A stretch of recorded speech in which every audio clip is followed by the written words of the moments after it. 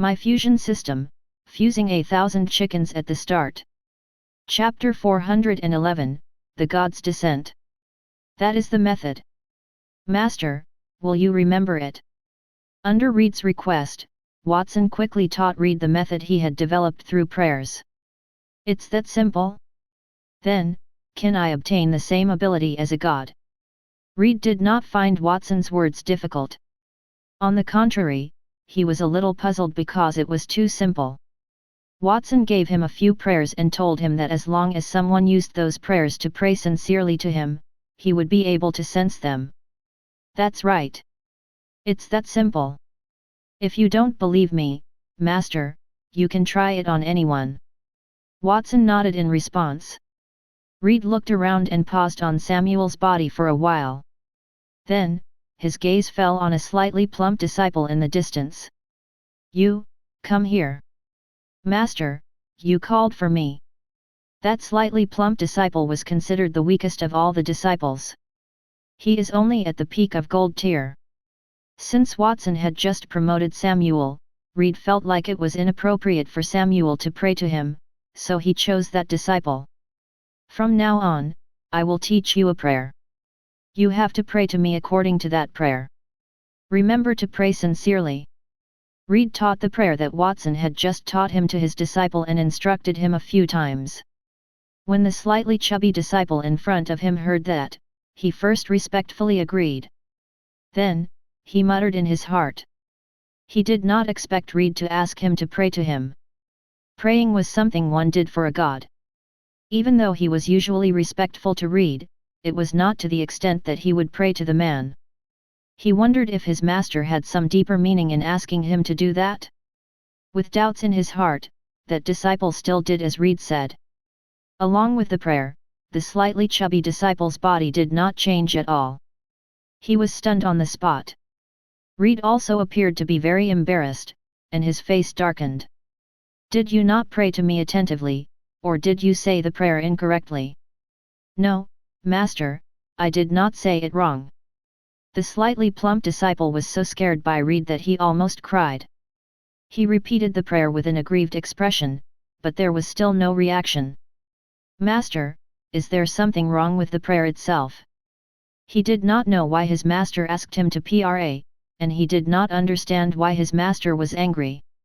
Should something happen to his body after his prayer? Since that was the case, should he pretend that there were some changes in his next prayer? Watson, didn't you say that you could establish a connection with the other party as long as they prayed? Why can't I do that? Reed had no choice but to turn his head to ask Watson. Watson also scratched his head in confusion and said, it should not be. He gestured at his slightly chubby senior brother.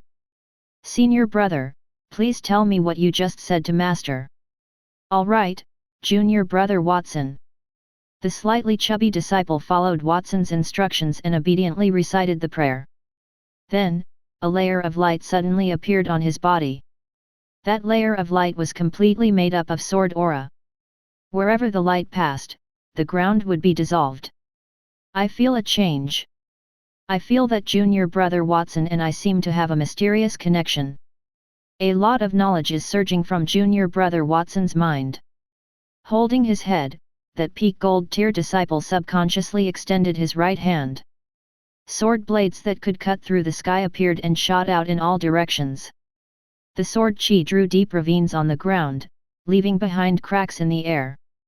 Platinum tier infinite sword slash. In just an instant, that peak gold tier disciple had grasped something that he could not have grasped before. Well, he is at peak gold tier. It is a little low. Even if I taught him all of my sword technique knowledge, he would not be able to grasp it completely. Unleashing a peak platinum tier fighting technique is the limit. Watson watched from the side. He muttered in his heart and made a judgment. Watson, what is going on?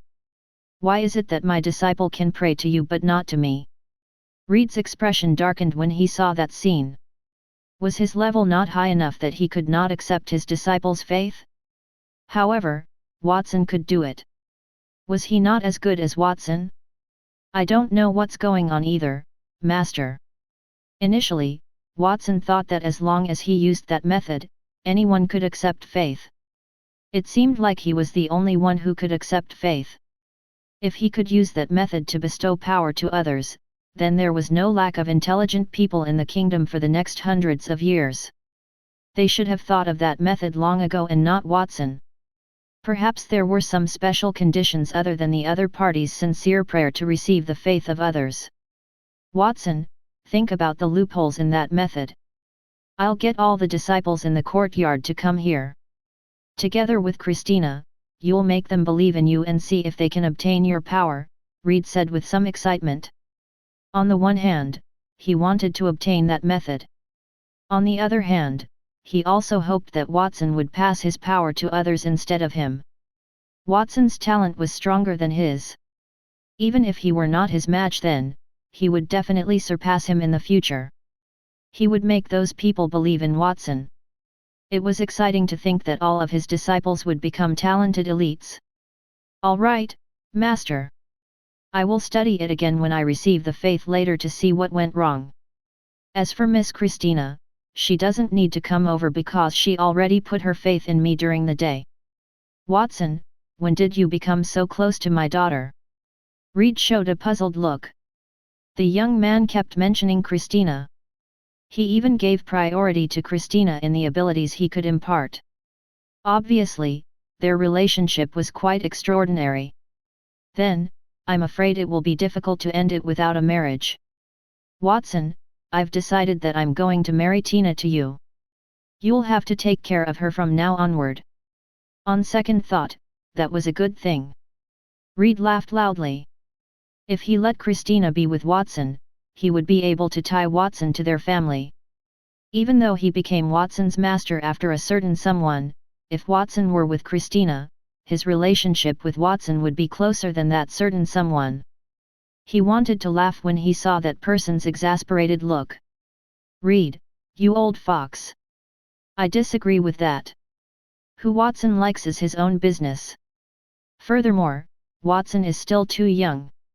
He should put all his attention on cultivation and should not waste time on relationships. Antonio was so angry that he stomped his feet. *MN that Reed. He had used a honey trap. Antonio did not have a daughter. Otherwise, he would have been betrothed one to Watson a long time ago. How would Reed get a chance? If it were not because one could not be Watson's family, who would want to be Watson's master? Your objection is invalid. I am Watson's master. He will definitely listen to me.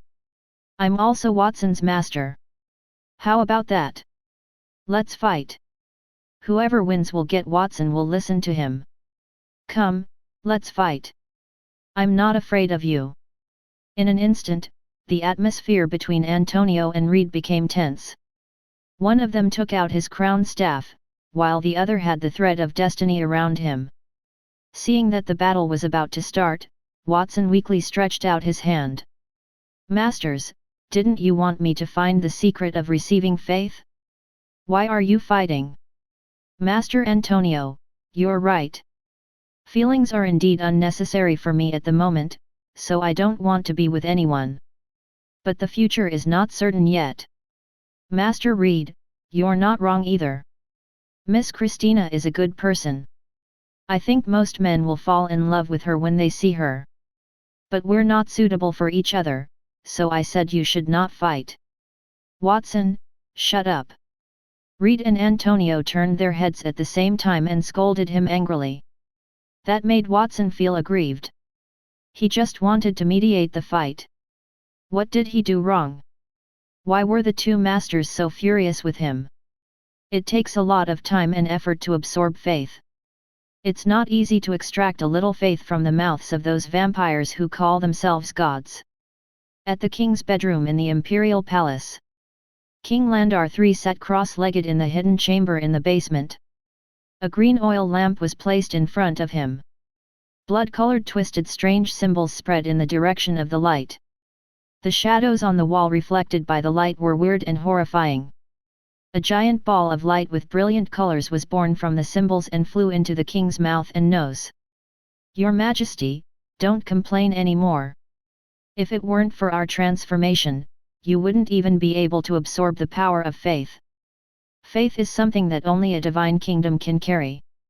If one hasn't reached starlight tier, even if one has mastered the building techniques for the divine kingdom, forcibly fusing it will only cause the faith to be lost, unless... A shadow on the wall squirmed and made a sound. Halfway through his words, the shadow suddenly quieted. Unless what? Nothing. The shadow who had just spoken did not intend to continue talking about that and changed the topic. Speaking of which, Your Majesty, it has been a long time since you agreed to our last request. We have provided you with faith, but you have not fulfilled your obligation to bring the youth to us. When will you be able to fulfill your promise? I would like to talk to you about that. I have already arranged for someone to be placed in the Sword Saint's courtyard. If you want to obtain the results, you will have to wait patiently. Perhaps you can give me some god's remains. I will form an army that is close to the Starlight Tier and charge into the Sword Saint's courtyard to get Watson. King Landar III did not answer. Instead, he asked a question in return. His gaze swept over the strangely shaped god's projections on the wall. He sneered in his heart. Those so-called gods were no different from humans, they were also motivated by benefits. However, he still had not figured out what those gods saw in Watson.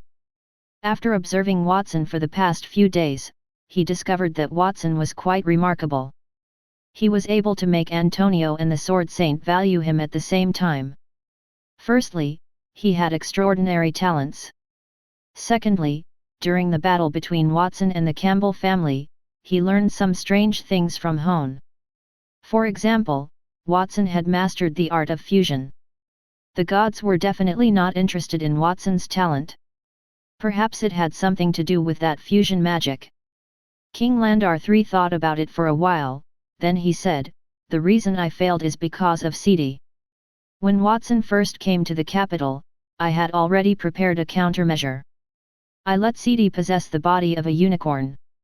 I gave you a chance to catch Watson with your own hands. You can't blame me for not grasping it, right? Furthermore, after that, I had ordered the country's elites to capture Watson. In the end, Watson was too powerful for them. He almost destroyed an archduke's family, and he also injured one of my strongest generals. I didn't even ask for compensation from you. Shouldn't you have some faith in me?" King Landar's words caused the god's projections on the wall to fall silent. After a moment, F.A.T.C.A.T.S displeased ear-piercing voice said, "King Landar III, why are you blaming me for that? Indeed, I made a mistake the first time, but didn't I make up for it? I even gave you the remains of the highly toxic god. That's a part of my divine kingdom. At least I've made efforts to capture Watson. Unlike the other gods who haven't made a move yet, so you can't blame me." "Alright, F.A.T.C.A.T.S, we don't blame you. In any case, capture Watson as soon as possible. If this drags on any longer, it will only allow that youth to grow. When that time comes, it will be troublesome if we want to do anything. This time, I've decided to make a move personally." The person who spoke was the god of light, Baldur, the leader of the seven gods. After his voice fell, the shadows of the other gods on the wall began to discuss that. "Baldur, you want to make a move personally? Don't tell me you want to descend into the mortal realm. Interfering with the mortals is forbidden to the gods, you know that." In the face of his companion's doubts, Baldur still spoke in a calm tone. "Of course, I know that is against the rules. Once it is discovered, the other gods might attack me.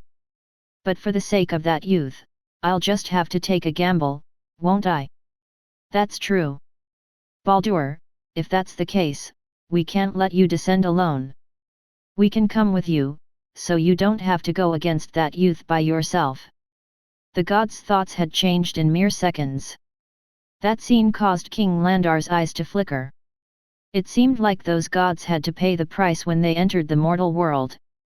Those gods did not hesitate to be punished for entering the mortal realm. They would do that for Watson. What was it about Watson that made them so infatuated? If he could find that secret before those gods.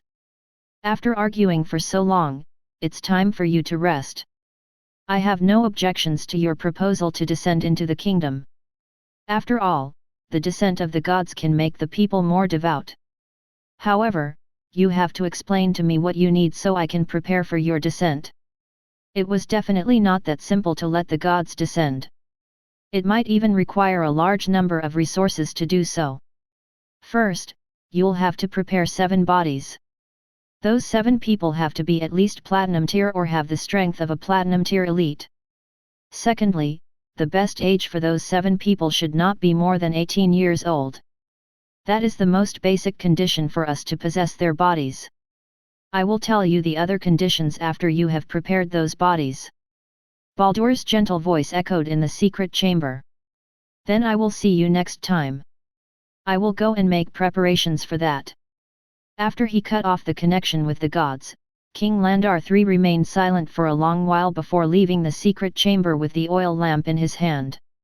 He returned to the empty bedroom and sat on the bed, deep in thought. Those 7 gods are going to descend to get Watson. The plan regarding the gods needs to be revised. If the gods could descend, then his plan would become more stable. At the same time, another bold idea arose in the king's mind. While he was sorting out the plan, his subordinate's voice suddenly came from outside. Your Majesty, General Hone requests an audience. He says he has something important to report to you. After the inquiry, his subordinate had been holding his breath outside. He understood the king's rules. He could not make any unusual movements until the king responded to him. Even if it were a significant matter, he had to ask every 10 minutes, even though he did not know the use of such a strange rule was. Those who did not follow the rules were all dead. I understand. Let him in. King Landar III closed the door to the secret room and acted as if everything was normal. He walked toward the desk, lifted the teapot, and poured 2 cups of hot tea, waiting for Hone to enter. Before long, Hone, who was dressed in armor, came into the room. King Landar III pointed to the seat opposite him and motioned for Hone to sit down. He picked up a teacup and took a sip. Hone, I rarely see you in such a hurry. Tell me, what happened? Your Majesty, I have some bad news. I don't know if I should tell you. Tell me. Yes, Your Majesty. First of all, it's the Severed Fingers gang. Originally, they were an underground force in the kingdom. I know that we usually eliminate them when we want to get rid of some specific people. However, I learned that someone had reorganized the gang, and they are now a legitimate organization. Reorganized Severed Fingers? Who has the ability to do that? I don't know who that person is, but he calls himself the Black Emperor. After Hone said the person's name, King Landar III squeezed the teacup slightly, causing it to make a cracking sound. Then, he took a sip of tea as if nothing had happened. The Black Emperor? What a mouthful! Go on. Is there anything else I should know? The rest of the matter is also related to the Severed Fingers gang. After their reorganization, a batch of drinks named the Sun Wine and Moon Wine suddenly appeared in the capital. It is said that they were brewed from sun and moon gems produced in the Forest of Eternity. At the same time, a batch of platinum tier items appeared in the capital. They were all made by famous craftsmen. According to the nobleman who bought those weapons were sold by the Severed Fingers gang, and... As he spoke, Hone observed the king's expression. He realized that the king's face did not change. He heaved a sigh of relief and told the king of a ridiculous thing he had heard. Also, Your Majesty, it's about the Dragon Knight Legion. One of the dragons was killed. Someone said they saw the remains of a thunder-clawed dragon in the Holy Dragon Tavern's kitchen. It had been cooked. Hearing that, King Landar III could not hold it in any longer. He spat a mouthful of tea on Hone's face. He was in shock. Hone wiped his face and smiled bitterly. That was the first time he had seen King Landar III, who had always kept a straight face, show such an expression, but he did not find it strange at all. When he first heard the news, his reaction was 10 times stronger than the king's. Chapter 412, Watson's first move. Hone, did I hear correctly? One of the dragons I raised in the capital was killed and cooked. King Landar III could not help but ask as he took out a handkerchief to wipe his wet lips. Hone could ignore King Landar III, but the dragons were different. Among the dragons raised in the capital, there were thunder-clawed dragons, gale dragons, frost dragons, and other platinum-tier dragons. He had exchanged all of those dragons with the dragon race through an agreement.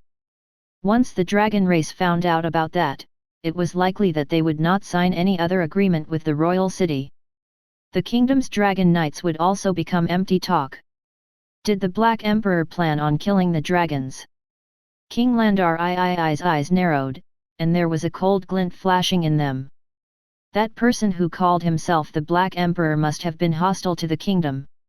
First, he reorganized the Severed Fingers gang and used it to monopolize the kingdom's underground forces. Then, he used the killing of the dragon race to demonstrate his power to King Landar III. He also stirred up a conflict between the kingdom and the dragon race. In King Landar III's opinion, the Black Emperor probably had that goal. Yes, Your Majesty, that is right, Hone respectfully replied. It seems like I will have to make a trip to the Holy Dragon Tavern later. Previously, I let the people with the Severed Fingers gang exist because they are useful to me. Count Grey, who is behind the Holy Dragon Tavern, has been selling fake wine in the capital. In the past, I have turned a blind eye to that matter. I even helped the Holy Dragon Tavern write a golden signboard. Now is the time for him to return all of that. The Severed Fingers should not continue to exist because there can only be one king in the capital and even in that country. King Landar III's expression was calm, but his words sent chills down people's spines. Even someone as powerful as Hone could not help but shudder. Other than that, Hone, is there anything else you want to tell me? There's one more thing, it's about Watson. At the mention of Watson, Hone noticed that King Landar III's attention had suddenly become focused.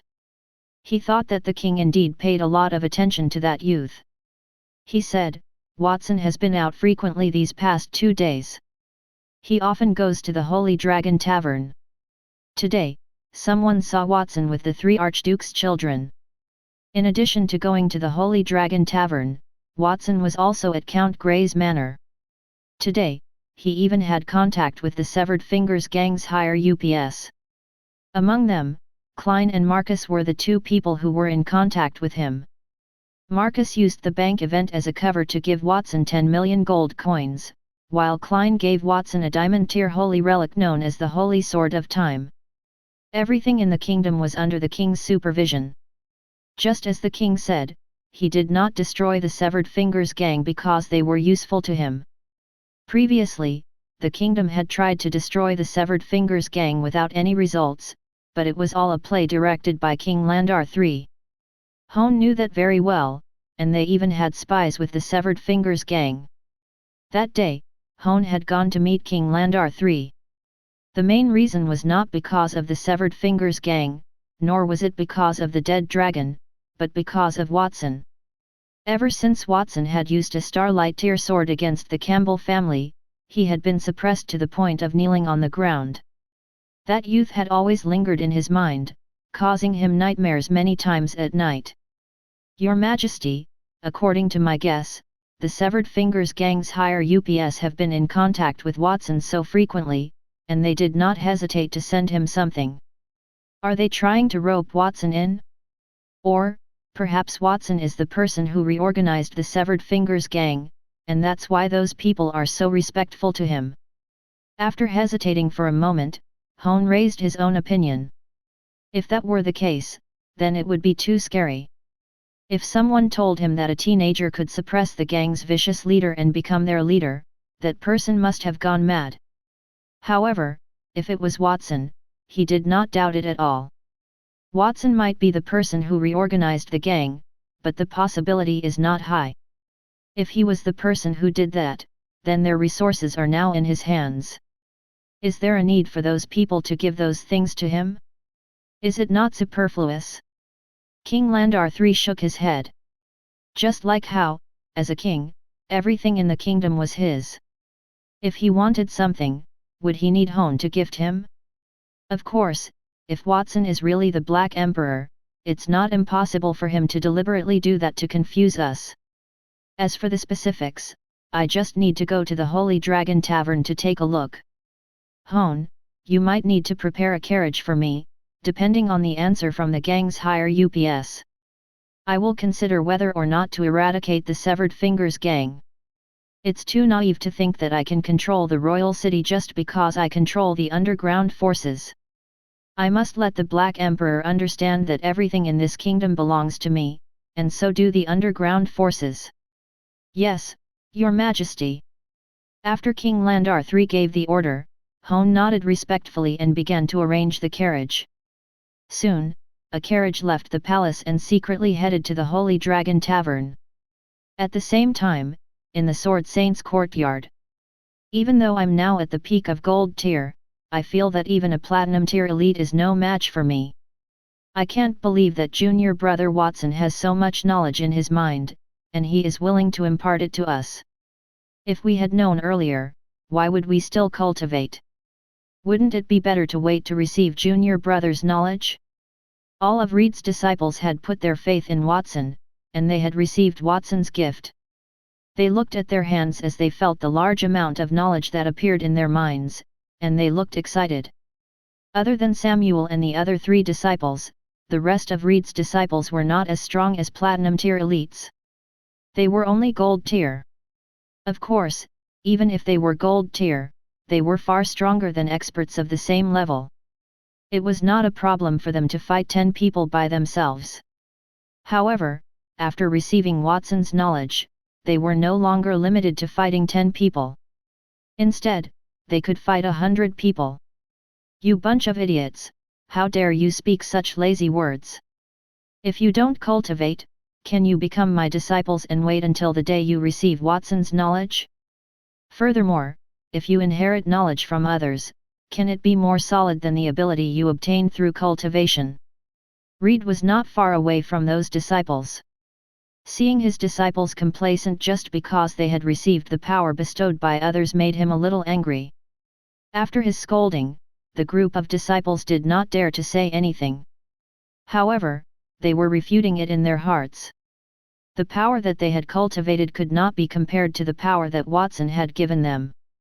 That was because the power that Watson had given them was 100 times more solid than the power that they had cultivated. Otherwise, they would not have been able to comprehend diamond tier sword techniques in 100 years, let alone master the kingdom of the sword. Reed sighed, he knew that his disciples disagreed with his words. Watson, you have already turned my disciples into your believers. Have you figured out what's wrong with the method of absorbing faith that you have taught me?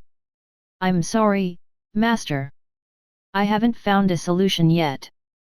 Perhaps there's nothing wrong with the method I taught you, but there's a limit to that method, so I can only use it myself. Why don't I try again? Watson scratched his head. He had tried repeatedly with several people, but he did not find any problems because he had never tried to make others absorb the faith of others like him before. He had thought that anyone could use that method, but it seemed like he was wrong. He could use it because he was special. The only thing that was more special than Reed and Antonio was the system. Forget it, Watson. You don't have to try anymore. It's good that only you can use it. That way, you can give great powers to your followers, and you can avoid betrayal. Reed waved his hand. He had wanted to learn that trick, so he was a little disappointed in his words, but he quickly covered it up. Watson had to have a lot of soldiers to overthrow the king, and those soldiers would rather believe in Watson than him. Not to mention what they could get from Watson. At least after they believed in Watson, they would be unable to betray him. Samuel, who initially hated Watson, had also believed in Watson. Since Master said so, okay. Watson looked a little guilty. It was he who had said something that Reed had expected, but he did not do it. Watson, you don't have to blame yourself for not fulfilling what you just said. If you feel guilty, then I have a way. Antonio, who had been watching everything from a distance, suddenly stroked his chin. At that moment, he smiled and said, I saw someone give you a diamond-tier holy relic, the Holy Sword of Time. If you feel guilty, you can give that weapon to me and help me improve the quality of my weapon. Antonio, you took advantage of the situation and made such a request to your own disciple. Are you still human? Reed, at least I didn't sell out my daughter. Compared to you, I'm still very open and honest. Let's not talk about that. Antonio, isn't your crown staff strong enough? At least it's stronger than the thread of destiny. Even if you want to fuse and improve it, you should let Watson fuse mine first. Seeing that the two masters were about to quarrel again, Watson looked like he had a headache. He waved his hand. Masters, don't quarrel. I don't intend to give that holy relic to the two of you because I've been planning to make a handy weapon for myself. Also, didn't you go to the Campbell family to ask for the holy relic? Since they could get the holy relic from the Campbell family, why would they covet it? Reed and Antonio suddenly felt a bit awkward. Well, we can't get more holy relics from the Campbell family. They had been paying daily visits to the Campbells during those days. At first, the head of the Campbell family served them well and chatted with them, but after knowing that they were there to ask for the holy relic, the head of the Campbell family, Armand, had told them to get out. In fact, the man had gone into hiding and refused to see them. Then, Newman, McGee, and other disciples were the ones to see them, and they had rejected their requests. They were even more clueless when asked questions. I see. Watson revealed a look of understanding. He never thought that his two masters would be able to keep asking for weapons from the Campbell family. After all, the Campbell family was not a charity organization. Well, I've gotten to know some people in the capital. They might have information about the holy relics. When they have some, I'll buy them and fuse them with your weapons as soon as possible. What do you think? Really? Watson, thank you so much. You're really a good disciple. Don't worry. As a reward for upgrading our weapons, we'll help you fulfill any request you have. Even if you let Antonio and I become your believers now, we'll still consider it. Antonio and Reed looked at each other in excitement at Watson's words. Watson sighed when he saw their excitement. He sighed. He did not feel like he was Antonio and Reed's disciple. Instead, he felt like their master. He helped fuse their weapons and also helped the people in the courtyard improve their strength. Even if they believed in him, it would only benefit Antonio and Reed. As for the person who had information about the holy relics, it was him, who was the leader of the Severed Fingers gang. Initially, the holy relics were taken from the ancient ruins in the kingdom. Many ancient ruins were still sealed, waiting to be excavated. As long as he waited for Elvin to establish a nationwide intelligence network, he would be able to obtain that information. Even if he did not search those undiscovered ruins, not all of the ruins were in the hands of the king. As long as the price was right, he could buy them. He had to create a suitable weapon for himself before the Royal Academy reopened. The next step is to wait for the establishment of the intelligence network, and we'd be on the right track. Before that, I still have to pass through the king. Calculating the time, if the king weren't an idiot, he would have already received the news that the Severed Fingers gang had changed. What's next is to see how he will deal with it. Watson thought as he turned his head to look at the distant sky. What he was looking at was the deepest part of the royal city, the area known as the Royal Palace. It had been nearly half a month since he had arrived in the royal city, and he had obtained the initial pieces. He began to take the first step toward the king. At the Red Dragon area in the Holy Dragon Tavern, King Landar III was sitting on a chair, and a maid was pouring tea for him. Hone stood behind him quietly. Dressed in armor, he was like the god of war, pressuring Count Grey, who was also in front of the king, to lower his head and bow. It was as if he could not breathe. "Grey, the tea here is still as good as ever. Do you know why I'm here today?" King Landar III picked up the teacup and took a sip. He seemed to be nonchalant as he spoke. "I don't know, Your Majesty. It has been almost 10 years since I wrote the plaque for your tavern. Time really flies." King Landar III turned his head and looked around, sighing. The last time he went there was because he wanted to meet Samuel. He had to avoid everyone else. That was one of the few times he was there. "I'll feel sorry for razing such a place to the ground." "Your Majesty, what are you going to do? Why would you destroy this place? Did I do something wrong?" Grey knelt on the ground with a plop, his clothes wet with sweat. "Before answering that question, I have to ask a question. Who is the Black Emperor?" That Grey looked troubled. "If you tell me, I might be able to spare your life. Otherwise, everyone in your family, from the elderly to the children, will all die." The Severed Fingers gang's hideout had been discovered. Hundreds of suspected members had died of unnatural death. Presumably, everyone would know about that the next day. King Landar III spoke unhurriedly, his words containing intense pressure. Grey gritted his teeth and said, "Your Majesty, I'll tell you everything. Please don't touch my family members. Speak. Remember not to lie. Lying to me is an unwise decision. The Black Emperor only appeared in the royal city not long ago. As for who he is, I don't know. The Black Emperor is elusive, so I've never seen him. Instead, he sends another person to meet me." "Who is that?" "Your Majesty, you know him too. He is Watson, who has recently become very famous in the capital," Grey replied hurriedly. King Landar III stared intently into his eyes as though wanting to see some clues. However, he did not see any obvious signs of lying. "Watson? It's Watson again. What is the relationship between that youth and the Black Emperor? Are they the same person? If they were the same person, what is the point of disguising as the Black Emperor? Furthermore, is it possible for a youth to intimidate the gang's higher UPS?" King Landar III was silent for a moment. He stood up, turned around, and walked out. "Grey, I told you not to lie to me. But you did. It seems like you have a lot of guts. Hone, deal with him, and then expel all the guests from the Holy Dragon Tavern. Leave none of the staff behind." He did not know whether Grey was lying or not. That was not important. What was important was that he thought Grey was lying.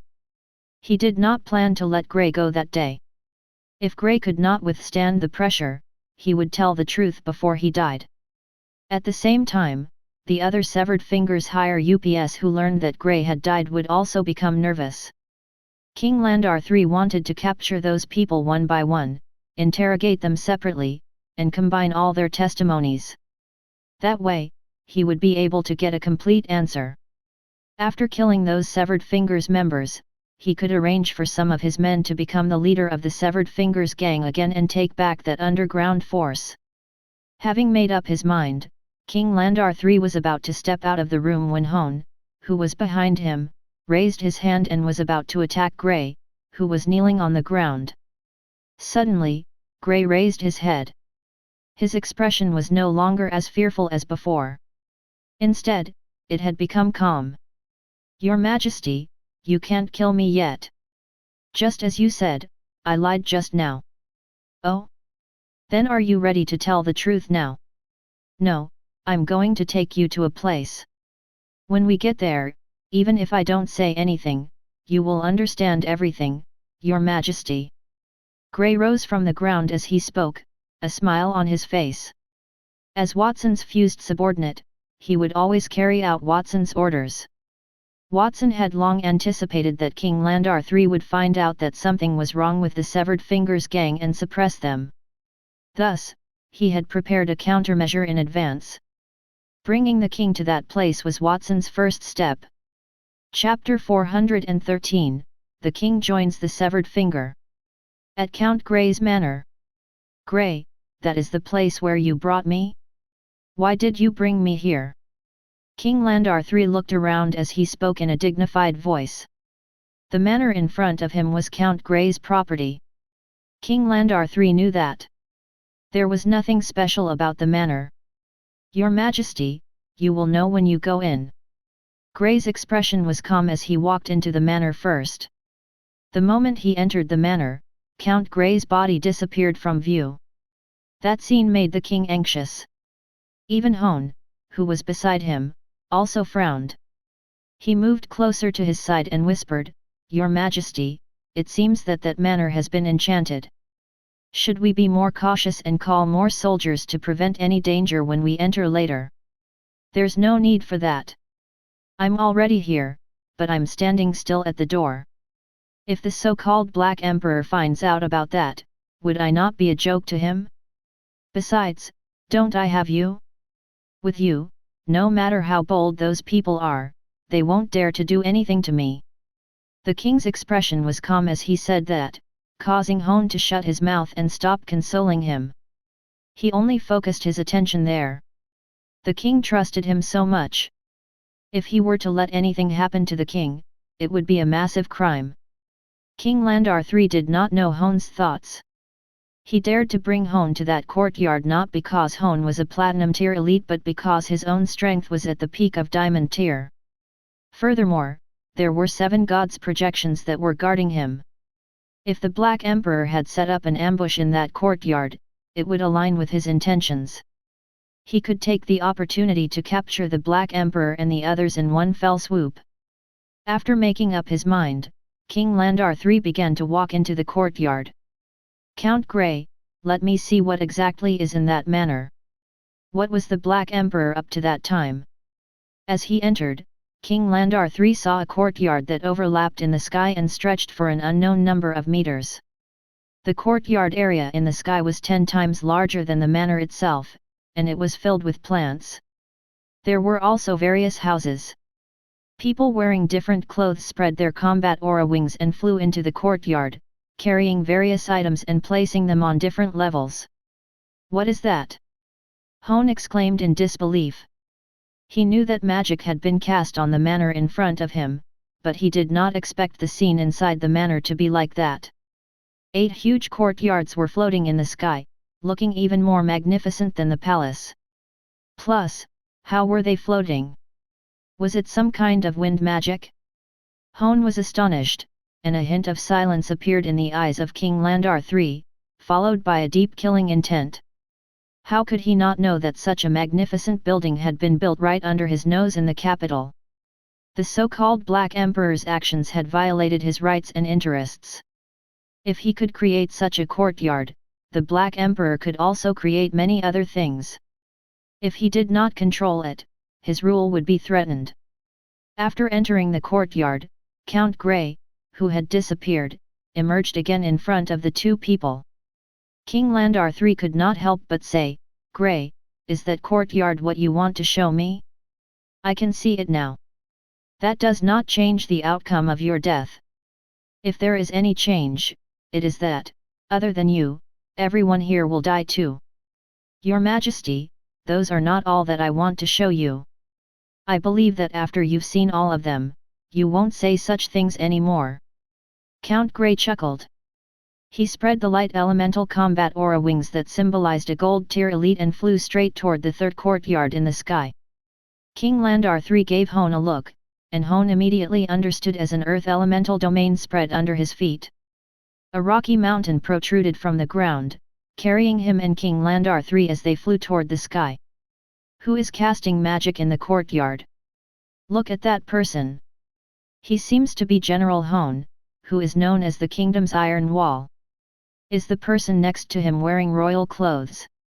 Hone and King Landar III's actions were too prominent, and many Severed Fingers members had noticed it.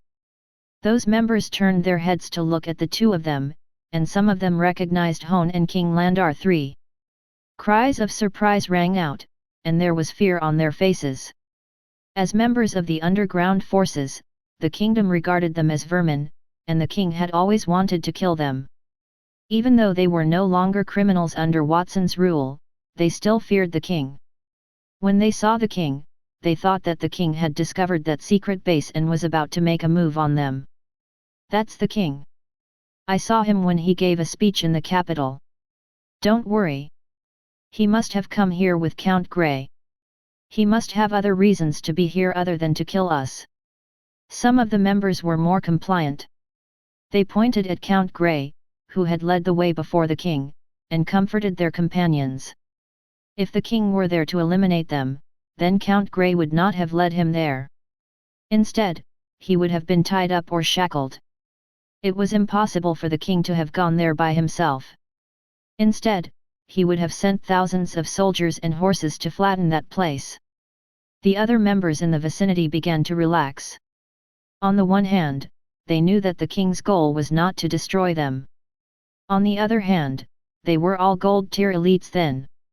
Even if they were not a match for the entire kingdom's army, if they wanted to escape, the kingdom's army would not be able to stop them.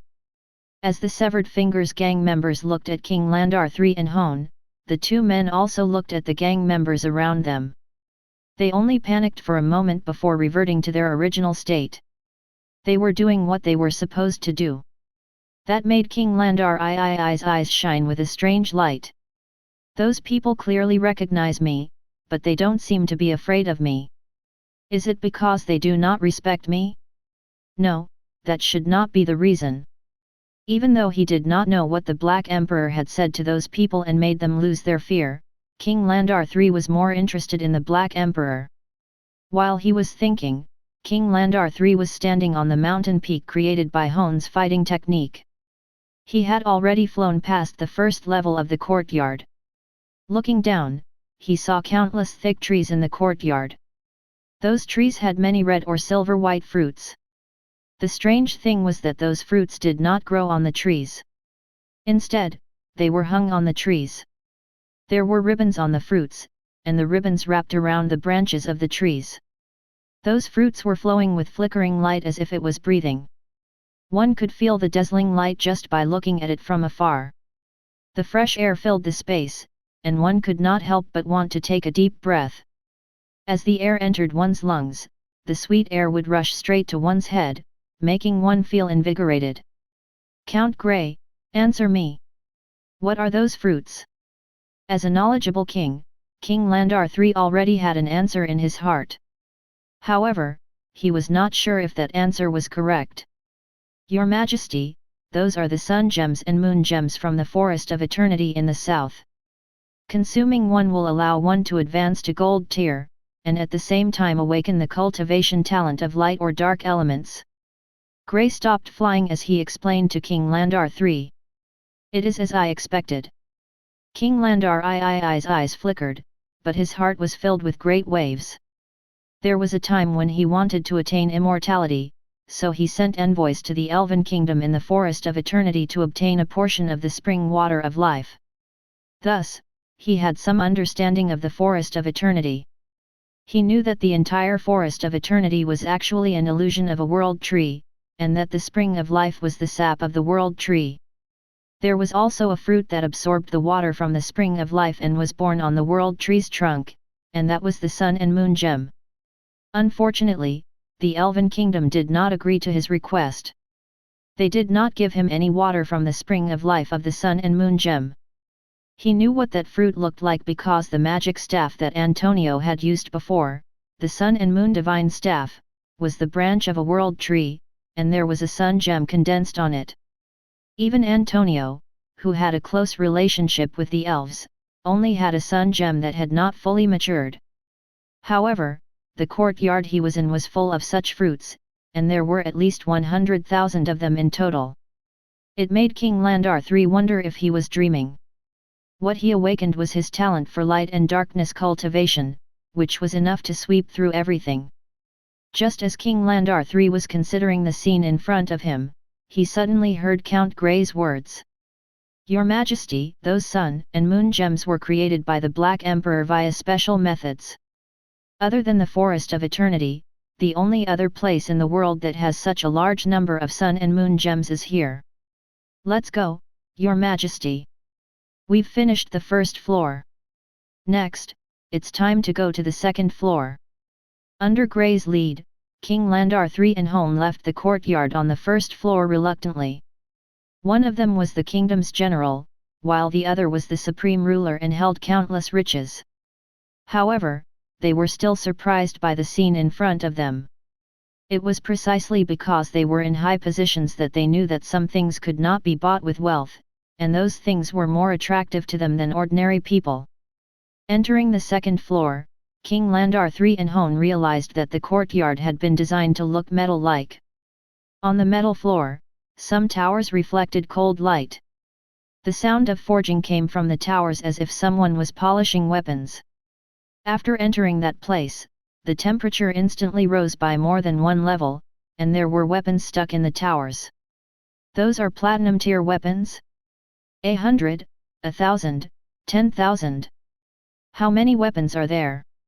When Hone saw the cold weapons on the tower, his expression changed.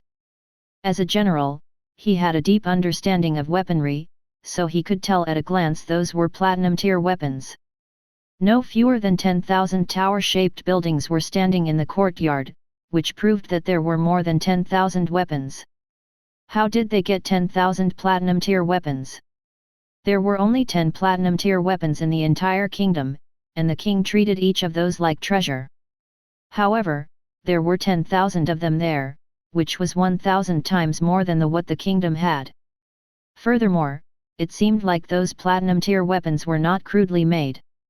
Each of them emitted a strength that was strong enough to distort space. They were no weaker than the so-called strongest offensive weapon in the kingdom, the sky-severing blade. Even their styles were very similar. Your Majesty, those are also weapons that the Black Emperor created using his own abilities. It was modeled after the kingdom's strongest offensive weapon, the sky-severing blade. Of course, these platinum tier weapons are not inferior to that sword in the slightest. In fact, their hardness and sharpness are even greater than that sword.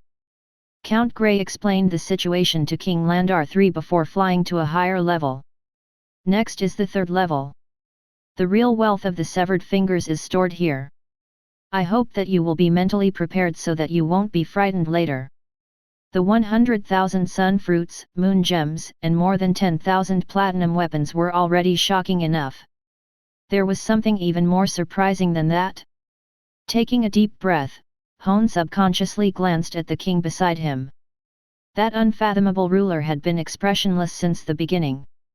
No one knew what he was thinking, and he was nervously guessing King Landar III's thoughts. Hone and the others finally arrived on the third floor. The moment they entered, the three of them were blinded by the golden light. The light did not come from the sunlight in the sky but the reflection of countless gold coins. The entire third floor of the courtyard seemed to be made of gold, and there was nothing on the ground, there was only a mountain of coins piled up. It was hard to imagine hundreds of billions of gold coins or even trillions of gold coins. For King Landar III and Hone, wealth was not enough to arouse their interest because they both held great wealth, but there was too much wealth in front of them. It turned out that when there was a certain amount of money, it could also impact those in high positions, and the impact was far more significant than other things. Hone, help me. King Landar III, who had been silent for a long time, suddenly extended his right hand. It seemed like he could not hold himself up in front of so many gold coins. Hone, who was beside him, did not help the king up. Instead, he revealed a bitter smile. Your Majesty, I am very sorry. I do not have the strength to help you up. Hone's legs were trembling. If it were not for the fact that he had been a general for many years and had a superior mind, he would have already fallen to the ground in shock. The amount of gold coins stored here is 1 trillion, which is the group's entire wealth. With this amount of money, even if the kingdom suffers from continuous famine and other natural disasters, or if the kingdom's production is reduced by several times, or even if we do not receive sufficient tax revenue, this amount will be enough to support the expenditure of a kingdom for hundreds of years, Count Grey said in a calm tone. 1 trillion gold coins. The total wealth of the entire kingdom was only a few billion, and those gold coins could support the operation of tens of thousands of kingdoms similar to the Holy Dragon Kingdom. One could imagine how terrifying that number was. Grey, why did you bring me here? King Landar III asked Grey after he snapped back to his senses. Your Majesty, I want to say that if you give up on pursuing us, then at least half of the money and supplies will be yours. That is the Black Emperor's words. If I kill all of you now, everything here will be mine. Your Majesty, that is no different from killing the goose that lays the golden eggs. These are just the things that we have obtained after the Black Emperor reorganized the Severed Fingers gang. If we are given time, the resources that we will receive will be 10 times more than these. Count Grey did not panic.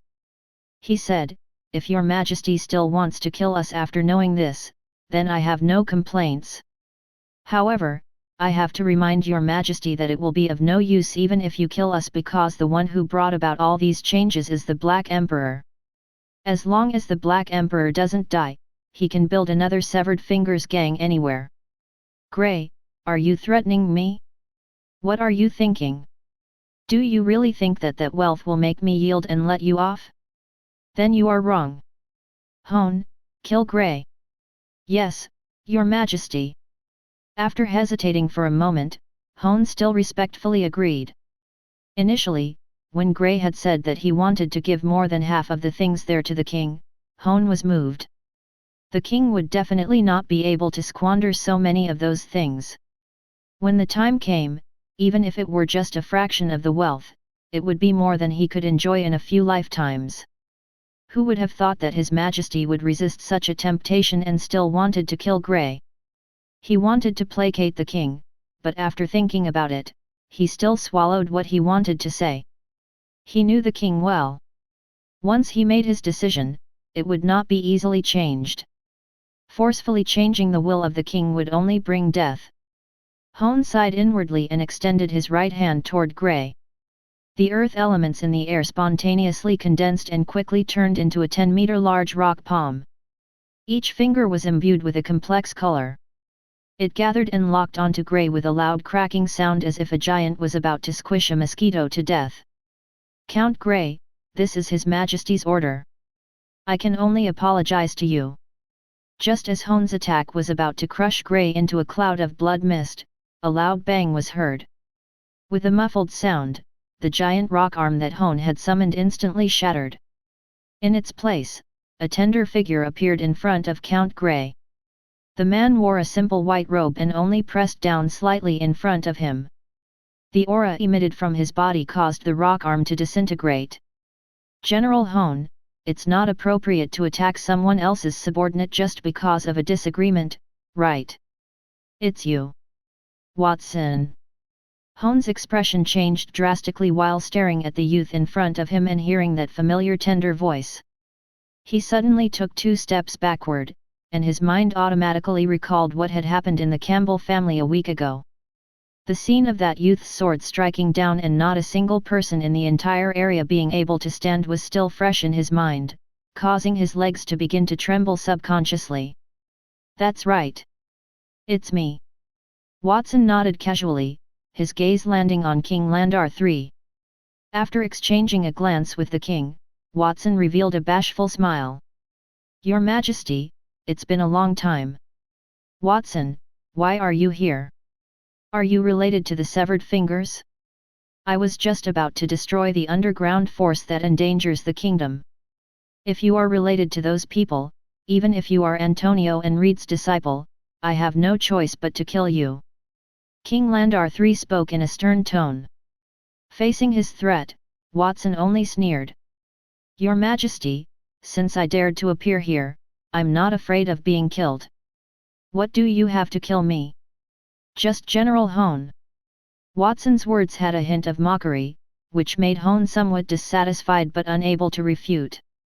If it were anyone else in the kingdom who dared to say such words in front of him, they would have long been smashed into pieces. However, that was Watson. Not only did he not dare to break Watson, but he was also afraid that if he angered him, the young man would turn around and make him kneel. "Watson, even if you are powerful, this is our supreme ruler.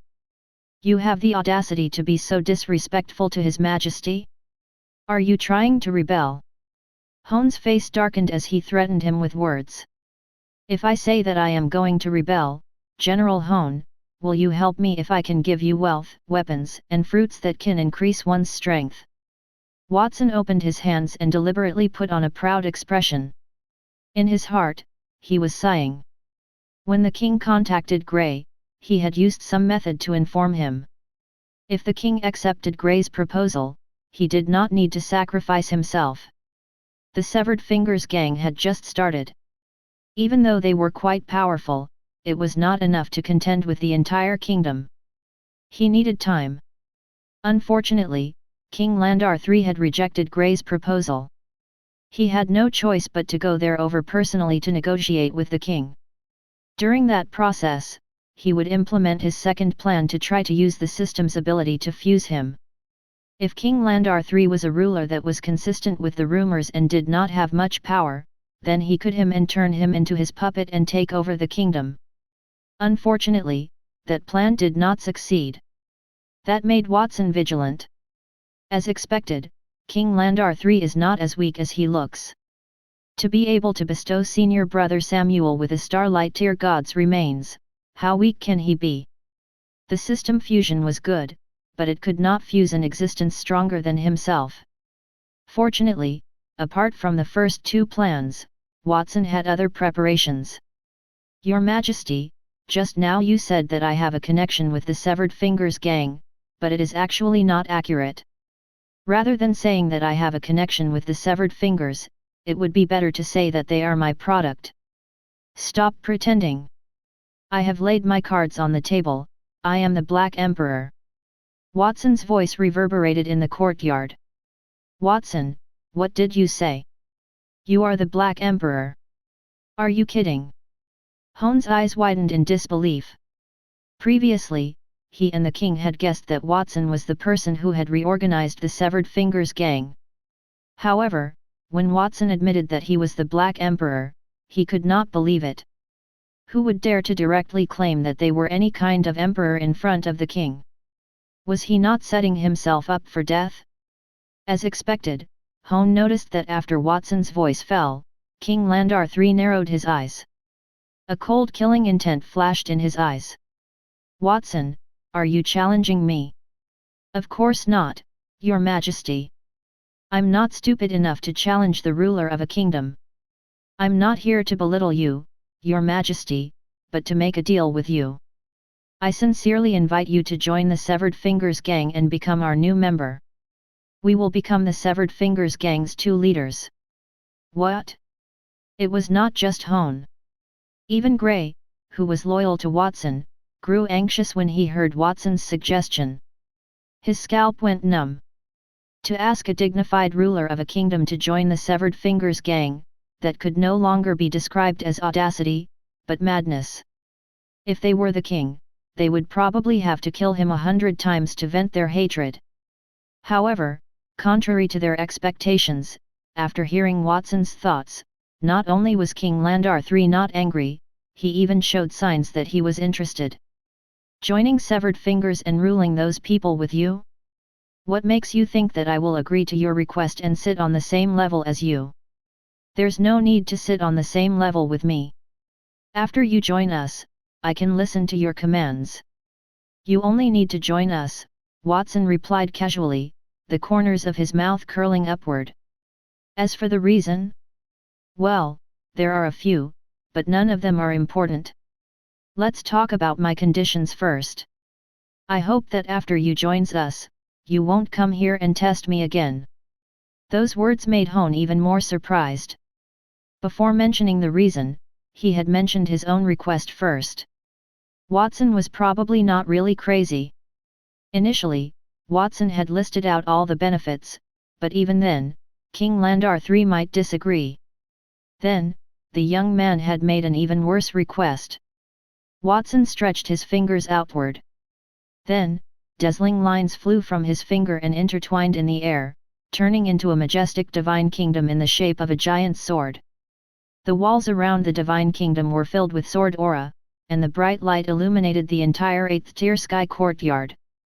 Sword Saint Reed's specialty, the kingdom of the sword, displayed its full power at that moment. Plop!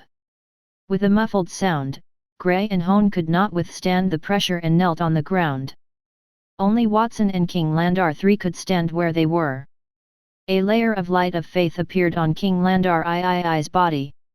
Without any movement, he isolated the power of the divine kingdom. Interesting.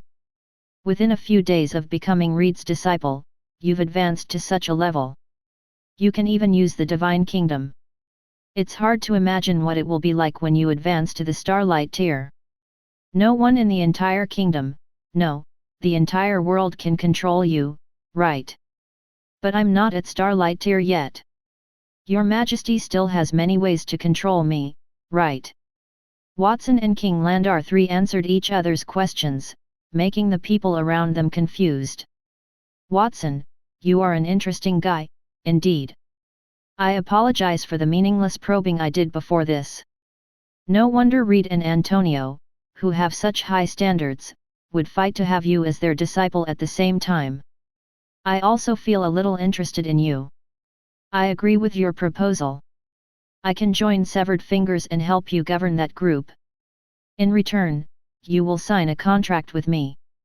You must swear on your soul that you will never betray me. Can you do that? As your Majesty wishes, Watson simply replied and extended his finger above his head. I, Watson, swear on my soul that from now on, I will become the king's friend. I will definitely complete my mission for the king, and at the same time, I will never betray him. Along with the oath, a pale pattern formed by a layer of soul aura appeared on Watson's body. Even if Watson had advanced to the starlight or even higher level, he would not be able to break the oath he had made at that moment. Otherwise, his soul would collapse and be burned into dregs by the soul flames. Your Majesty, do you have any other requests? No. Gazing deeply at Watson, King Landar III suddenly revealed a smile. There is a banquet in the palace tonight. It will start at around 6 o'clock. When that time comes, you can come over. After the banquet ends, I have something to tell you in private. Yes, Your Majesty, Watson said.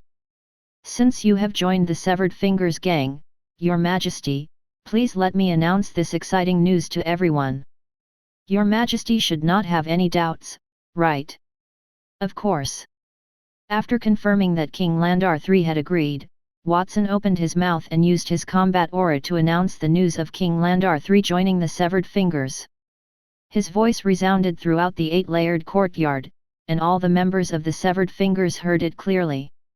The king has joined the Severed Fingers gang and become the other leader. Is that true? A member of the Severed Fingers gang was transporting goods when he heard Watson's voice from the sky. He suddenly froze on the spot, and the goods in his hands fell to the ground without him realizing it. The other Severed Fingers gang members were also looking at the sky in shock, their eyes wide open. Watson called himself the Black Emperor. They had initially thought that Watson would go against King Landar III, which was why he had come up with such a name. What kind of operation was that? The Black Emperor is too strong. Long live the Severed Fingers gang! Long live the Black Emperor! Oh, right, now we have to add another long live His Majesty.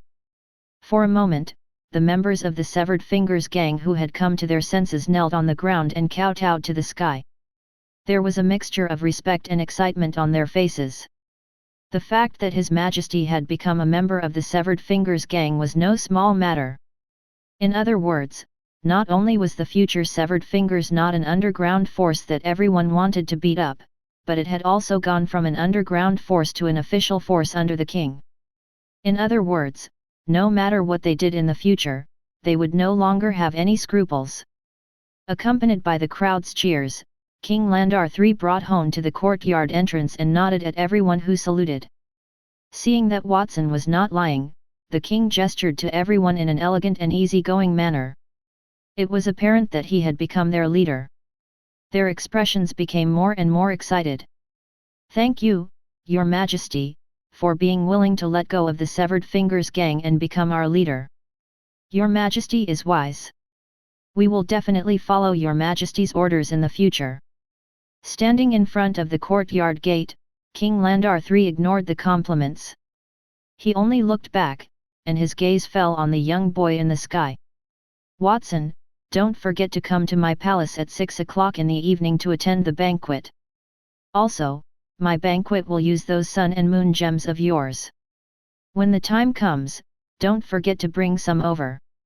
Also, don't forget to leave those gold coins on the 3rd floor. Leave enough for your use. Then, move the rest to my palace tonight." Then, the king left Count Grey's manor with Hone.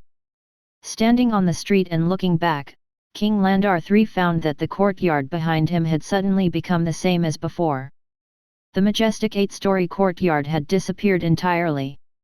Suddenly, the corners of his mouth twitched as if he had seen something funny and laughed. "Your Majesty, what is so funny?" Hone asked gloomily.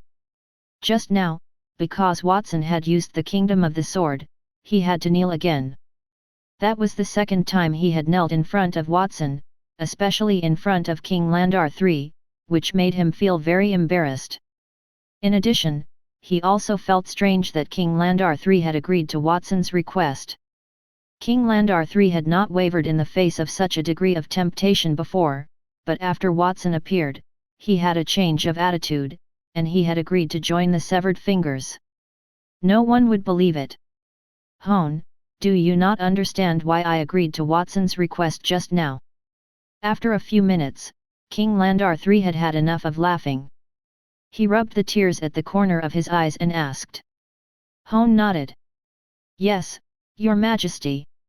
I don't understand. That is where you are lacking. Although there aren't many people in the kingdom who can defeat you as one of the best among the kingdom's elites, you are far too lacking when it comes to intelligence and strategy. The reason why I agreed to Watson's request was because that youth had seen through all of my thoughts from the start. I did not want to agree, but I had no choice but to do it." King Landar III's explanation made Hone even more confused. What did he mean he had to agree? Did Watson use some kind of method to force the king? However, no matter how he looked at Watson's actions just now, there was no hint of coercion. On the contrary, Watson took the initiative to show weakness to King Landar III and even signed a contract saying that he would never betray the king. "Hone, you still don't understand. In this case, I'll explain it a little more clearly. Do you know why I didn't agree to Grey's request? It's because I don't allow anything to exceed my control. Regardless of whether it's over $1 trillion in wealth, or precious sun and moon gems, or platinum tier items, I'd rather not have those. I don't allow anyone to use those things to escape from my control. Therefore, the Severed Fingers gang must be destroyed." "Then why did you change your mind?" "Because Watson threatened me. Do you know why I chose to go along with Watson's bad attitude toward me? Before that, I had sent people to investigate Watson and did some things in secret. You are also aware of those things. It seems like Watson was dissatisfied with me after he found out about that. It's no wonder. I think he must have been dissatisfied with me ever since I destroyed the Dragonspine Snow Mountain." As King Landar III spoke, he seemed to be immersed in some kind of memory. After a moment, his eyes became intense. First, he showed his hostility toward me. Then, he showed me his power. That power to create platinum-tier weapons in that majestic courtyard in the sky, as well as Watson's own strength. He is only 12 or 13 years old, but he could already use the Divine Kingdom. In the entire kingdom, the only person who could rival him was Sword Saint Reed, and Reed happened to be his master. Even if Reed is Watson's master, the two of them together are not a match for the entire kingdom. Hone still looked confused. "Yes, even if they work together, as long as I mobilize all of my strength, I can still kill them. However, after losing the Sword Saint, the surrounding kingdoms will take the opportunity to invade us. That will break the plan that I had previously made. Of course, that was only one aspect. More importantly, Watson had given me a choice. Should I make him submit while he was still unable to fight against the kingdom, or should I wait until he entered the Starlight Tier and accept his revenge? What do you think I should do? Watson's strength was deceptive. Although he was powerful, he was still unable to contend against the entire kingdom. However, if Watson took another step forward and became a Starlight Tier, he would become a god on land. There would be a fundamental difference between him and humans. The kingdom would not be able to do anything to him. At that time, Watson would not need to negotiate with the king at all. If King Landar III did not agree to what he wanted to do, he could kill him with a wave of his hand. He could even destroy the entire kingdom. He would not choose not to make Watson submit. Instead, he would destroy Watson and the Severed Fingers gang. That was because with Watson's strength, even though he was no match for the kingdom, as long as he wanted to escape, no one would be able to catch him. At the very least, Hone did not have the confidence to catch Watson. If they could not catch Watson, the only thing they could do was to kill Watson's family and friends. Doing so would only aggravate Watson and cause him to fall into a vicious cycle. The Holy Dragon Kingdom was not the only country in the world. Watson could escape to the Winter Nation, which had a grudge against the kingdom, or entered the Forest of Eternity and returned to the kingdom for revenge after becoming a Starlight Tier elite. Just thinking about that scene made Hone feel terrified. Get Watson to surrender? No, it doesn't seem possible to make other choices. It seems like accepting Watson's proposal is the best way, Hone said helplessly, scratching his head. Yes, I would prefer to make Watson surrender, but I was forced to accept his conditions instead. Now you understand why I said Watson is an interesting young man, right? He is a teenager, but he can strategize to such an extent, scheming against me step by step. Although it might be due to his strength, it is also related to his intelligence. On the one hand, I am terrified that such a teenager has appeared in front of me, but at the same time, I feel lucky that such a genius is a citizen of our kingdom. King Landar III raised his head and stared at the clouds floating in the sky. He sighed deeply. Chapter 414, Taste the Joy of Remaining Together. Phew. After King Landar III left the 8-story courtyard in the sky, Watson heaved a sigh of relief. He's finally gone. I thought that if he did not agree to my final request, I would have no choice but to fight him head-on. I would have fused all the armies in the capital to fight him. Fortunately, he did not force me to such an extent. If the other party were not an extremely vicious person, Watson would not take the initiative to fuse him. At the same time, King Landar III had tools that could allow people to advance to Starlight Tier. If there were many such tools, King Landar III could distribute them to many people. Then, it was still uncertain who would win or lose. Watson had no choice but to take a gamble. He bet that King Landar III would not take a huge risk to fight him. Fortunately, he made the right bet. He had managed to gain King Landar's trust to a certain extent. As for the oath he had made, it was just for show. The effect of the soul oath was absolutely powerful, and there was no doubt about it. However, Watson could use the system fusion to fuse the oath he had once put down with the other oaths and make changes to them. That was his trump card. It's all the higher UPS fault. If they didn't try to please me and do everything they could to make me stand out, King Landar III wouldn't have found me so early. Watson bit his finger as his gaze fell on Count Grey, who had been kneeling in the air. Grey, call all the high UPS to the meeting room. I have something to say to all of you. Yes, Black Emperor. Count Grey respectfully agreed and turned to call his other fellow leaders. In a short while, Watson sat at the head of the table in the meeting room used for daily meetings. In front of him were the 10 Severed Fingers gang's higher UPS. Watson did not sit alone in the middle of the 2 rows of chairs. He added chairs beside him, one on the left and one on the right. Watson chose to sit closer to the left. In the face of Watson's serious expression, all the higher UPS were silent. They did not dare to speak loudly. Only Bashir muttered softly after seeing the chair beside Watson. "I heard that the king has just arrived here and has become a member of our gang. The Black Emperor has pulled the kingdom's dignified ruler into our camp. Isn't he strong? Help!" As soon as Bashir finished speaking, Watson raised his hand and slammed it on the table. Everyone was shocked. "You idiots! Do you know how foolishly you acted during the day? Even though the Severed Fingers gang has become a force on the surface, everything still needs to be kept secret. You dared to brazenly appear in front of me and lure King Landar III here. Initially, I planned to wait for the Severed Fingers gang to develop to a certain extent before spending the 100 trillion gold coins to buy a large amount of the kingdom's products, including crops and some essential daily necessities. Then, I would use the economy to control the kingdom. That way, even if His Majesty knew what we did, he wouldn't lay his hands on us that easily. In addition, after the establishment of the intelligence network, we would use that money to inject it into the other regions of the kingdom and control the resources of the entire kingdom. Every year, we pay taxes that far exceed what we used to pay to the kingdom. That would make it even more impossible for the king to lay his hands on us. Instead, he would treat us as treasures," he yelled angrily. His original plan was to use the economy to control the kingdom. It was not difficult for him, who had unlimited wealth, to achieve that as long as he controlled the kingdom's economy. Under such circumstances, if the king wanted to attack him, the kingdom would face the danger of economic collapse.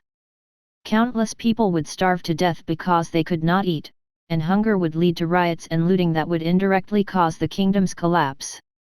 When the Dragon Spine Snow Mountain collapsed, and the Holy Dragon Kingdom's defensive line against the Winter Nation had disappeared, the Holy Dragon Kingdom was in turmoil. Everyone thought that the Winter Nation and other nearby kingdoms would invade the Holy Dragon Kingdom.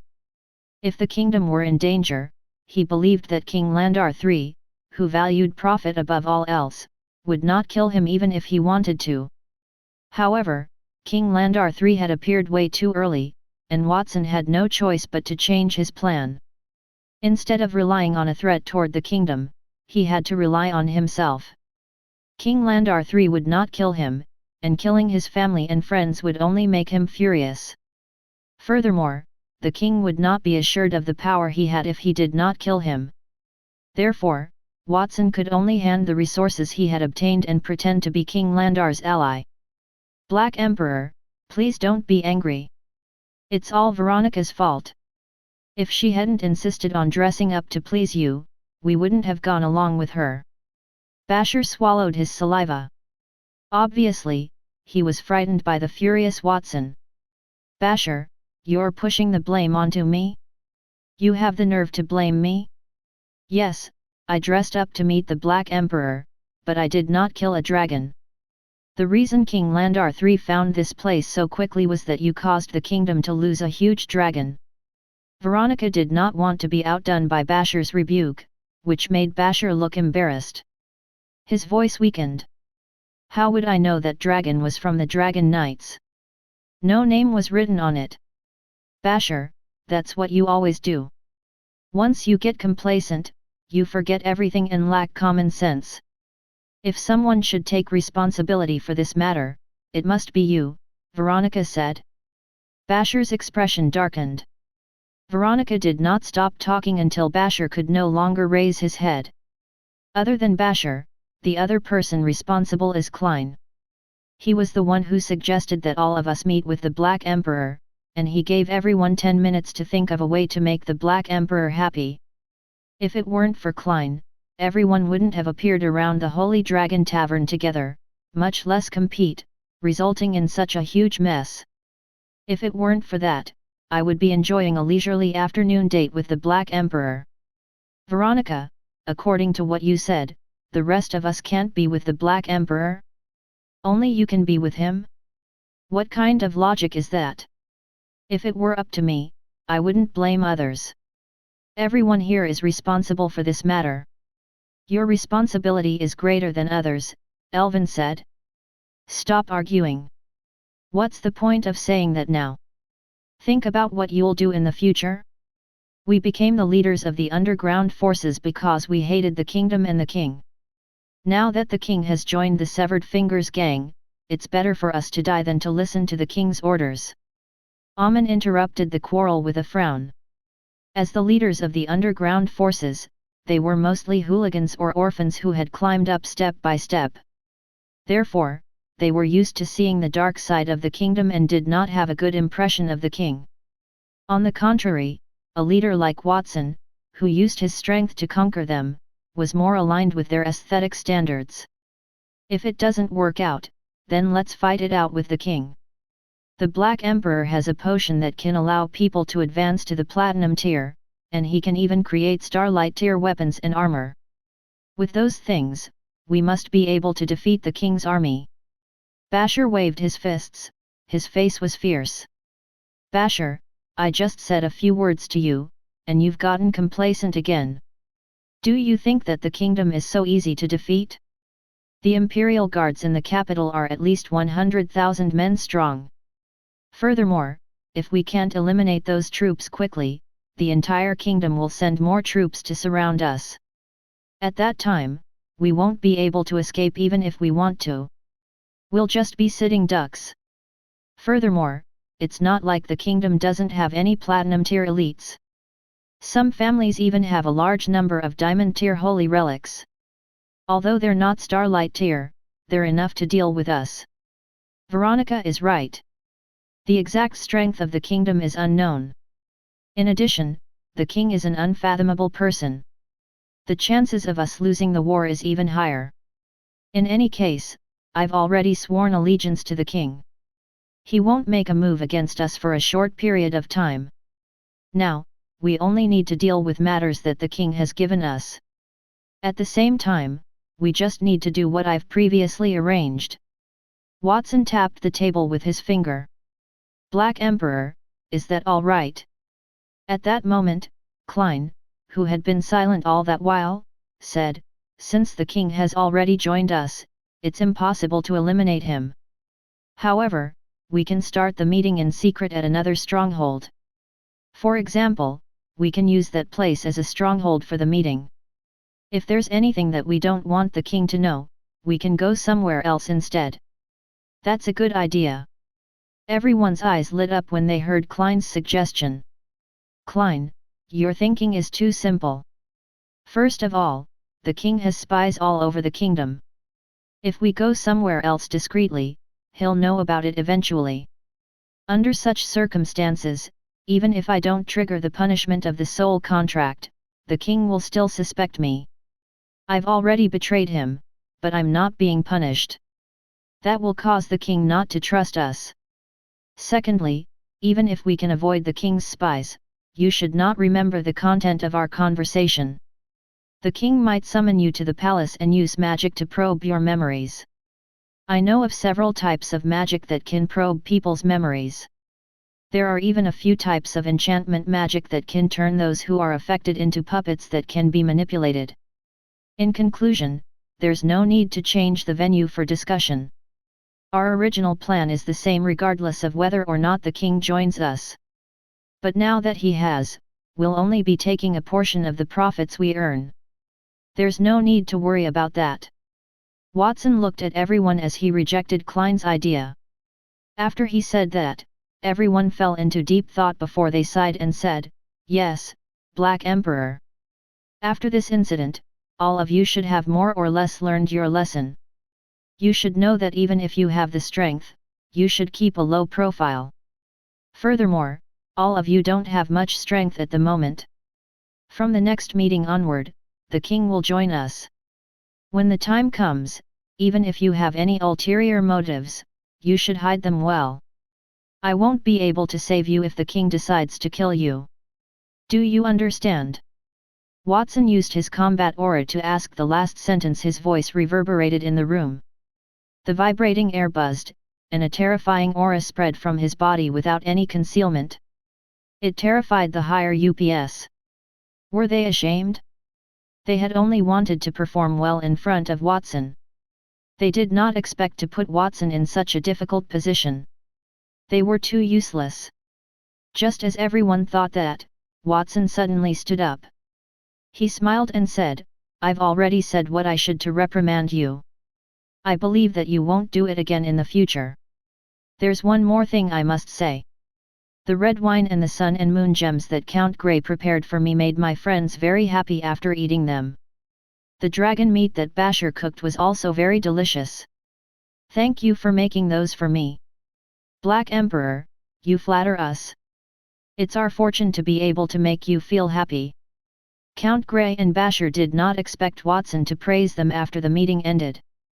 They raised their heads in trepidation and hurriedly said, "Thank you, Black Emperor." Watson said, "It's not just you guys.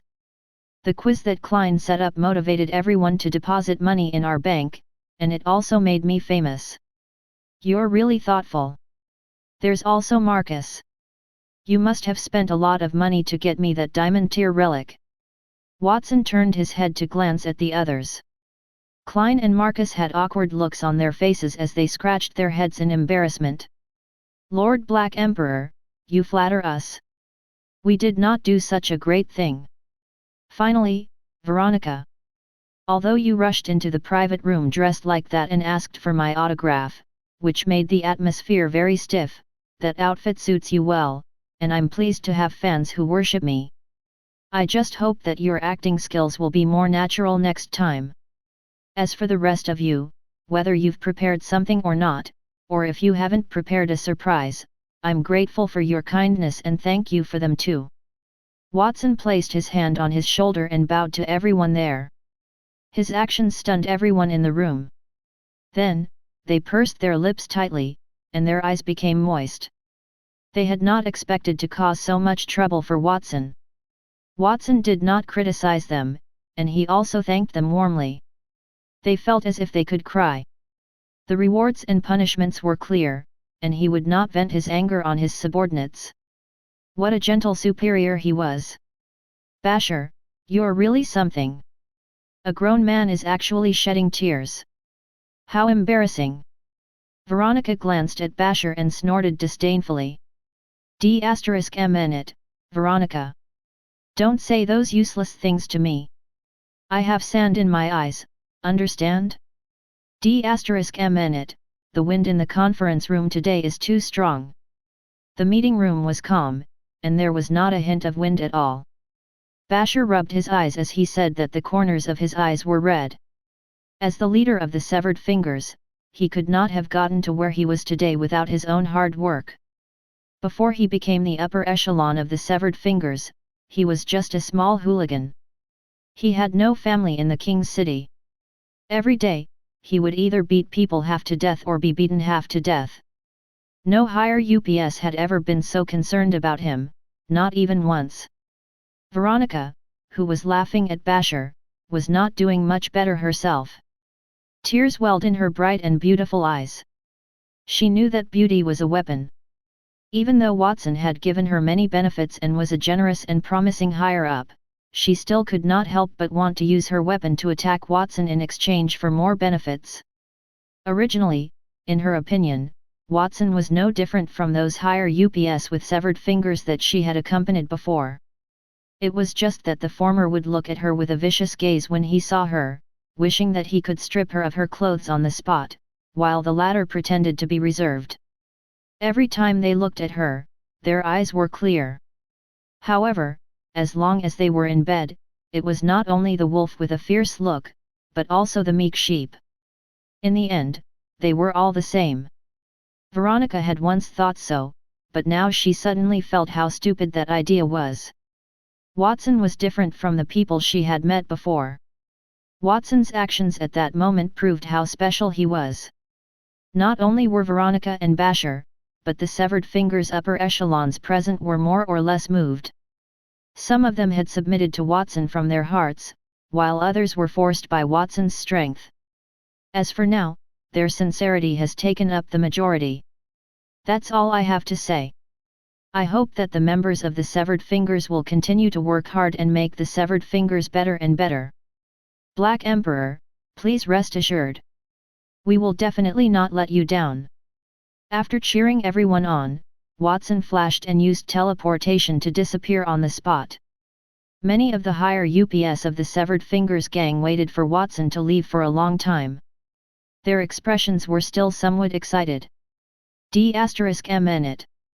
I actually added so much trouble to the Black Emperor this time. I feel so guilty. From now onward, I must redouble my efforts to make up for it. As for the king, don't even think of making me work for him obediently. The other people in the capital may be in awe of the king, but I'm not afraid of him. Since he was young, because he had no parents, Bashir had suffered a lot. Such a kingdom did not do anything to make up for it. The kingdom would only open its doors to the nobleman. For a guy like him who came from the slums, the kingdom did not even treat them as human beings. Even if the nobleman killed people in the slums, as long as they paid a bribe, they would be released from prison without a crime. If the people in the slums killed people, what awaited them would be cruel torture that they could not do even if they wanted to die. He realized that the world was unfair, so Bashir had always been sure that his life creed, "the truth was the only strength," was correct. Watson was undoubtedly the strongest person he had ever met. Such a strong person was also gentle, which made him curious about how Watson did it. A strong person should coldly give orders and use weak people as stepping stones. How ridiculous it sounded to be gentle and strong. If one could not be cold and heartless, a strong person would also have weaknesses. But Watson's gentle words just now had deeply touched his heart. He clearly felt like gentleness had no meaning, and only cruelty was the truth. Why did he feel that what he had done was not in vain when Watson thanked him? What about the satisfaction of giving everything in return? Bashir did not know what kind of feelings he had for Watson, but he knew that he would work for Watson for the rest of his life and would not have any complaints. There would not be another person in the world who would give him such a feeling. "Bashir, don't say such things. Just do what the king wants you to do. For example, let us kill whoever we want to kill. Otherwise, we will cause trouble for the Black Emperor." But following Bashir, Amin also opened his mouth. He clenched his fists tightly as he spoke, while clenching his teeth and hammering his fists on the table. "But even if you expect me to be loyal to the king and treat him as one of our leaders, I can't do it. This time, it's all our fault. As subordinates, we brought disaster to our superiors. How humiliating is that? I must prove to the Black Emperor that it was not a wrong decision for him to choose us as his subordinates." "Well said. Let us work together to prove it to the Black Emperor." Everyone nodded in agreement to Amin's words and the awareness contained in his words. Flames burned in their eyes. King Landar III had joined the Severed Fingers temporarily. The Severed Fingers would always be Watson's. The past, the future, and certainly the future. "I'm going to the palace to attend a banquet at 6 in the evening. I wonder what His Majesty is going to say to me.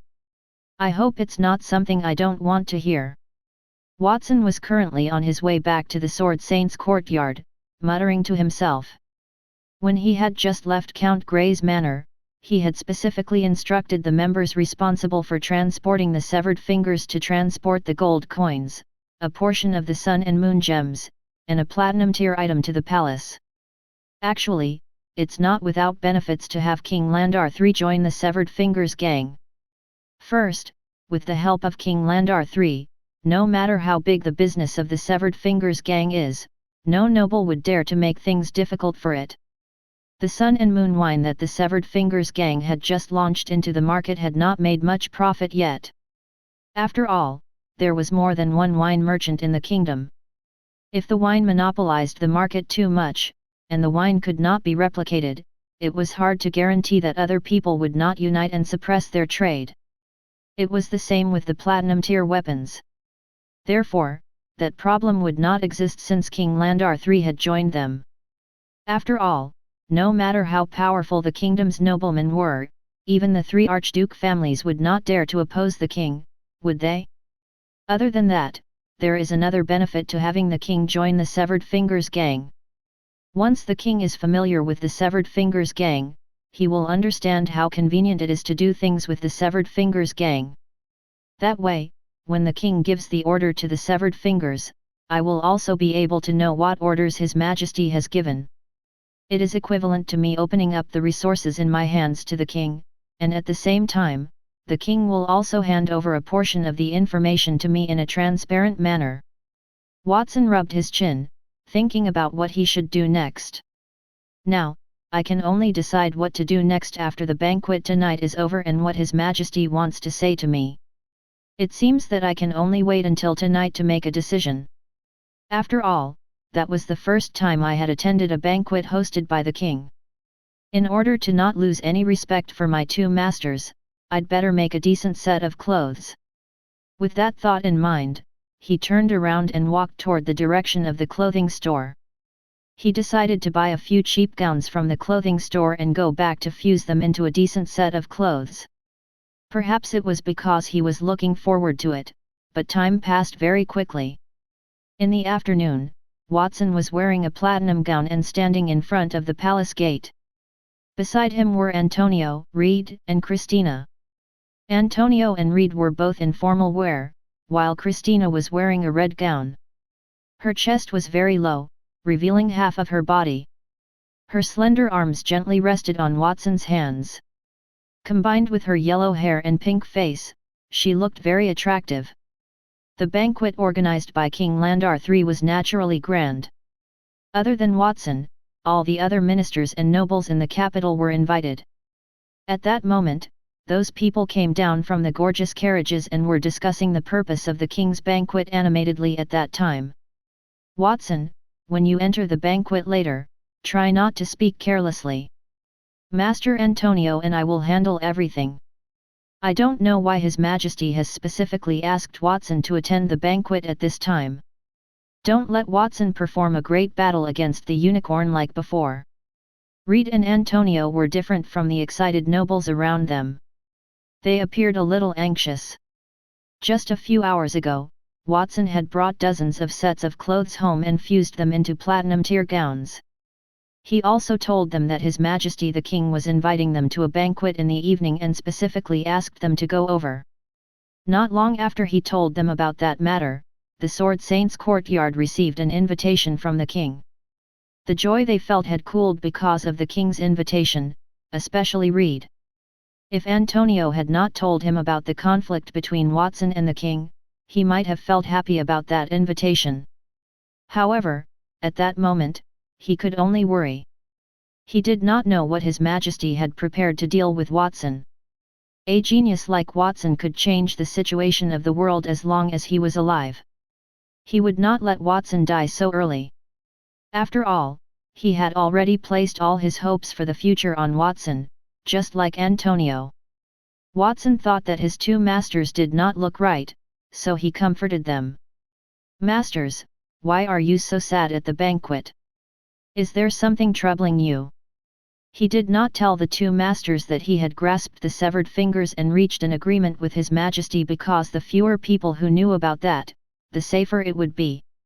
Furthermore, the two masters might go to His Majesty and argue with him. He did not want the two masters to worry about him. "Watson, we're concerned about your situation." Reed smiled bitterly. "Worrying about my matter? Is there anything that I am worth worrying for?" "Watson, you don't have to listen to Reed's nonsense. I think what he is worried about is how to get more holy relics so that you can help him fuse them." Antonio coughed, giving Reed a warning look. As for how to help Watson, after Antonio told Reed about Watson's target, the two of them had discussed that issue. In the end, the two of them concluded that they had to help in secret and not let Watson know. On the one hand, Watson was still too young, so the burden of rebellion would be left to the two old guys. On the other hand, they also hoped that in the future, when Watson lacked power, they would put the accumulated power in front of Watson and shock him. Sensing Antonio's gaze, Reed wanted to say something, but he held it back. "Father, Master Antonio, the banquet is about to begin. Let's go in." Christina did not notice the abnormality between her father and Antonio. After looking around, she said calmly, "Ever since I obtained power from Watson, I can barely use the kingdom of the sword now." Her temperament was completely different from before. She was filled with a strong sense of tranquility, and everything she looked at was dull. Sometimes, it was not a good thing to get overly powerful too easily. At least, Christina was like that. She had completely lost the desire to continue becoming stronger, and all of that was thanks to Watson. "Let's go." Without saying anything else, the few of them blended into the crowd of nobles and walked into the palace. Because of Antonio and Reed's fame, even among the hundreds of nobles, they still stood out like a crane in a flock of chickens. However, after a while, someone came up to the two of them and complimented them. "I did not expect the astrologer and the sword saint to attend the banquet at the same time.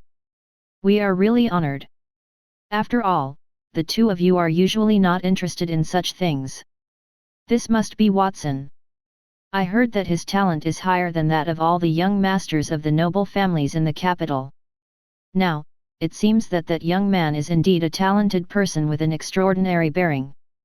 I have a daughter at home about the same age as Watson and has also joined the Royal Academy's warrior department. Maybe we can even let them get closer to each other." Some people praised Antonio and Reed, while others wanted to break through to Watson. They had experienced that kind of scene many times.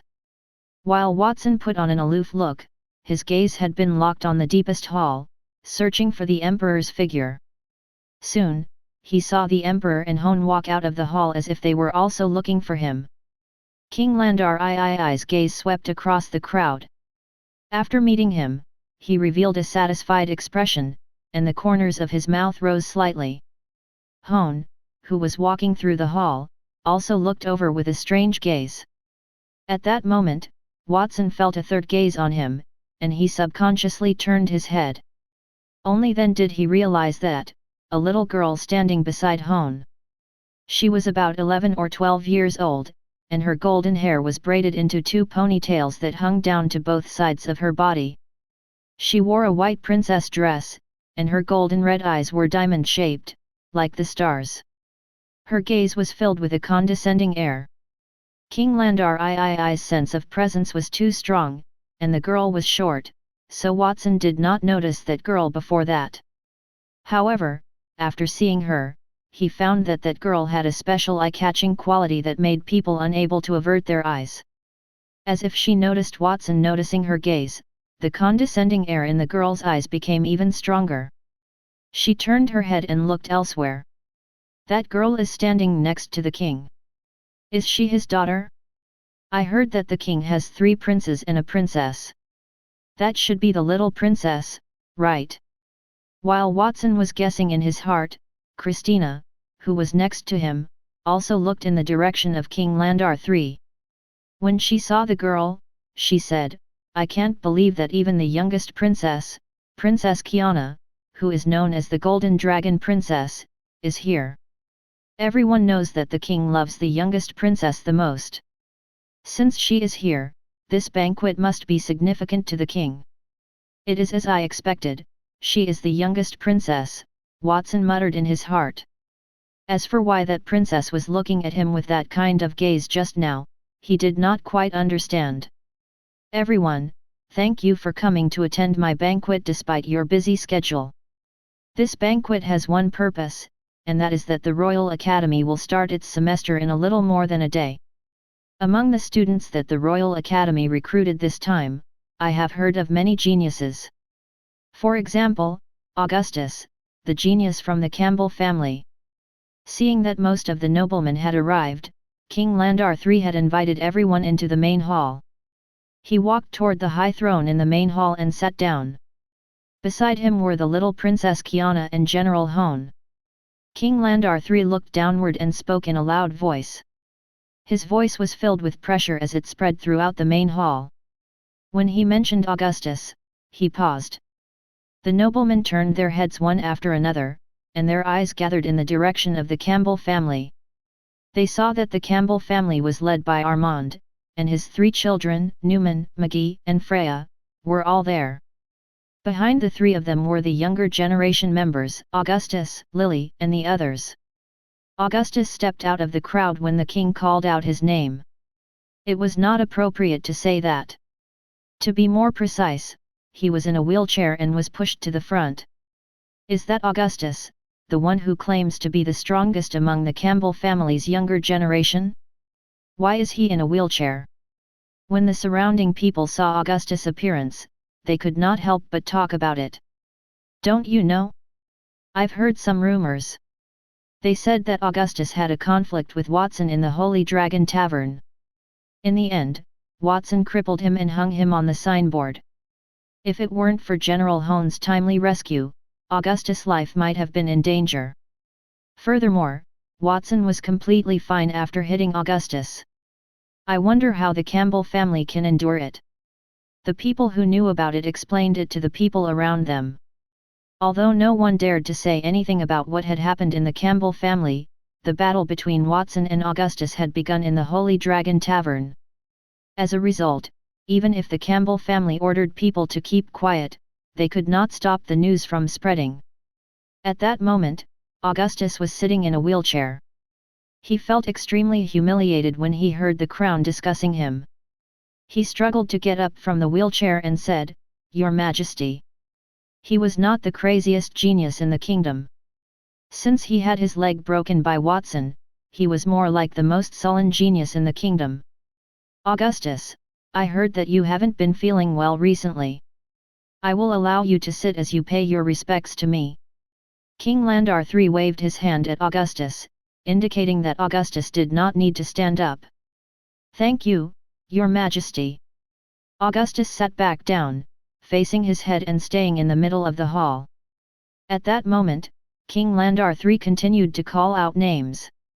In addition to Augustus of the Campbell family, Nia of the St. Laurent family is also a rare genius. She had obtained full marks in the Royal Academy's assessment this time. Nia, who was dressed in a long purple dress, stepped out from the St. Laurent family and came to the center of the hall. She nodded slightly at the king and did not speak. Instead of feeling angry, King Landar III called out a few more names. A group of young noble boys and girls stepped forward. Those people were all geniuses from prominent noble families. At that moment, all of them felt extremely esteemed, and even their families also felt honored. All of you are young geniuses. In the future, you will become the pillar of the kingdom. I am extremely gratified. Of course, when it comes to pillars of the kingdom, I have to mention one person. That's Watson, who had just arrived in the kingdom and had become Antonio and Reed's disciple. As one of the kingdom's founding fathers, Antonio had been sending outstanding talents to the kingdom. Reed had also worked hard and achieved great merit. Not only had he groomed a few platinum tier disciples, but his daughter, Christina, had also reached platinum tier. This should be the kingdom's best era in the past few hundred years. Under the praise of King Landar III, Watson and Christina left their original positions and went to the center of the hall where the geniuses were, enjoying the fervent gazes of the crowd. "Watson, I heard that you broke Augustus' legs, did you? I won't stop you from fighting here, because fighting will make you stronger. However, I hope that when the Royal Academy starts, you will put more effort into studying and not fighting. If you insist on fighting, I can give you a fair chance to fight." "Yes, Your Majesty, I understand." Watson lowered his head in agreement, and whispers came from all around. Sure enough, Augustus's leg was broken by Watson. The king didn't even blame Watson. He is treating that young man too well. "Everyone, I believe that after seeing such a large number of geniuses, you can also feel my gratification. Of course, I don't plan to only let you feel my gratification, but also to experience it.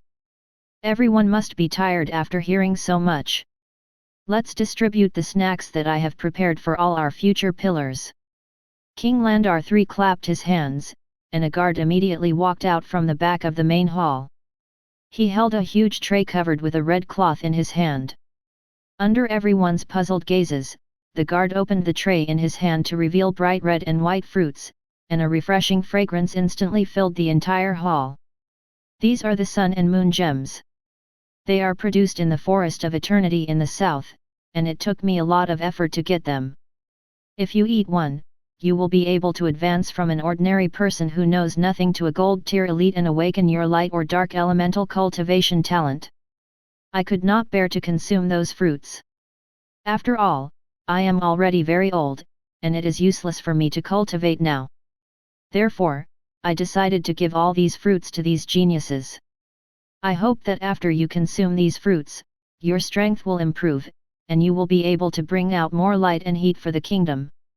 Chapter 415, A Shocking Betrothal. A fruit that can raise one's strength to gold tier. Is that true? Many of the noblemen present were surprised when they heard what King Landar III said. As noblemen of the kingdom, they had never heard of such a miraculous fruit.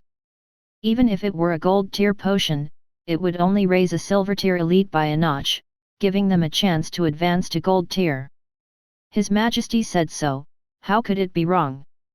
And I've heard of such a fruit. It does indeed grow on the world tree in the forest of eternity in the south. I've been to the Elven Kingdom when I was young. That was what an elderly elf there told me.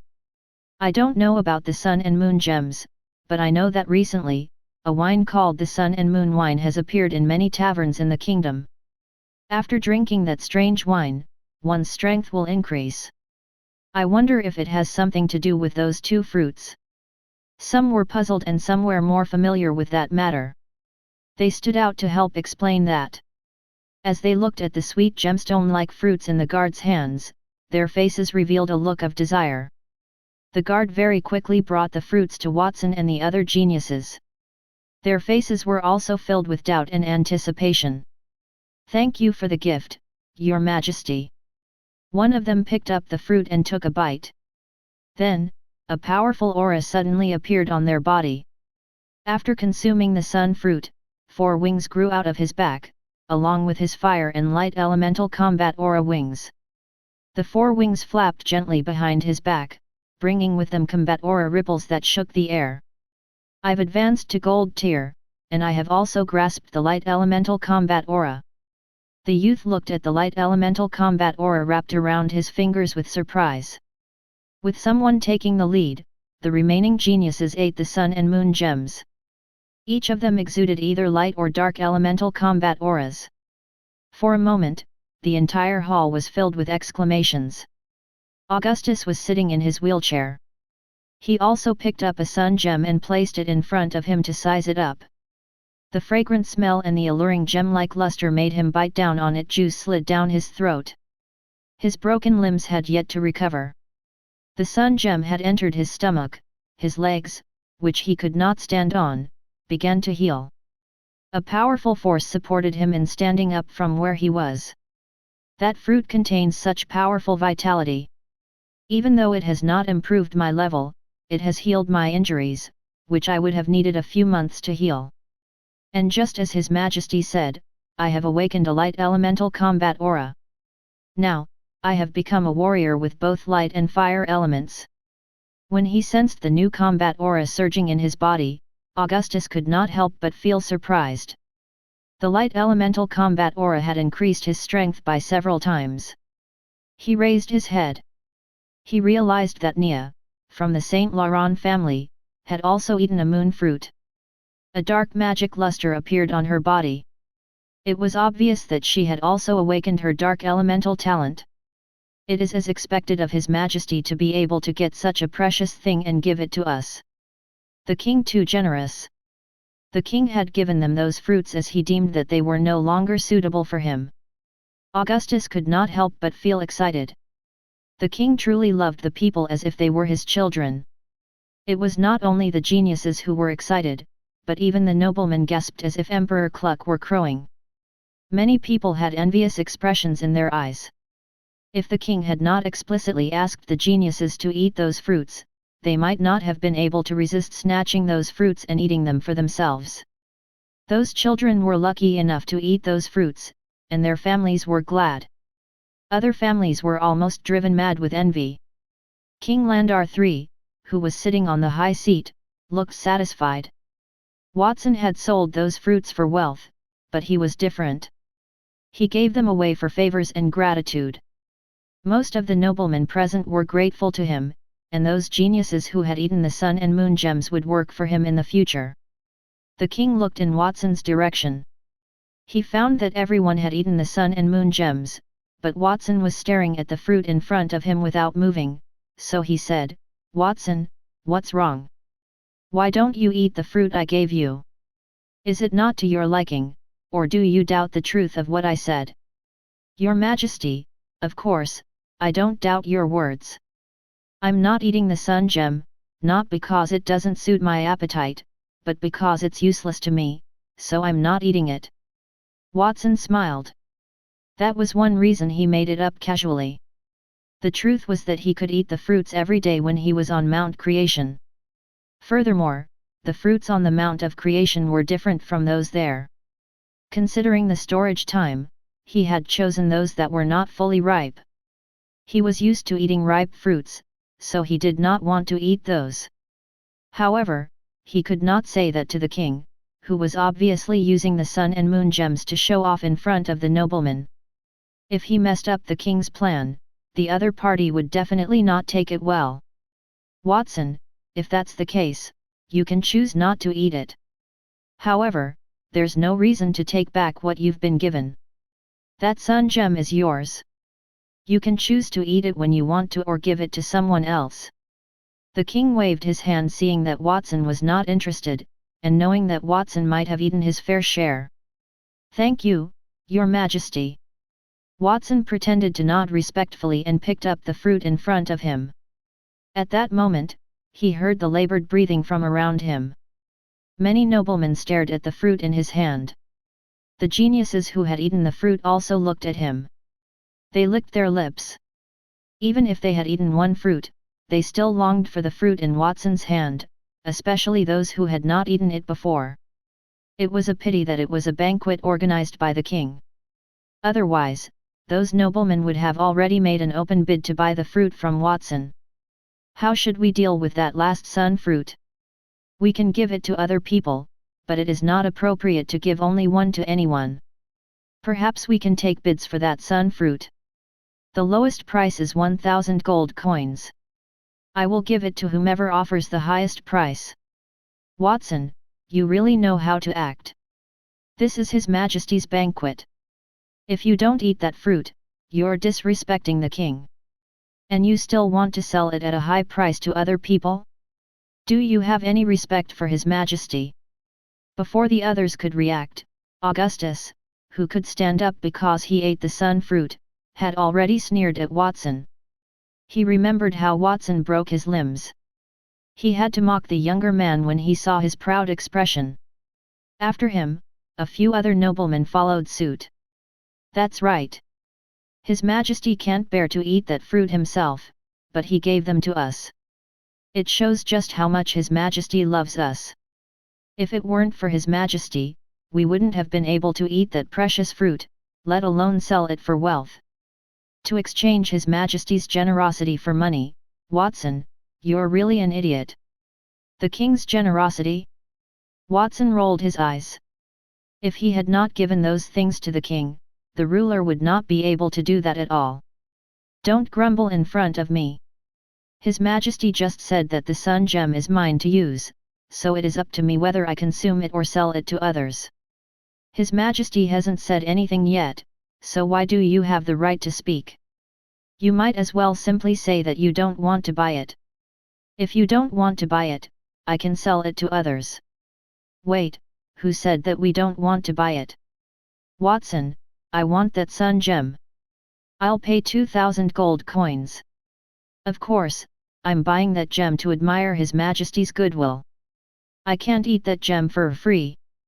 Augustus, who had just mocked Watson, suddenly spoke and raised two fingers. His words sounded odd. After mocking others, he still wanted to buy the item? How could he do such a thing? However, they knew that the fruit was worth even more than 1,000 gold coins. Furthermore, Augustus had wanted to buy that sun fruit in the name of the king. It was like killing two birds with one stone. Of course, they were unwilling to give away such a thing to other people. I will pay 3,000 gold coins. It is also because I respected His Majesty. I'll pay 5,000 gold coins. After I buy that sun gem, I will not eat it. Instead, I will put it at home so that the children can worship that fruit. They will understand His Majesty's gift to the kingdom. One noble after another expressed their willingness to the fruit. They want to buy it, but they won't eat it. Hearing that, Watson wanted to laugh. Noblemen had always been people who only cared about profit.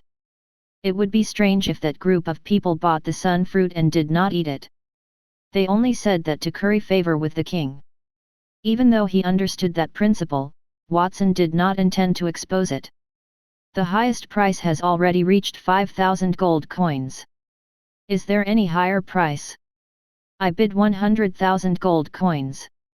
Suddenly, a cold voice came from the side of Watson. Watson turned his head and saw that the person who bid was a young girl from the Saint Laurent family named Nia. 100,000 gold coins going once, 100,000 gold coins going twice. Watson looked around and found that after Nia's bid, the other noblemen fell into silence.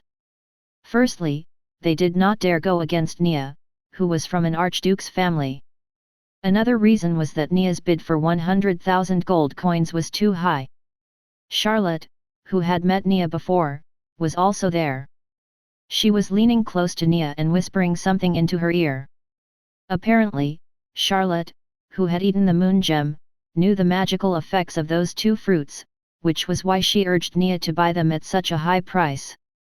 She bid 100,000 gold coins. That crazy woman really dares to bid so high.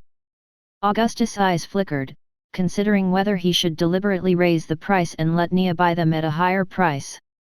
After all, Nia and Watson were not on good terms with him. It was good that he had just insulted Watson and then he can let Nia suffer a bigger loss. He had been stuck at home for more than a week and could not go out. He had to vent his anger that day. Nia is too naive to think that she can buy the fruit given with just 100,000 gold coins. You should know that the price of that sun gem is not in itself, but in the fact that His Majesty gave it to her. Therefore, I offer 1,000,000 gold coins. Augustus puffed out his chest and said those harsh words with an overbearing expression. What are the 1,000,000 gold coins? Many people present were shocked by Augustus' offer and sucked in a breath of cold air. 1,000,000 gold coins were used to purchase a fruit presented by His Majesty. Even as an archduke family, it was considered to be a great sacrifice. Nia, do you still dare to raise the price by 1,000,000 gold coins? If you don't dare, then forget it. That sun fruit is going to become mine. Since you don't dare to compete with me, you can go around me whenever you see me in the future. Afraid that Nia would give up the fruit if he raised the price a little too high, Augustus sneered at Nia after he raised the price, trying to provoke her anger. As expected, even though Nia was still expressionless in the face of those words, his eyes turned cold. 1,500,000 gold coins. 1,500,000 gold coins? Nia, you're really rich.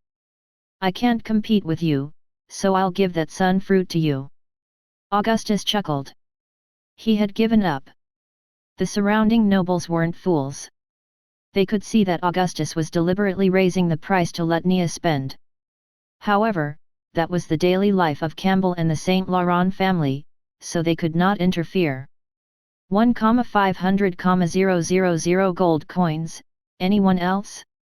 1,500,000 going once, 1,500,000 going twice, 1,500,000 going thrice. Watson held the sun fruit and asked. The surroundings were silent. It seemed like no one was going to raise the price. After all, 1,500,000 gold coins were not a tiny amount. Many middle-tier nobles only had that much. Seeing that Watson had called the price thrice, Augustus could not help but feel proud. He had to admit that he had held it in for more than a week. After coming out today, being able to disgust Watson and Nia simultaneously made him vent his anger. The only thing that made him unhappy was that he had let Watson get 1.5 million gold coins for free. However, he would find an opportunity to make Watson spit out the money later. He was not in a hurry. Just as he was thinking about that, Watson announced the result. "Congratulations, young Master Augustus. You have bought that sun fruit at a high price of 1 million gold coins. Please give me the money now." "Nia, that's 1,500,000 gold coins. Pay up." "Wait a minute, Watson, who did you say bought that fruit?"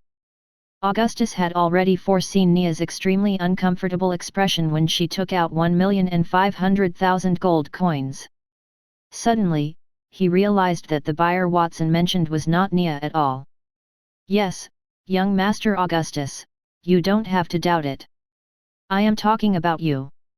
I am selling that fruit to you." "No, wait for Watson. Nia offered a higher price than me. She offered 1.5 million gold coins. Why are you selling it to me?" At that moment, he suddenly saw Watson give him a childlike smile that was unique to children his age. "His Majesty said that I can give that fruit to whoever I want. I don't want to sell it to Nia, so I want to sell it to you, can't I? You just offered 1 million. You won't go back on your words in front of so many people, right? Besides, did you not just say that the value of the fruit itself is not high? What's important is its added value. It was given by the king. If you don't buy that sun fruit, it proves that what you said just now was a lie. It's a big crime to dare to deceive His Majesty." Watson calmly handed the sun fruit to Augustus. "So, young Master Augustus, do you want to buy that sun fruit or not?" "I'll buy it." Since Watson had already said that, Augustus had to buy it even if he did not want to. He gritted his teeth and agreed. He took the sun fruit and whispered to Watson, "Watson, you're too cunning. Just you wait." He had only wanted to trick Nia, but he did not expect Watson to be so shameless as to sell the sun fruit to him forcefully. He had already taken the sun fruit once, and there was no effect that time. Even if it were the moon fruit, it would not cause him any heartache. However, eating the fruit now would only make him feel delicious. It was equivalent to losing 1 million gold coins. "Young Master Augustus, I'll be waiting for you." Watson responded to Augustus with a smile. He watched Augustus take out a check with a pained expression and sign his name on it.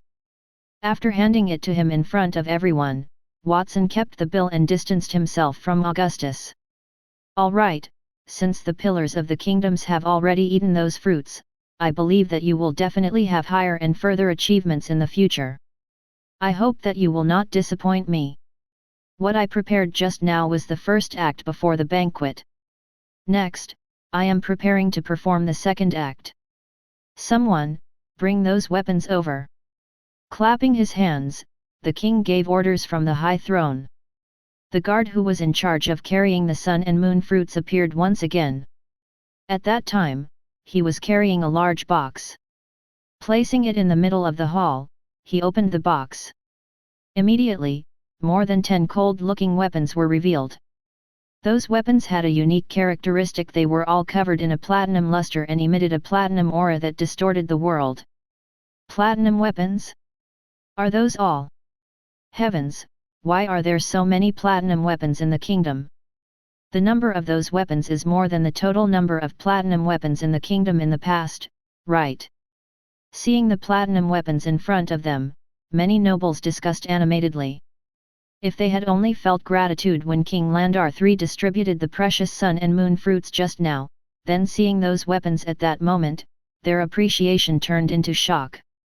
A certain craftsman also created those platinum tier weapons after much effort. They are prepared to be bestowed upon the geniuses present. I racked my brains to create those platinum weapons and finally urged the artisans to realize the reform. From now on, platinum weapons are no longer a symbol of nobility and rarity in the kingdom. They are treasures that are more valuable than their use. Instead, they are top-notch weapons that can truly be popularized in everyone's hands.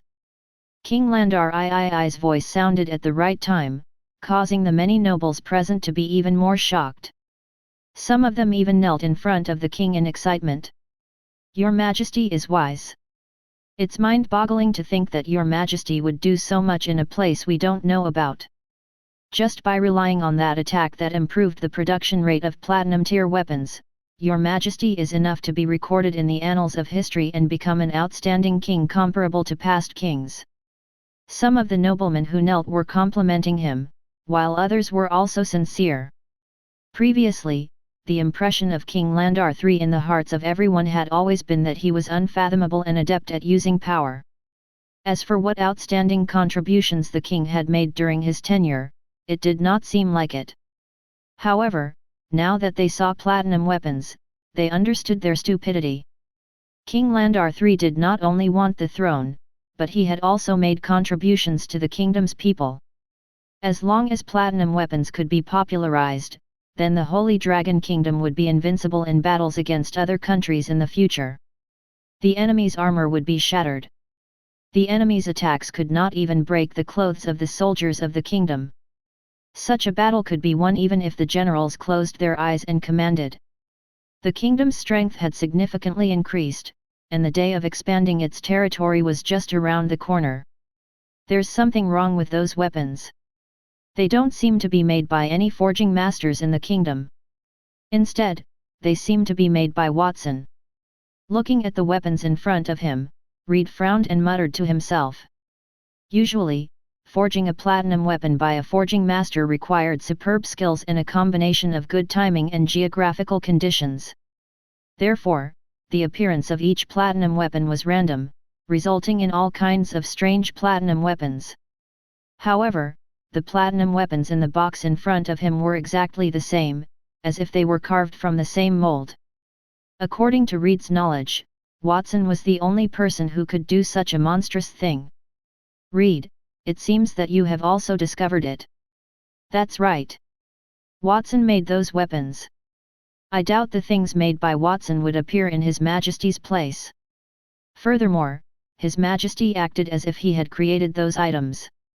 Could it be that Watson and His Majesty have come to some agreement, or that Watson was coerced? Antonio was at the side, stroking his chin, deep in thought. He had felt like something was amiss when the king took out the sun and moon gemstones. Those two gemstones took thousands of years to mature, which was why they had the powerful effect of allowing a person to advance to gold directly. Even if he was very familiar with a certain elf, he had only taken one of those fruits with him. It was hard to imagine that the king could release more than 10 of those fruits. Even if the king really obtained those fruits with great effort, those platinum weapons in front of him could not have anything to do with the king at all. He had stayed in the kingdom for decades. The two of them knew very well what kind of ability the king had. In fact, it was not just them. The kingdom had some experience. They had watched King Landar III grow from a prince to a king, and they would not believe the nonsense that the king was saying at that moment. There was a method to increase the forging rate of platinum-tier weapons. Why did not King Landar III use it when he was fighting for the throne? Why did he use it now? Could it be that the king did not think of it before and only recently thought of that idea? A king who did not know how to forge and only knew how to use politics suddenly thought of an idea to increase the success rate of forging? Was that not a joke?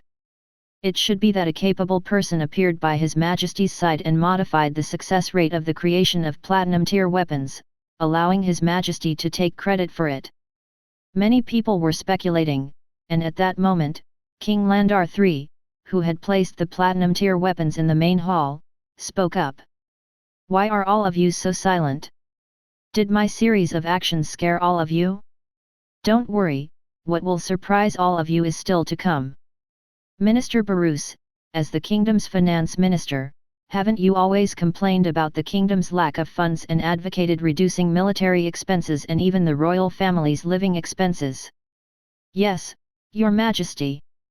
Since ancient times, a proverb in the Holy Dragon Kingdom says only frugality can lead to wealth. Now, Due to the kingdom's favorable geographical environment, the population's fertility was overloaded.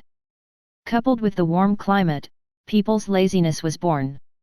Every year, the grain produced by the kingdom was not enough for the entire nation to enjoy, so it had to be purchased in large quantities from other countries. In that case, only by advocating thrift can we spend the money we have saved in the right place and make the country stronger. The finance minister named by the king was a fierce-looking middle-aged man with goldfish eyes. He answered the king's question righteously. However, before he could finish his answer, the king waved his hand helplessly. "Bruce, don't say such useless things in front of me. I'll just give you money." Following the king's words, a few guards dragged a massive box into the palace from the back of the hall. The boxes in the hands of those guards were opened, and inside were not platinum weapons but shiny gold coins. The number of coins gathered together was more than 10 million. "There are 10 million gold coins here. Minister Bruce, is it enough for the kingdom's expenditure that you mentioned?" "Your Majesty, that..." Bruce was stunned, seeing that the king had taken out 10 million gold coins without saying anything else. He had always asked His Majesty for money. Even if it was to build a riverbank to prevent flooding, the king had been reluctant to ask for hundreds of thousands of gold coins. How could he be so straightforward today? He had directly given him 10 million gold coins. Had His Majesty made a windfall recently by digging through some ancient ruins? Or did someone provoke His Majesty? After being stunned for a few seconds, Bruce finally snapped back to his senses and counted with his fingers. Recently, due to the collapse of the Dragonspine Snow Mountain, the cold wave invasion from the Winter Nation in the north has disrupted our harvest. The allocation of funds for those places requires at least 1 million gold coins. And the recent training of the kingdom's dragon knights and other legions, together with the loss of weapons, requires about 5 million gold coins. Adding the expenses for the ministers in the palace, it is estimated that 10 million gold coins are barely enough. Don't force yourself. I don't like to force myself. Men, give Balaz a number that is not forced onto him. King Landar III clapped his hands, and more guards immediately walked in, carrying huge boxes. In just a few minutes, there were 10 identical boxes placed on the ground, and when they were opened, all that was revealed were shiny gold coins. In total, there were more than 100 million gold coins. Minister Bruce, do you still feel reluctant? If it's you, just nod your head, and I will continue to give you money. No, I won't force you, Your Majesty. Money is completely enough. To be precise, it won't be a problem even if you use it for a few years. Bruce knelt on the ground, his voice trembling.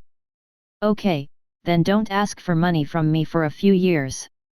After speaking to Bruce, King Landar III turned his gaze to another person. General Hone. Your subordinate is here. Hone left the seat beside the king and went to the center of the hall to kneel. I heard that due to the lack of war recently, the soldiers have not paid much attention to the maintenance of war equipment. During the inspection of the army, they found many defensive weapons that were not bronze tier and some defective items that were above silver tier. From now on, throw away any weapons that are below gold tier. In the future, I will order the army to be equipped with gold tier or above weapons. At the same time, generals who have made outstanding military achievements will also be able to obtain platinum tier weapons for free. Come, Hone, you should first choose one of the platinum tier weapons in front of you. That is my reward to you. Thank you, Your Majesty. Hone replied respectfully. He picked out a platinum tier weapon chest from the second round of weapons the king had his guards bring over, attracting the envious gazes of countless ministers and nobles around him. Next is Minister Makrotov. As the head of the civil officials, you have repeatedly reported to me that the record parchment that the officials currently use is not only difficult to write, but it also does not record many things. I will now allocate 10 million gold coins to you to replace all the parchment papers in the country with magic paper that gold tier elites can use. At the same time, you can also change the ink and quill pens to gold tier ones. What do you think? Your Majesty, if I can do it, then I must express my gratitude to you on behalf of all the civil servants. I heard that your territory was one of the affected areas because of the collapse of the Dragonspine Snow Mountain. Do you want to waive the taxes on your territory for the past year? Your Majesty is kind. The people of my territory, and I will never forget your kindness. Marquis Raphael, recently, the sales of Raphael Winery have not been very good. Seeing that you contribute a large amount of tax revenue to the kingdom every year, should I give you some of the fruits of the sun and the moon so that you can use them to make wine? Thank you very much, Your Majesty. That is precisely what I need. Count Bridgestone. In just a few minutes, the king named dozens of noblemen and gave them different things. Every time he gave something to someone, the nobleman would kneel on the ground in excitement. The king felt pleased about that. I've been the king for so many years, and those ministers have always asked me for that and that. It's hard for me to give them. That is the first time I've given something so readily, and it's also the first time those ministers have thanked me from the bottom of their hearts. As the monarch of a country, other than appearing bright and beautiful on the surface, the king also had many difficulties that were unknown to others. It was true that he held a high position and authority as the monarch. Furthermore, he controlled the resources of a country, and his wealth far surpassed that of the so-called wealthy nobles. However, most of the money did not belong to him. Instead, it was used to maintain the running of the country. In other words, it was public property. With Watson's 100 trillion gold coins, even if he kept squandering and throwing money every day, he would not be able to spend all of it. So it feels so good to have unlimited wealth. Those ministers can give them whatever they want. I can even exceed their expectations and give them a shocking amount. When I see their foolish looks for money or platinum weapons, I can't help but laugh. After being a king for so many years, that is the first time I've experienced such a feeling. King Landar III sighed in satisfaction. He was a terrifying king in the past, but he was not a king who had outstanding achievements. After all, having abilities and using those abilities to achieve goals were two entirely different things. For the time being, no one would question his accomplishments.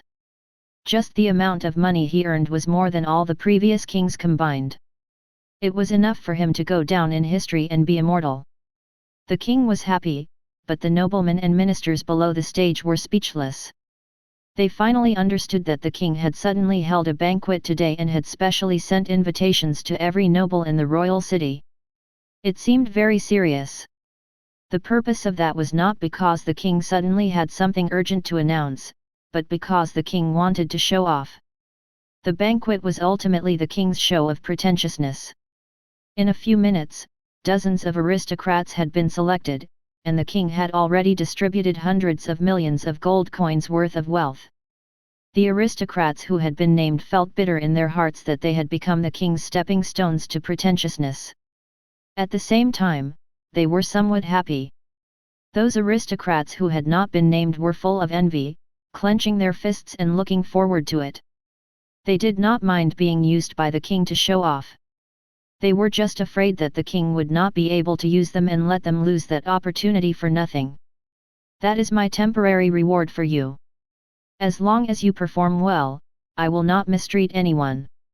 From now on, the Holy Dragon Kingdom will enter a new chapter and become stronger and stronger. However, all of you, including me, are old after all. The future kingdom will belong to the young. It will be the same topic as before. I have already said that I look forward to all the geniuses present, but I still feel that the rewards given to all of you are not enough. Therefore, I will announce here the true purpose of that banquet, which is to find a suitable husband for my daughter, Kiana. As my youngest daughter, Kiana, is already 14 years old this year and has reached the age of marriage. However, those who can become my daughter's husband must be young and talented.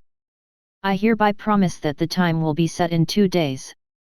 At the exhibition competition of the Royal Academy, geniuses from various families and even ordinary people who are not nobles can register. As long as they win the final championship in the exhibition competition, they can become my daughter's future husband. I will personally hold the engagement ceremony. I intend to search for the hidden geniuses in the kingdom so that the Holy Dragon Kingdom will be able to enter a truly prosperous era. I hereby announce that the champion will become Kiana's husband and become my foster son. He will enjoy the same rights as the prince and have the right to inherit the throne. What? What the king said just now did not cause too much reaction from the noblemen present. However, the last sentence thoroughly aroused their interest and caused a huge uproar. Becoming the champion of the Royal Academy competition could become the king's adopted son and hold the same inheritance rights as the prince. In other words, if a child of a certain family became the champion, then he could become the future king? Even if he could not become the king, marrying the princess would allow him to take a step further with the king. It was unknown what had happened to the king today. Not only was he much more prosperous than before, but he had also obtained precious weapons, sun gems, and other treasures. He had even made a declaration of marriage to the princess. It was as if he was a completely different person from before. However, it had to be said that they liked the reigning monarch very much. After all, who could reject a king who controlled countless resources and was also generous? Your Majesty, our family just happens to have a young disciple. I will let him participate in the exhibition competition of the Royal Academy and strive to let him get first place. Our family members also have to participate. Whether or not we can get first place is secondary. The most important thing is to respond to Your Majesty's call for talents and let Your Majesty see the elegance of our noble children. The nobleman scrambled to register. Even Augustus looked at Princess Kiana, who was looking down from above with a lofty gaze. He also licked his lips and revealed an undisguised desire. As long as I win the competition, I will be able to marry the princess and become the future king. I will definitely win that competition. In contrast to the liveliness around him, Watson stood quietly on the spot and even yawned. He had no feelings at all about the way that the king married the princess. It seemed like the king had decided to take advantage of the princess's gag after receiving a massive amount of resources to lure out all the hidden geniuses in the kingdom and achieve the revival of the empire. The king's plan was excellent. However, it was not tempting to him because he did not need to marry the princess. As long as he killed King Landar III, he would be the next ruler. While he was thinking about that, Watson felt another gaze coming from above. He subconsciously looked up and realized that the person looking at him was Princess Kiana. She was still looking down on him. That is strange. Why is that little princess looking at me so much? Could it be that she is dissatisfied with the arrangements of the king and is using that method to ask me for help? Chapter 416, The King's Test. The tournament was only 2 days away, and word had travelled quickly that King Landar III would allow the winner to marry the princess. The news had spread throughout the kingdom through the mouths of the banquet attendees, and it had caused quite a stir. For a time, regardless of whether it was noblemen, ministers, wealthy merchants, or commoners, as long as they had a youth of suitable age in their family, those who were somewhat confident in their abilities all signed up for the Royal Academy to participate in the test. In just a day, the number of people signing up for the tournament at the Royal Academy had increased tenfold. Some faraway families even asked the king for an extension so that their family members could have time to rush there. Some families even sent all their younger members to the royal city to marry the princess. After all, if they could not win, it would be quite reasonable to gain an advantage in numbers and eventually win by luck. For a time, the entire capital was filled with people. Even those who did not originally belong to the Holy Dragon Kingdom were drawn there, causing the number of geniuses in the Royal Academy of the Holy Dragon Kingdom to explode on an unprecedented scale. Of course, those were all things to be discussed in the future. The banquet ended with King Landar III's shocking words. After that, all the noblemen returned home. At the Campbell family's manor, in between times, That room was the most important room for the Campbell family to study the holy relic. It stored the tools used to cast the relic, and there were all kinds of clocks and dials hanging on the wall. The hands on each clock dial pointed to the 12 o'clock mark. They swayed back and forth at the 12 o'clock mark, neither moving forward nor backward. It was as if time had stopped there. The Campbell family had excavated a diamond-tier holy relic from the Third Era. Time stopped flowing in the space between time, and because of that room, the Campbell family could complete a large amount of research in a short period. The space between those two times, however, was not without flaws. The people who entered that place had to bear tremendous pressure because of the time pause. Therefore, that place would only be used when conducting private and important experiments.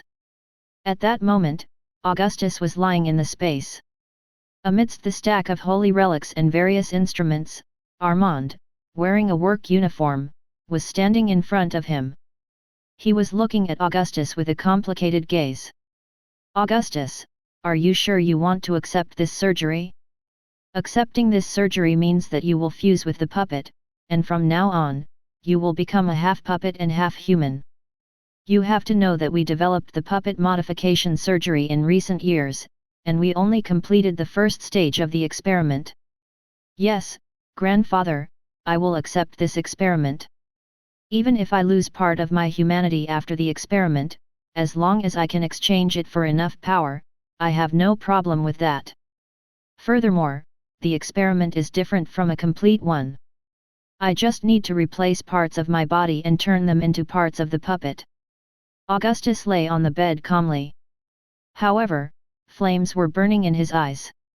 That was an experiment that the Campbell family had been conducting in secret.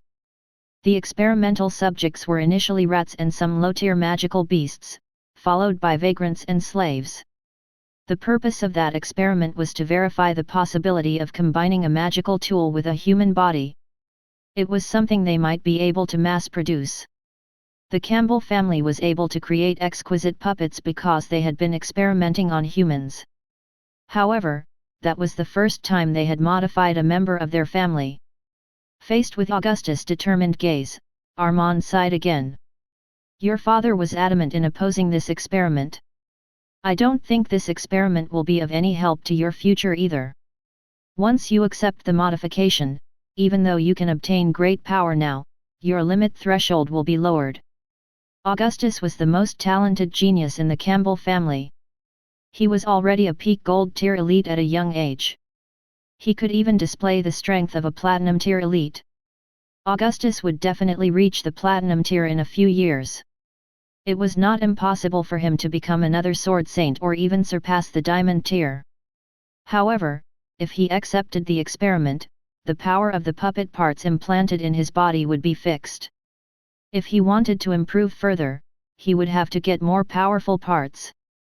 It would be impossible for him to improve by training alone. "Grandfather, I've made up my mind." "Augustus, I have to say that your personality is very similar to mine. Since you've made up your mind, it's useless no matter what I say next. It might be a little painful. Bear with it." A sharp scalpel appeared in Armand's hand, and he used it to cut Augustus' body. Then, a scream was heard. "Watson, just you wait. I may not be as good as you in terms of strength, and I'm not a match for you in terms of talent either. Since that's the case, I'll sacrifice my future in exchange for a chance to kill you. A week ago, you broke the bones in my body in front of everyone in the capital. 2 days later, I'll break your head in the competition in 2 days." His hands and feet were cut open, the bones had been taken out and replaced with holy relic swords that had been polished to diamond-tier brilliance. His flesh had also been dug out, the remains of the King of Time puppet left behind by Watson had been injected into his body. Augustus revealed a fierce expression. The King of Time had been left behind after Watson had traded it for the Campbell family's holy relics. The 2 pieces of the King of Time's remains had been pieced together but not been resurrected. The Campbell family did not go anywhere to conduct detailed research on that puppet. As a result, they only had minimal results. Since the King of Time had fused with the clock of life, a significant amount of time and life energy had accumulated in its body. When they fused the remains of the King of Time with rats or other magical beasts, the subject could gain the ability to pause time to a certain extent. That discovery greatly encouraged the Campbell family. At the same time, it was also the reason Armand had dared to use the puppet modification experiment on Augustus. His grandson was already very strong. If he could give him the ability to pause time, his strength would increase by 10 times more. Of course, the King of Time was fused by Watson. It was not realistic to simply use its power to defeat Watson. Therefore, Augustus chose to fuse all the holy relics in his family into his body. The holy relics that were given to Watson were not all from the Campbell family. The Campbell family had more than 100 holy relics, and at that time, to satisfy Augustus' requirements, Armand decided to use half of them. More than 50 diamond-tier holy relics were broken and poured into Augustus' flesh. Who knew what kind of monster he would be? Watson, you only have 2 days left to live. Savor the last remnants of your life. Remember my name? It is Augustus. That is the name of the person who will kill you. Augustus was the name of a consul in the Tudor dynasty in the 12th era. It was said that the consul was extremely brutal and powerful. During his reign, he conquered more than 7 kingdoms and massacred millions of people. Augustus' father, Newman, gave him that name, hoping that he could become an official who could shake the kingdom like the ancient Augustus. Augustus had always been proud to imitate that ancient archon. Since Watson had defeated him, his reputation had been ruined. In order to regain everything he had before, he had to be even more ruthless toward others and himself. While Augustus was undergoing the puppet modification experiment, on the other side of the Saint Laurent family, Nia was sitting on the balcony of a villa near the garden. One of her outstretched hands was covered in an icy cold color, while the other was covered in darkness. At a specific moment, the black and icy snowflakes converged and turned into a dark color. When the dark snow fell on her, it immediately covered the balcony with a layer of solid ice. On the balcony, there were a few well-grown potted plants. The flowers on them maintained their blooming posture and turned into ice sculptures. Sister Nia, it's already so late, and you're still not asleep? Also, you've secretly released your power. You're clearly forbidden to do that here. If the Patriarch knew about that, he would definitely punish you again. Behind Nia, a woman's voice was heard. Charlotte, who was wearing a white nightgown, came behind Nia with a conflicted expression. She looked at the solid black ice under her feet and shivered. In an instant, the entire balcony was sealed in ice. One could imagine how terrifying that was, and that was even before Nia cast a spell. Charlotte, I just awakened the dark elemental power in me during the day, so I want to test how different it is from my usual ice magic. Charlotte, am I wrong to do that? Nia turned her head and asked expressionlessly, her eyes full of doubt. No, it's fine if you want to practice magic, but your power is too strong. If you accidentally leak it, it might kill some of our family members. Charlotte hesitated for a moment but still reminded her. As a member of the Saint Laurent family, it was her duty to remind Nia at all times. When she was with Watson, Charlotte secretly compared Nia to Watson, and in the end, she felt like Nia was stronger. It was not without reason that she would make such a guess. Nia was a monster.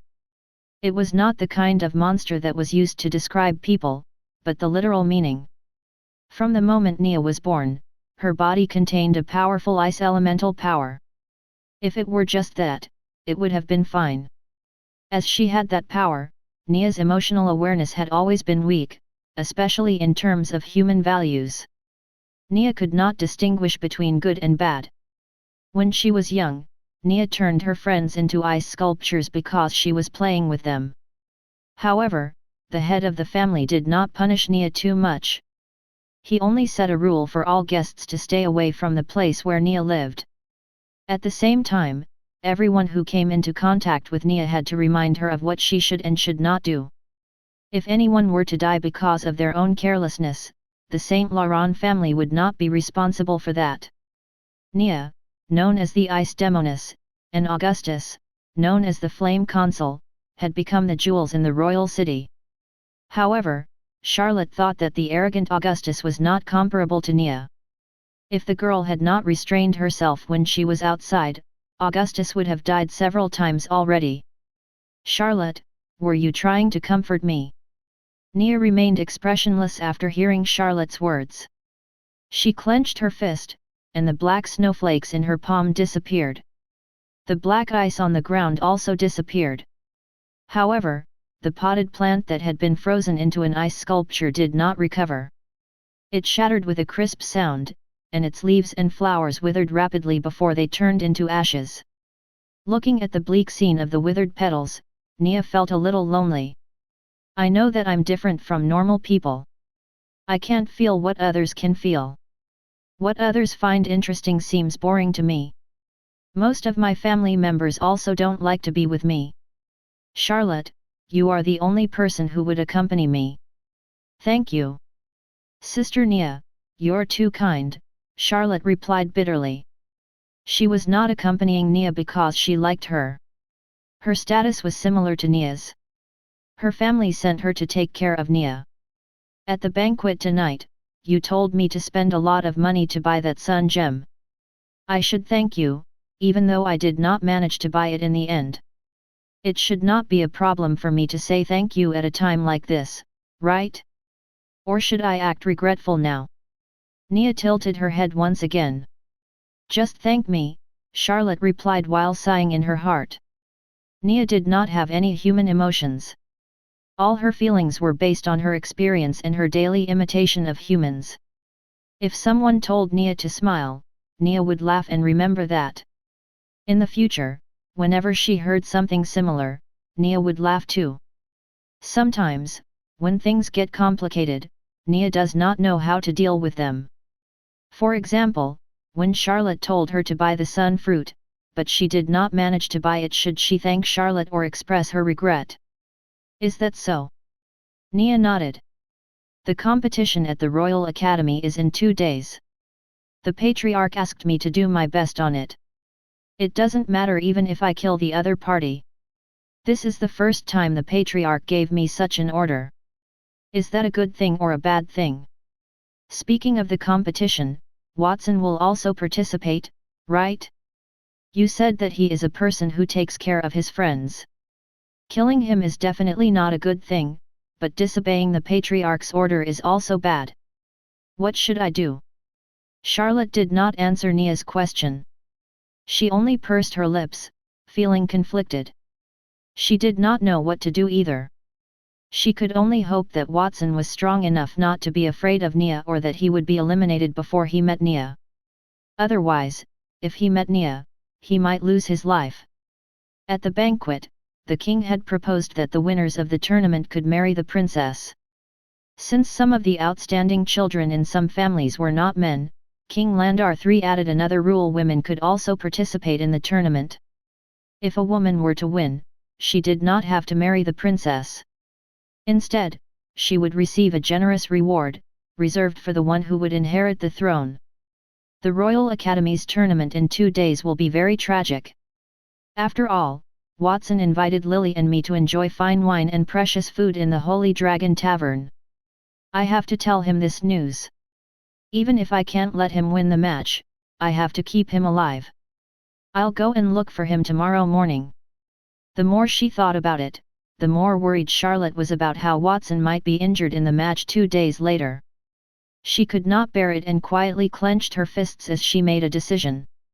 King Landar III's bedroom in the palace. Watson, do you have the confidence to win the tournament that's in 2 days? King Landar III sat cross-legged by the bed as he held a crystal-clear grape in his hand. He raised his eyebrows and questioned the young man standing in front of him. The hall was empty, it was the middle of the night. The moonlight shone through the huge window, turning the pillars and exquisite sculptures into silhouettes on the ground. Watson replied calmly, "Your Majesty, no one knows the result before the competition begins. So you're saying that you don't have the confidence to win? King Landar III released his fingers and allowed the sparkling and translucent grapes to fall to the ground. Then, he stood up and crushed them with a stomp. His face was filled with anger. King Landar III said, "Watson, do you know why I prepared that event? I indeed wanted to use that event to rope in more geniuses and allow more capable people to come to the Royal Academy. However, I can't bear to let my daughter marry an incompetent person. Her future husband must be someone from a good family with outstanding military strength and wisdom. Therefore, that event is meant for you. Now, you're telling me that you don't have any confidence in winning? Your Majesty, there are many capable people in the kingdom. I really can't guarantee that I will be the victor. I saw many geniuses today, and more geniuses will emerge after your announcement," Watson replied humbly, but he was unmoved. King Landar sighed helplessly. "Watson, I admit defeat. How are you so calm at such a young age? If it were me at your age, with such talent and strength, I'm afraid I would be 100 times more arrogant than you. You're so young, yet you give me the illusion of an old man. That is not a good thing." The king's anger was feigned, but he spoke the truth. He had prepared that event for Watson. Previously, Watson had pulled him into the Severed Fingers gang, which was equivalent to setting him up. It was his turn to set Watson up. He wanted to let Watson know that he was in charge of the kingdom. In addition to playing Watson, he also wanted to bind Watson to himself. Previously, Watson had signed a soul contract with him, saying he would never betray him, but he did not feel at ease. If Watson could be with his daughter, Kiana, and the two of them had a child, then Watson would not have any ill intentions toward him for the sake of the child. Marriage was a power tactic that most kings would use, and so would King Landar III. Watson was strong, so he must have good genes. Even if his child was not exceptionally talented, he could not be weak. Therefore, if Watson still bore him ill will even if he and Kiana were together, King Landar III could eliminate Watson and raise the child to increase the royal family's fighting power. King Landar III had thought a lot about that.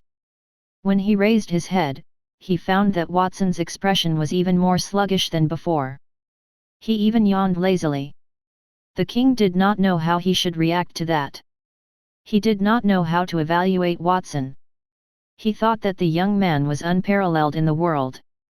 He had strength and wisdom that did not match his age. He could rely on his own strength to suppress a vicious person with severed fingers. He even dared to plot against a king like him. It was not wrong to say that Watson did not know the etiquette and lacked the necessary common sense. He dared to hold that event because he did not believe that anyone could beat Watson. He did not know how he got the precious fruits from the Forest of Eternity and even created many platinum-tier weapons. Those were things that even Antonio and Reed could not do, let alone the geniuses from the younger generation. One could imagine what kind of monster Watson was. At the banquet, King Landar III claimed that he was the one who did all that. When he saw the crowd's shocked gazes, he felt very comfortable. At the same time, he wondered if those ministers would be even more surprised if they knew that the one who did all that was a 12 or 13-year-old child. King Landar III was confident that he would not be able to accept it if someone from the younger generation could defeat Watson. After all, it was enough for the kingdom to produce one freak every few hundred years. If there were two, he was afraid that his heart would not be able to withstand it. King Landar III wanted to make himself clear. "Watson, what do you think of my daughter? I do have some thoughts, but I don't know if I can tell you, Your Majesty." Watson recalled the gaze that the princess threw at him at the banquet. He could not help but frown and reach out to stroke his chin. "Oh? No matter what your thoughts are, you can say it." King Landar Ii's eyes lit up. Watson, who had been vehemently denying the topic, seemed interested. If he had known earlier, he would not have asked Watson if he could have won the competition, he could have just asked Watson if he liked Kiana. He was very confident in his daughter. After all, she was a princess. No one else could compare to her identity, education, abilities, and even beauty. It seemed like even a heaven-defying youth like Watson would be attracted to a beautiful girl. King Landar III felt proud. After hesitating for a moment, Watson asked, "Your Majesty, how do you usually treat your daughter? Do you often accompany her? In other words, how is your relationship with her? Because I'm busy with official business, I can't often accompany Kiana. It's the same for the other princes as well. Although I can't often accompany her, I still bring gifts when I visit her. I feel happy every time I see Kiana. That child treats my gifts given as treasures. Therefore, I think that my relationship with her is not bad." As if he did not expect Watson to ask that, King Landar III continued to say, "Watson, why are you asking me all this? Are you trying to determine if I'm a good father?" He had not even won the competition, yet he was already concerned about her as Kiana's boyfriend? The king thought that Watson's only purpose for asking that was to make him smile. Since ancient times, a hero would always be troubled by beautiful women. He was not afraid of Watson's outstanding ability, but he was worried that Watson did not have any weaknesses because people without flaws were the scariest. "Yes, Your Majesty. If what you said is true, then I am even more surprised. What's so strange about it? Why did Her Highness look at me so frequently at the banquet just now? Especially after you announced that you would betroth her to the winner of the competition. I thought that you might have some conflict with her, so you wanted to marry her off. And she was worried about her situation, so she kept giving me hints with her eyes, asking me to save her. Watson, you..." King Landar III stared at Watson for a long time. His expression changed from confusion to shock and then to disbelief. Finally, he moved his lips, wanting to say something, but he began to cough violently. "Your Majesty, are you all right? Did my words make you feel awkward? Your Majesty, don't worry. I'm a very tight-lipped person. I won't tell anyone about this." King Landar III roared in his heart. His thoughts were completely different from Watson's words. They were even on the same channel. He thought that Watson had taken a fancy to Kiana, which was why he asked so many questions. In the end, Watson only asked those questions because he was worried about Kiana. What was Watson thinking? "Watson, other than the strange thoughts in your head, can we have a normal conversation? I'll ask you directly. I have high hopes for you, so I want to marry my daughter to you. Will you agree?" "I'm sorry, Your Majesty. Your daughter is a good person. It's just that we're not suitable." "Watson!" King Landar III interrupted him angrily. Watson had dared to use the good person excuse. He had been in power for so many years, and nothing could shake his heart. At that moment, he felt as if he could not control his emotions. The king took a few deep breaths to calm his anger finally. His expression was still livid. He turned away from Watson's innocent face, or else he might get angry again. "Watson, I want to know why my daughter is not worthy of you? No matter what, I am a king. Even if you are Antonio Enrique's disciple, marrying my daughter would not be a disgrace to your status, right? Not to mention that marrying my daughter would grant you the right to be a king. Is that not attractive to you? Your Majesty, you must be joking. I did not say that Princess Kiana is not good enough for me, but I am not good enough for her. As for the right to be king, that is quite attractive to me. However, I am still young, so there is no rush. I am only 12 years old now. Even if I become a king, I might not be able to make the ministers submit to me. At least when I come of age, you might already be dead. Then, whether I become a king or not, it won't matter anymore. Watson, get lost." King Landar III almost spat out a mouthful of blood. If the person in front of him was not Watson, he really wanted to kill them. What did Watson mean he would be dead? He was still in his prime and could live for a long time. "If there's nothing else, Your Majesty, I shall take my leave now. Watson scratched his head and turned to walk out. Wait, Watson, I have something else to ask you. I almost forgot the real reason I asked you to come. Watson had only taken 2 steps when King Landar III stopped him. Judging from his voice, he had become much calmer, making Watson's heart skip a beat. He had deliberately said something to anger King Landar III, so that the king would chase him away in a fit of rage. Watson did not want to talk to the king alone because he had a feeling that something terrible would happen. Yes, Your Majesty. It will be very tiring if I tell you about it. Come with me. King Landar III lifted the bed with a mysterious smile and opened a hidden door panel, revealing a slanted tunnel. This is my secret. Even my trusted aides and maids do not know about this. You are the first person other than me to enter this place. Come. Then, King Landar III entered the secret passage that lit up with the orange glow of torches. Your Majesty, I suddenly have a stomach ache. Please allow me to go home and use the toilet. Watson raised his hand. It was just as he had expected. It was definitely not a good thing for King Landar III to ask for him. It was so dark under the tunnel. He did not know what was there.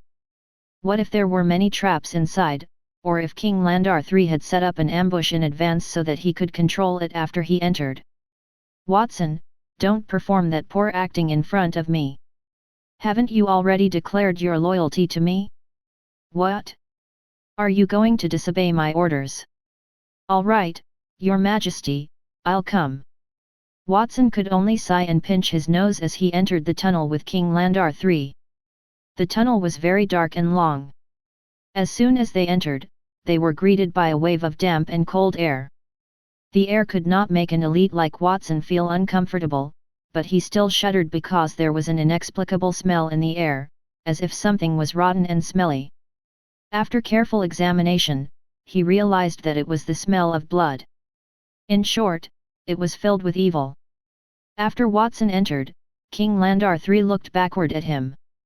Without saying anything, he quietly walked in front with a torch in his hand. The passage was silent, they could only hear their footsteps. After walking for an unknown distance, an open space suddenly appeared in front of him. King Landar III's voice said, "We're here."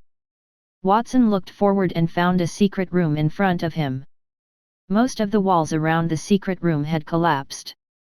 A few bookshelves used to store books were filled with dust, and cobwebs were on the bookshelves. The books on the bookshelves were not dusty. It looked like they were often flipped through, and a huge bright red magic circle was carved on the floor of the secret room. The stench that Watson had smelled came from the floor. Your Majesty, what is this place? This is the secret place that I found in the palace. It should be an underground shelter built by a previous king.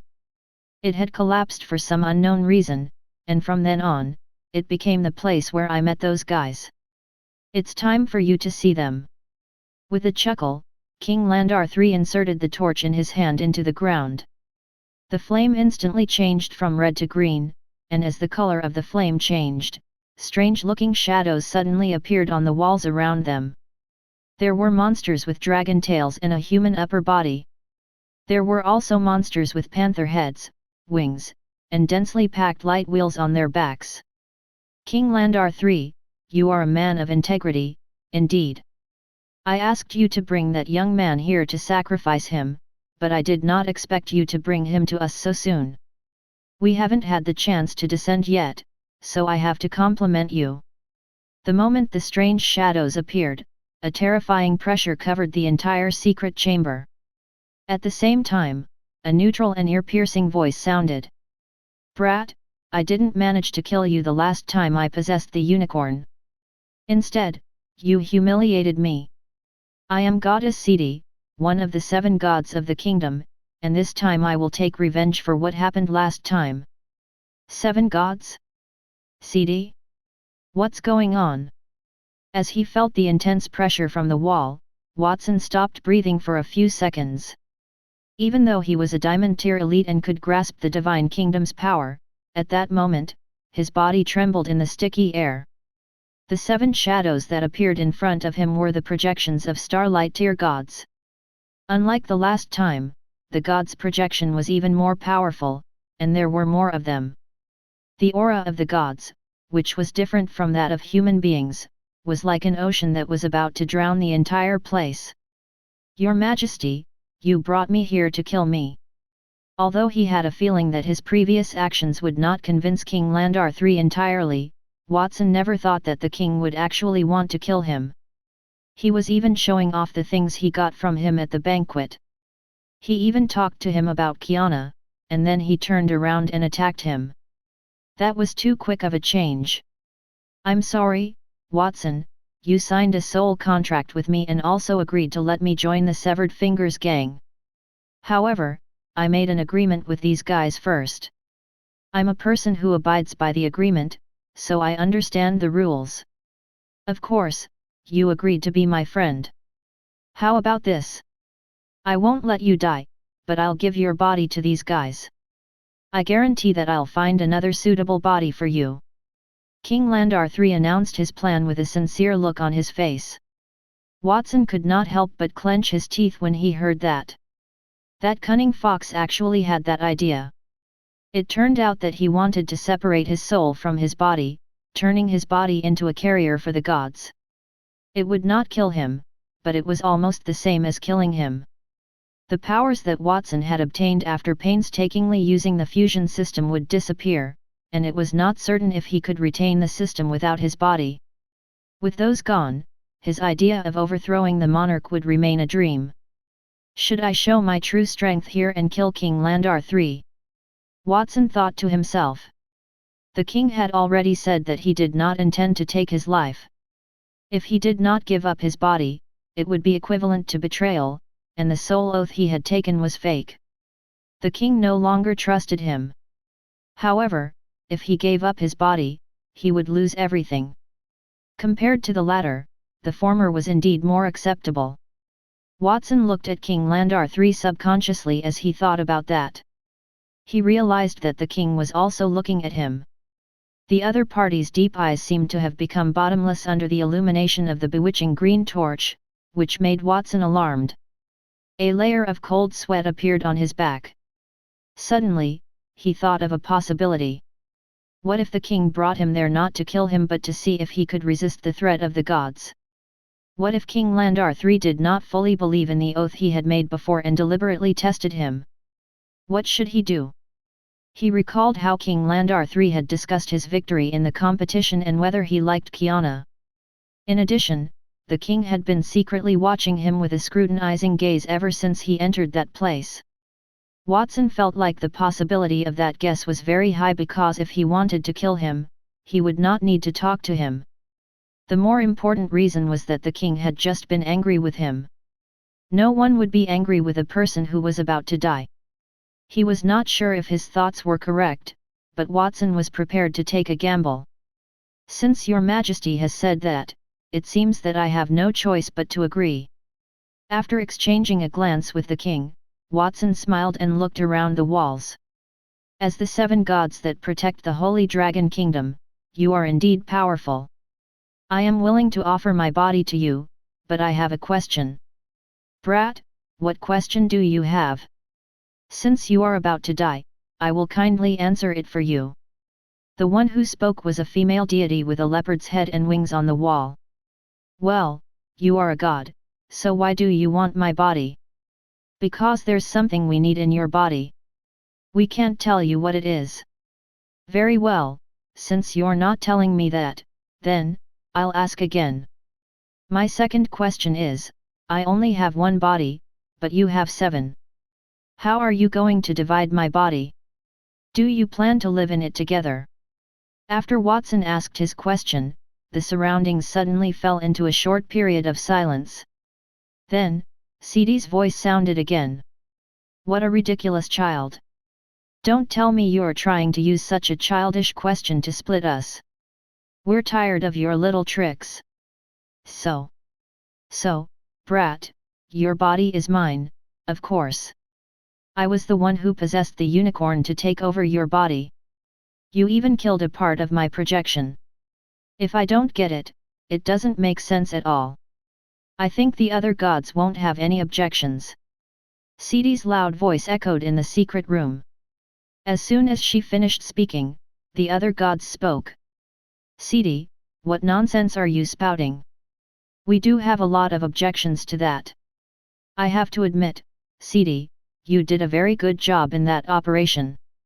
We express our gratitude to you.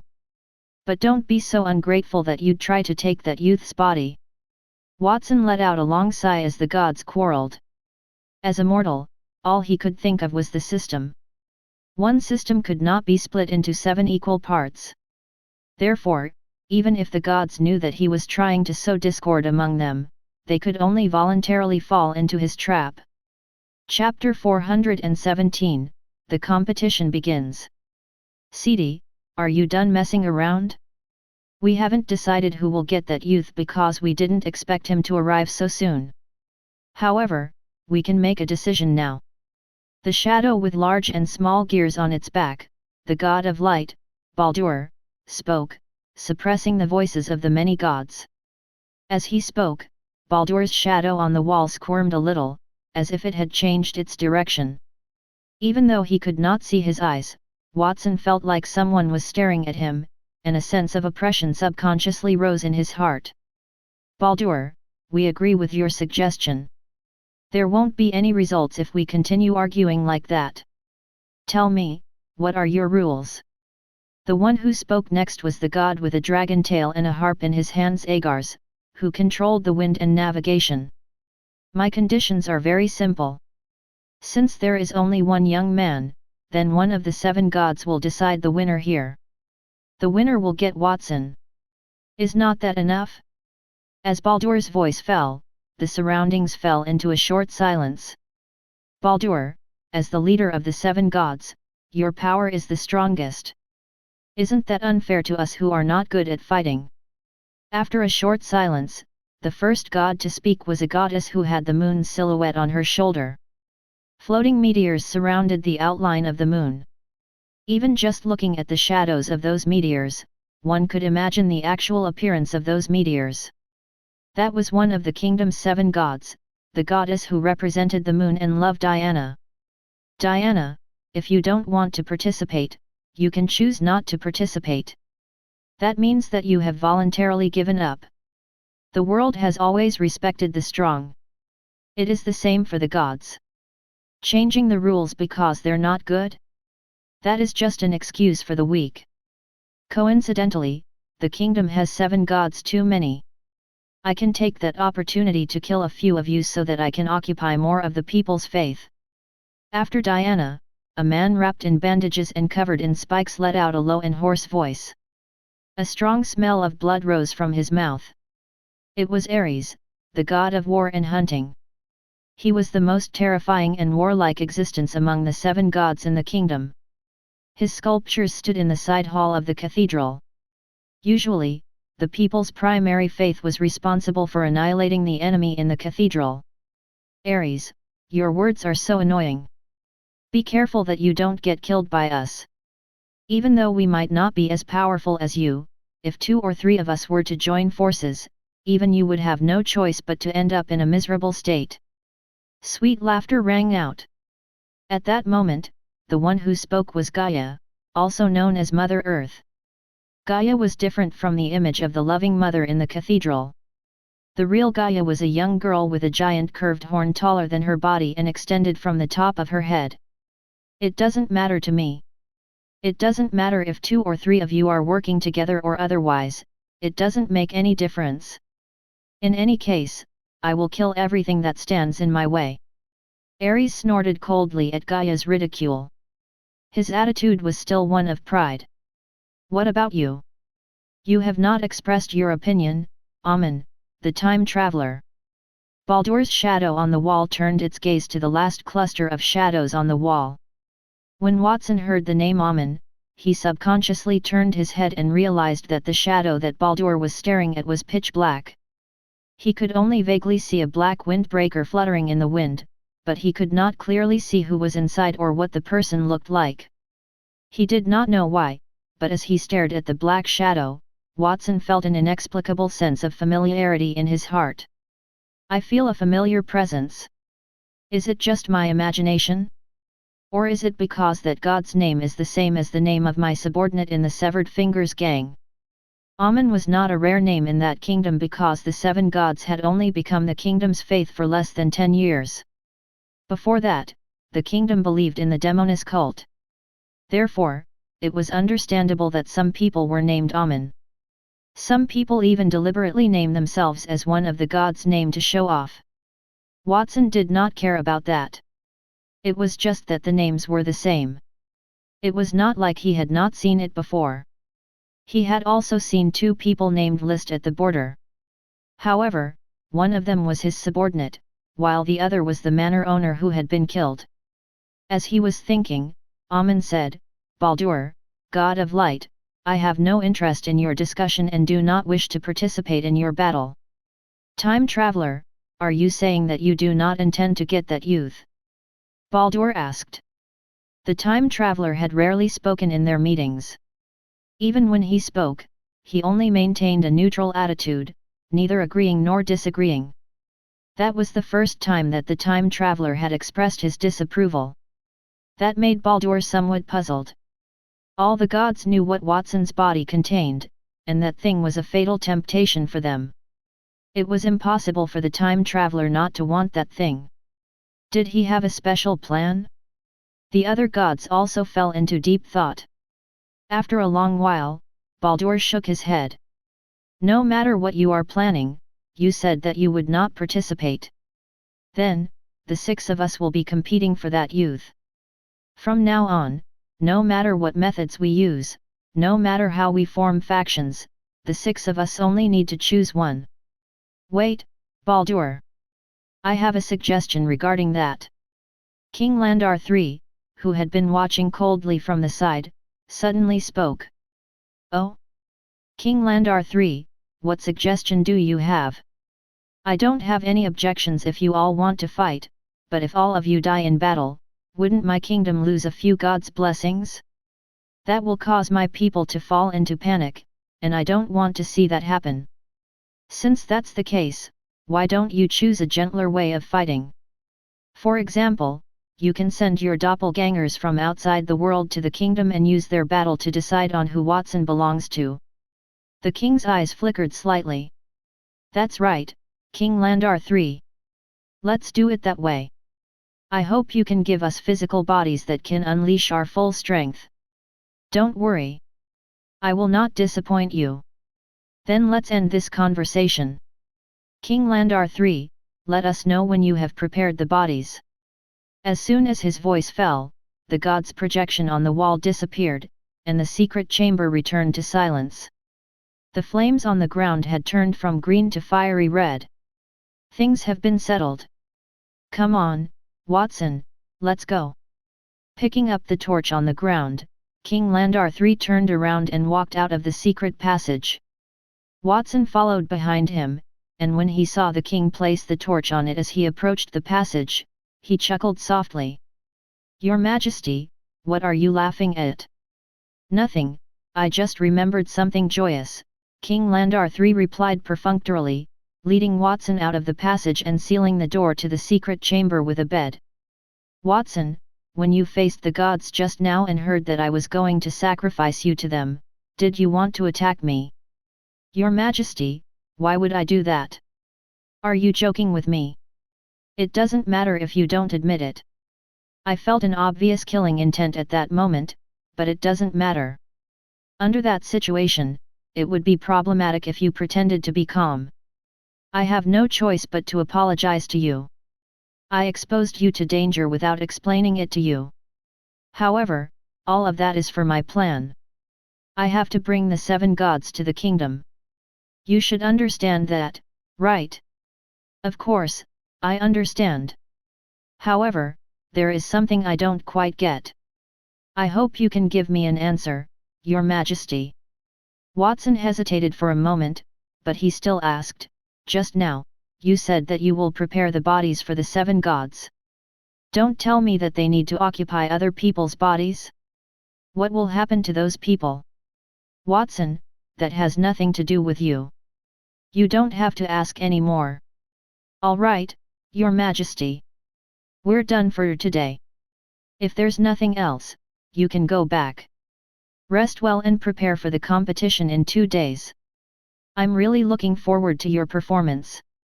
Yes, Your Majesty. I'll take my leave now. Watson pretended to be respectful and turned to leave the king's bedroom. The moment he walked out of the bedroom, the wind blew on the sweat on his body and immediately evaporated. At the same time, his face turned from childish to serious as he muttered in his heart, "Sure enough, I can't let the king live." Previously, he had only heard about the brutality of King Landar III from others. At the moment, he had seen it with his own eyes. If he had been attacked in the secret chamber, he would have died. As for the killing intent toward King Landar III, he had released it deliberately. He thought it was abnormal to have no killing intent toward King Landar III under such circumstances. Fortunately, the king did not see through that and let him leave. In addition to the deal that King Landar III and the 7 gods had mentioned, they would need to occupy 7 bodies if the gods wanted to descend to the mortal realm. Watson remembered F.A.T.C.A.T.S projection when it occupied the unicorn. The people who were occupied would definitely be in extreme pain. Watson did not think that it would be a good thing, no matter how the king would do that. Before King Landar III's plan succeeds, I must speed up the process of overthrowing him. Watson quickly left the palace. Not long after he left, a tall man in armor arrived outside the king's bedroom. He lowered his voice and called out, "Your Majesty, it's me, Hone. Come in." Hone walked into the palace and found King Landar III sitting behind a desk, tapping his fingers on the table. He seemed to be deep in thought, and his gaze was frightening. Hone subconsciously lowered his head. "I asked you to stay outside and observe Watson in secret. Did Watson look strange when he left, or did he see someone and show anything wrong?" "No, Your Majesty. Watson did not meet anyone when he left. As for what was wrong, perhaps here was anger on his face." "Anger? Then it doesn't matter. Maybe I'm overthinking," King Landar III murmured softly. His action that time was the same as what Watson had thought. He was simply testing Watson to see if he could not break the soul oath he had made. After all, Watson had many skills. In addition, he had something that even the gods were interested in, which made him feel uncertain. However, after that experiment, he felt much more at ease. Under that kind of environment, Watson could not even make a move. Instead, he unwillingly offered his body. It really looked like he was bound by the oath and could not betray it. "However, I can't just give the thing in Watson's body to those gods for free. That kind of magical thing has to be in my hands." King Landar III clenched his palm as if he was holding the world in his palm. He already had a vague guess about the thing in Watson's body. According to his guess, it must be related to the fact that he could produce many platinum-tier weapons and precious sun and moon gemstones. Whether it was Watson or the gods, they were just pawns to him. Everything was going according to his plan. The day to fulfill his long-cherished wish was approaching. "Hone, take some gifts from the palace and give them to Watson. Tell him they are rewards for him," King Landar III said. He was quite satisfied with the results of the test. Next, he could put aside his suspicions about Watson and make good use of it to strengthen the kingdom. "Yes, Your Majesty." Although he answered respectfully, Hone did not leave immediately. Instead, he showed hesitation on his face. "What's the matter? Why are you still standing here?" "There is one thing. Didn't one of our platinum-tier thunderclawed dragon die? When the Dragon King, Fafnir, learned of that, he sent us a letter to ask about it. He wants us to investigate the whole incident and give him an explanation. If we can't do it, he will cut off all ties with our kingdom." "I almost forgot about that. How dare a mere Dragon King, who is only one of the ruling classes of the Dragon clan, be so proud? Who does he think I am?" King Landar III smacked his forehead and sneered. The Holy Dragon Kingdom didn't have enough power in the past. I might have been worried about losing the Dragon Clan's help, but now I'm no longer afraid. When I give Watson a gift later, I'll also prepare a gift for Fafnir. That gift will include 100 sun fruits and 10 platinum tier longswords. Those things are worth 10 dead dragons. I think they're enough to shut Fafnir's mouth. After Watson returned to the Sword Saint's courtyard, he was interrogated by his two masters, Antonio and Reed. They asked him about the things that King Landshar III had shown in the hall. They asked if he had given them to him. It was no wonder that the two masters were puzzled. After all, in their eyes, Watson was against the king. Why did he suddenly give so many good things to the king? Not only did he expose his own strength, but he also looked like he was related to the king's family. Could it be that Watson had changed his mind? Watson made up an excuse. He only said that he gave those things to the king to lower the king's vigilance and prevent him from continuing to attack himself and the people around him. As for tonight's conversation with the king and even the gods, Watson only mentioned the part about Kiana and did not say anything else. It was not that he did not trust his two masters, but he felt like if the two masters knew that his life had just been threatened, they would definitely be enraged and inevitably do something out of line. After going through the interrogation of the two masters and spending a few hours explaining himself, Watson dragged his tired body back to his room. There were still 2 days left before the exhibition match at the Royal Academy. There was one thing that King Landar III was right about. He could not marry Princess Kiana, but he could not refuse to become the future emperor. In order to get that qualification, he had to win the competition, so he had to prepare well for those 2 days. 2 days passed very quickly. During those 2 days, other than the two masters and Christina who came to look for him, Watson had been staying in his room to cultivate. During that time, the king sent General Hone to send a gift.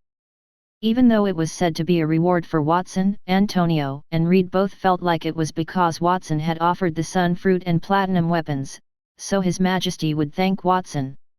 However, most of the gifts were golden tier ginseng, 7-leaf sunflowers, and other medicinal herbs. They were utterly incomparable to what Watson had given them. Seeing that, the two masters shouted that His Majesty was stingy. Watson could not be bothered to explain the misunderstanding between the two masters. It was worth mentioning that after General Hone, Charlotte of the Saint Laurent family had come to him once and talked to him a lot about the genius Nia of the Saint Laurent family. She had repeatedly told him to avoid a direct confrontation with Nia during the battle. If he had to admit defeat, it was fine. Watson was grateful for Charlotte's actions. Charlotte was clearly a member of the Saint Laurent family, yet she had come to remind him. If others knew about that, it would be terrible. However, he did not take her words to heart. That was because he had no way out of that battle. "Watson, are you ready? The carriage is already waiting outside. It's 7 o'clock in the morning. There's still an hour before the opening ceremony of the exhibition match at 8 o'clock. The familiar voice of Christina came from outside the door, causing Watson, who was sitting cross-legged on the bed, to open his eyes. A sharp glint flashed in his eyes. It's time.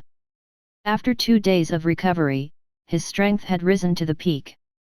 Not only was his strength restored in all aspects, but it was also sufficient to deal with the following battles.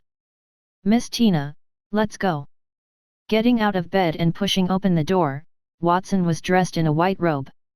On his back was the holy relic, the Holy Sword of Time, which Marcus had given him a few days ago. He smiled and nodded at Christina, who was also dressed in light armor and ready to go. However, his gaze looked past Christina to the distant sky. He, Watson, had arrived for the Royal Academy's exhibition match. Chapter 418, The Gathering of Geniuses. Hundreds of carriages were parked in front of the Royal Academy. Some of the vehicles were lavishly ornamented, and the horses in charge of pulling them were powerful magical monsters rather than ordinary horses. Some of them appeared to be ordinary, and the wagon wheels were caked with mud. They seemed to have just arrived. The crowds gathered at the Royal Academy's entrance were considerably larger. According to a preliminary estimate, there were no fewer than 100,000 individuals, and the number continued to grow. Watson and Christina had just arrived at the Royal Academy's entrance when the crowd mobbed them. Those two individuals are Sword Saint Academy participants. Lady Christina is one of them. Lady Swordmistress is only 20 years old and is already a Platinum Tier elite. She is also a popular candidate to win this competition because of her outstanding strength. The Royal Academy has even made an exception to recruit her regardless of her age. The second person is the astrologer and the Sword Saint's disciple. He is only 12 years old. Even though I don't know how strong he is definitely not weak. Some people gestured toward Watson and Christina, while others stood in front of them with zealous looks. "Young Master Watson, please give me an autograph." "Lady Swordmistress, may I shake your hand?" The winner would be eligible to marry the princess and become the next king if they compete in the tournament.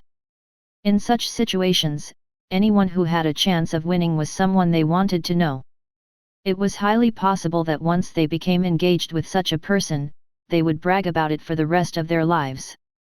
Even if they did not win, the king would value them, and they would become a celebrity in the future if they performed well in the tournament. A little autograph might be worth 100 gold pieces at that time. In response to the enthusiastic greetings of the onlookers, Watson was in a hurry to deal with them. On the other hand, Christina, who was at the side, was very familiar with the circumstance. It seemed like she often dealt with similar situations. "I can't believe you have such strength, Watson, but you're not used to being in this kind of situation." Christina peered to the side as she casually shook hands with a few admirers, watching Watson scribbling a crooked name on a piece of parchment that was given to him. She smiled despite the sweat on her brow. "I can't believe how enthusiastic the people of the capital are. That most likely has something to do with your status as the world's greatest genius. The citizens would never treat others in this manner." A yell of surprise erupted from the crowd around Christina and Watson during their question and answer session. "Young Master Augustus from the Campbell family's team is here, the so-called favorite to win the title. Please move to the side." The mob around Watson dispersed one by one after hearing the voice. Amid the mob, a blazing red carriage appeared. The carriage was pulled by an earth dragon with two horns and a body completely engulfed in flames. The deadly eyes of the earth dragon examined its surroundings. Wisps of flames erupted from its wide nostrils, causing the people in the area to flee. The earth dragon was as powerful as a gold tier elite, and it was surrounded by red armored guards. There were 50 people, all of whom were wielding long spears. The surrounding air was thick with tyranny the minute that massive group came. The carriage door opened as the Earth Dragon's carriage arrived in front of the Royal Academy, and a golden hot carpet rolled forward. Armand, the Campbell family's patriarch, alighted from the carriage, followed by Augustus, who was dressed to the nines. After alighting from the carriage, Armand first scanned his surroundings, revealing an elegant smile unique to noblemen. Then, he saw Watson, who was not far away. His expression was slightly stiff, and his white beard trembled. Very quickly, he turned his head away, deliberately not looking at the younger man. On the contrary, Augustus, who was beside him, had a flash of coldness in his scarlet eyes when he saw Watson. The corners of his mouth curled upward as he walked straight to the other man. "Oh, Lady Swordmistress and Watson. We meet again." Augustus appeared to be a little different than he had seen at the king's feast a few days before. He was slightly taller. Then, even though it was a hot day, Augustus was dressed in tight clothing. His palms were covered in black gloves, and he had an oversized scarf over his neck. Except for his face, he had almost no visible skin at all. "Tina, it's almost time for the competition. Let's go in." Watson grimaced slightly, sensing a new sense of danger from Augustus, but he had no intention of dealing with Augustus. He turned around and prepared to walk with Christina toward the Royal Academy. However, before he could enter, Augustus flashed more than 10 meters forward at an astonishing speed and stood before him. "Watson, it is not proper etiquette for a noble to turn away when someone is talking to you." "Young Master Augustus, may I know why you are stopping me?" Watson asked, calmly staring at Augustus. "Watson, I have no intention of doing anything to you. After all, the Royal Academy's competition has yet to begin. I'm merely here to provide you with some advice. I'm hoping you'll be able to give it your all at the tournament later. Don't be so ready to dismiss others before meeting with me. If you are eliminated before me, I will be extremely disappointed, as I will be unable to defeat you personally. Don't worry, young Master Augustus. I won't lose so easily. Like you, I'm looking forward to our fight." "Is that so? Watson, it appears that you've realized that I'm not the same guy I used to be." In the past, losing to Watson was a source of embarrassment for him. Watson had stated that he wanted to battle with him, indicating that he had realized his strength. Even if he didn't want to believe it, being acknowledged by the guy who had previously lost to him was extremely helpful to him. "After all, fighting you would save me a great deal of energy. It will allow me to take another step toward becoming the champion." "Watson, you..." Augustus was furious. His body emitted an increasingly dangerous aura.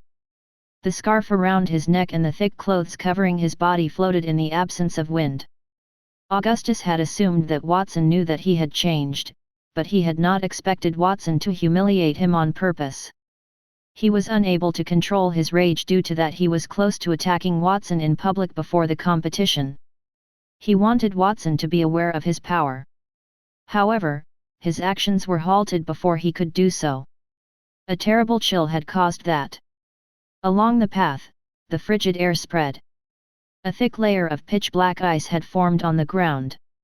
Nia, dressed in a purple outfit, was walking on the ice. Nia had Charlotte by her side, assisting her in dragging the clothing. A carriage bearing the Saint Laurent family's symbol and a few senior members of the Saint Laurent family were behind her. The elders kept a safe distance from Nia. "Move aside, Augustus. You're blocking the road." Nia did not stop after walking behind Augustus and spoke rudely. "Nia, the road is so wide. Why do you have to walk through me? Are you deliberately picking on me?" Augustus berated Nia. When Nia did not give in, he glanced at Watson and clicked his tongue. "Two annoying fellows have gathered. It's all right.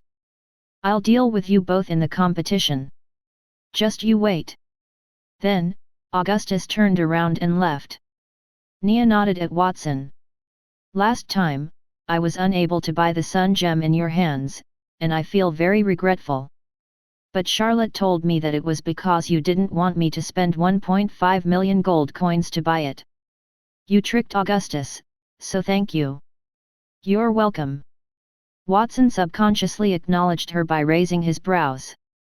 Nia walked past him and entered the academy. That made him uncomfortable.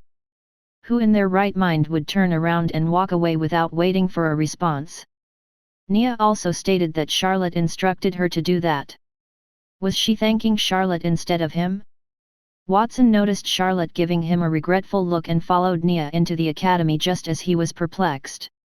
This year, the Royal Academy is overflowing with geniuses. Augustus, the Flame Consul, and the Ice Demoness from the Saint Laurent family, have arrived, the twin prides of ice and fire.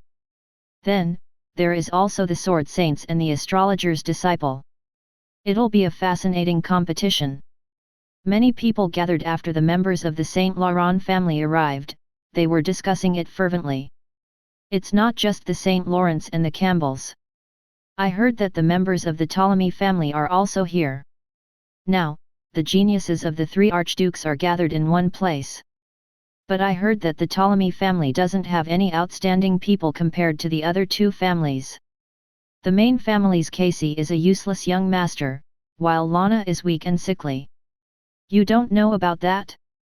A few days ago, those two young masters and young ladies of the Ptolemy family had somehow risen to gold tier status. Furthermore, someone said they saw young Master Casey displaying a platinum-tier weapon in front of a certain weapon shop.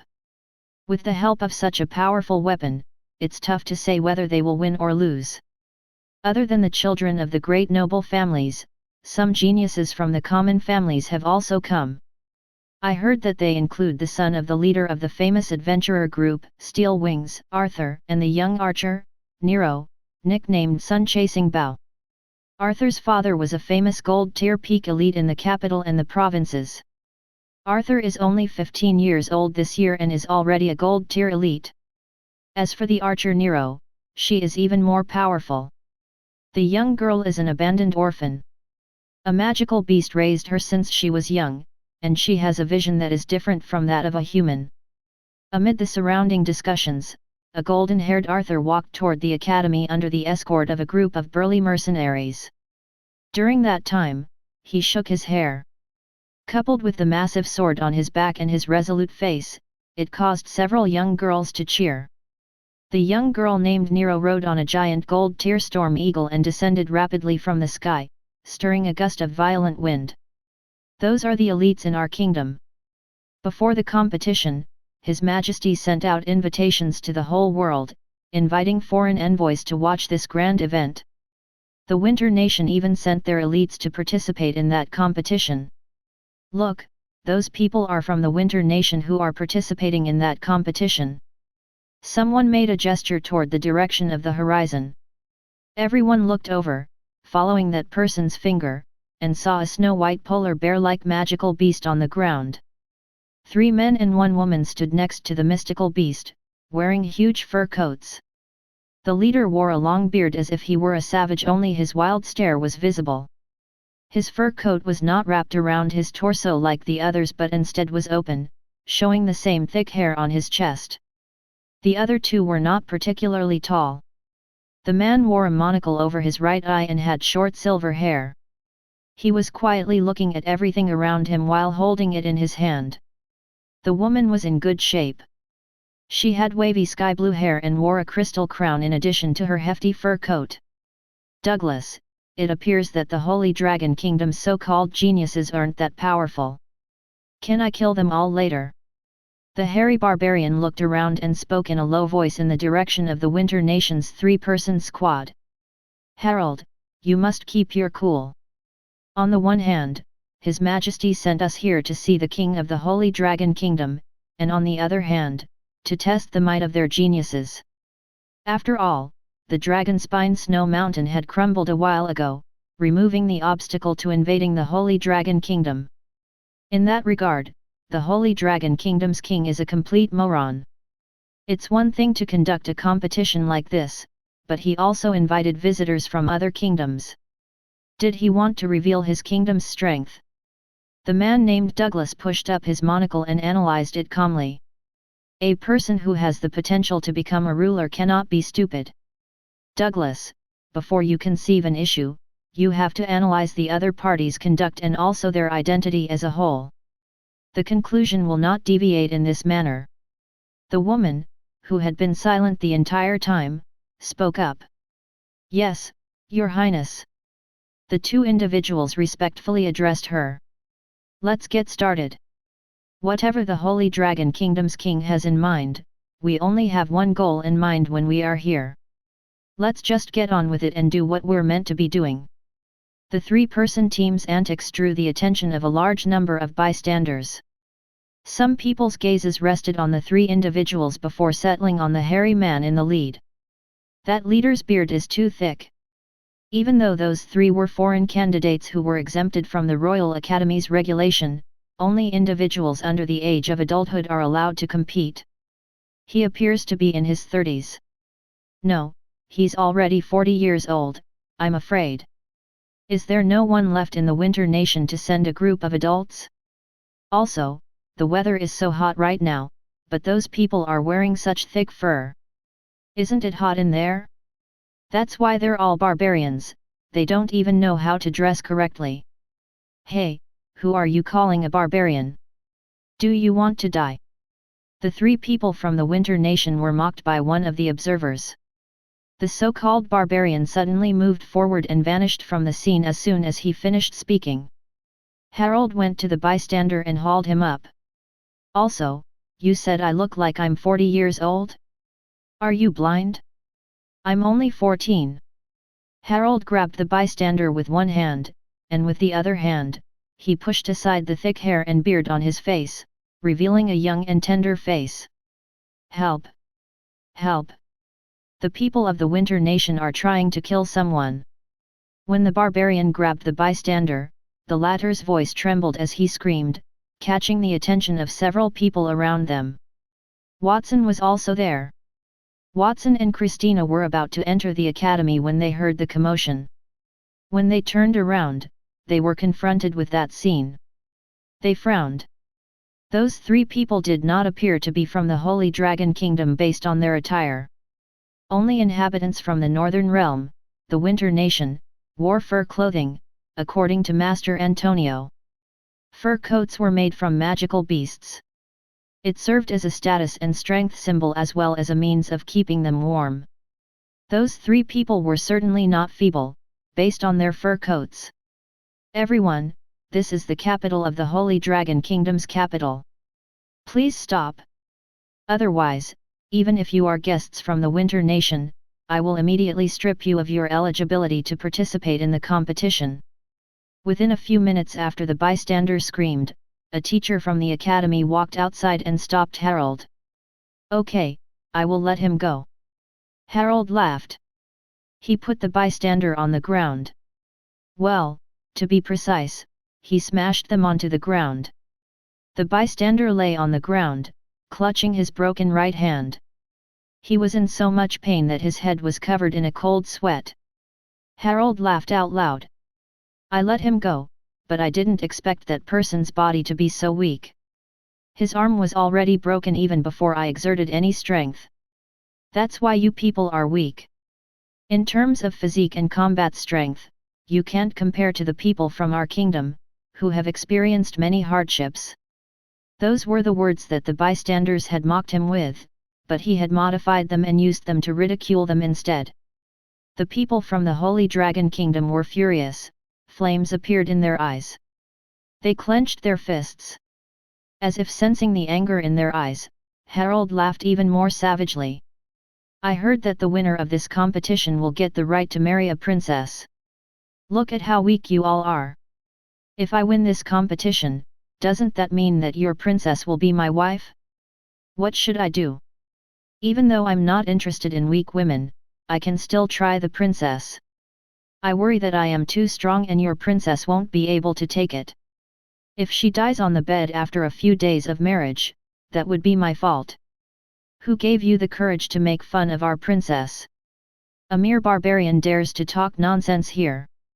I will teach you a lesson before the king arrives. We'll teach you the etiquette in the Holy Dragon Kingdom. After hearing Harold's statements, the instructor who had walked out of the academy could not handle it any longer. He sprang forward, his right hand coated in a layer of ferocious fire elemental combat aura. The combat aura condensed into a roaring lion's head that scorched the air in a 10-meter radius. He slammed his fist into Harold's face. That punch had a lot of force behind it. If hit, even steel would melt into dregs. Harold, on the other hand, did not avoid the punch. With a muffled crash, he let his fist rest on his torso. Harold appeared to be at ease as he stared down at his chest. His chest hair was not messy in the least. Is that the Holy Dragon Kingdom's so-called etiquette? One isn't enough, so I'm going to beat up on another. You people are extremely welcoming. How is that possible? The academy teacher looked at his fist in bewilderment. He did not have time to recover from his horror when he saw Harold raise his right leg and tumble toward him. A dozens of meter-long crack formed on the ground, accompanied by a muffled sound. The crack opened up and swallowed the teacher. Everyone there saw the man fall into the gap. Then, there were panicked screams and curses all around them. Chapter 419, A Chaotic Start to the Competition. Hey, Harold, you've gone too far.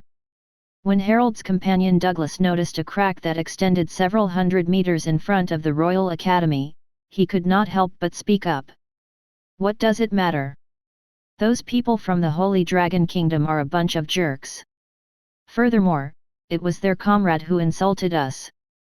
We were only trying to defend our kingdom's honor and give them a lesson. Even if the king of the Holy Dragon Kingdom knows about that, I believe he won't do anything to us." Harold snorted and looked at the chaotic scene around him. His eyes were full of disdain. They were there to participate in the Royal Academy's competition. If it were not to monitor the Holy Dragon Kingdom, they would not have bothered to compete. They thought the fresh-eyed geniuses were too green. His Majesty is too cautious with the Holy Dragon Kingdom. We should have sent troops and occupied this kingdom when the Dragonspine Snow Mountain collapsed. But His Majesty still wants us to investigate. Why bother about these weaklings? Harold could not help but mutter softly. Douglas, who heard his words, pushed his monocle upward and nodded.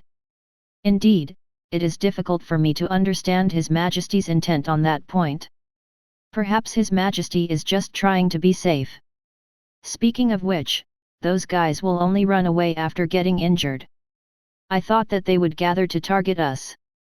Fortunately, things didn't turn out like that. Otherwise, we might have to kill most of the people here and leave the stage before the match begins. When the two of them were talking, their expressions were relaxed, as if they did not take the people from the Holy Dragon Kingdom seriously at all. Hey, you! What are you doing here? You are obviously from Winter Nation, yet you behave atrociously in the Holy Dragon Kingdom. Let me teach you a lesson. A female voice sounded at that exact moment. Christina strode toward those three visitors from Winter Nation. Her hair and light armor glistened in the sunlight as they reflected a brilliant hue. She appeared heroic and valiant. Don't worry, everyone. I will protect you. You will be fine. It's Lady Sword Mistress. If she wants to make a move, then we have nothing to fear. After all, she is the Sword Saint's daughter. I reckon that she can defeat all three of those foolish fellows by herself. The onlookers who had been running in all directions stopped in their tracks. They turned their heads and looked over with joy. A swordswoman. Christina's words had left a puzzled look on the faces of the three people from Winter Nation, who had also heard them. Douglas stroked his chin. I have heard about a genius girl in the Holy Dragon Kingdom who has reached Platinum tier at a young age. She is the Sword Saint's daughter, and they called her Lady Sword Mistress. No matter who she is, there is only one outcome for those who dare to stop us. If I beat the swordswoman here, I will have one less opponent in the competition later. Harold laughed arrogantly. He took a step forward and rushed toward Christina. He raised his right fist and smacked it toward her. That punch did not have any flashy fighting techniques. It was just pure speed and strength, but it was comparable to falling meteorites.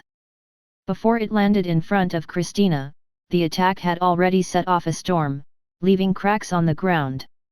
If that punch landed on the ground, it would cause a large amount of damage in the same area as before.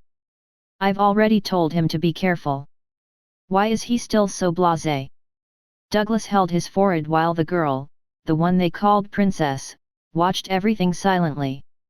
The crowd, who were happy that Christina had stood up for them, could not help but swallow their saliva when they saw the power contained in Harold's fist. They looked terrified, and they subconsciously retreated. Even though they had confidence in Christina, they thought Christina might not be able to withstand that attack. Lie down on the ground obediently.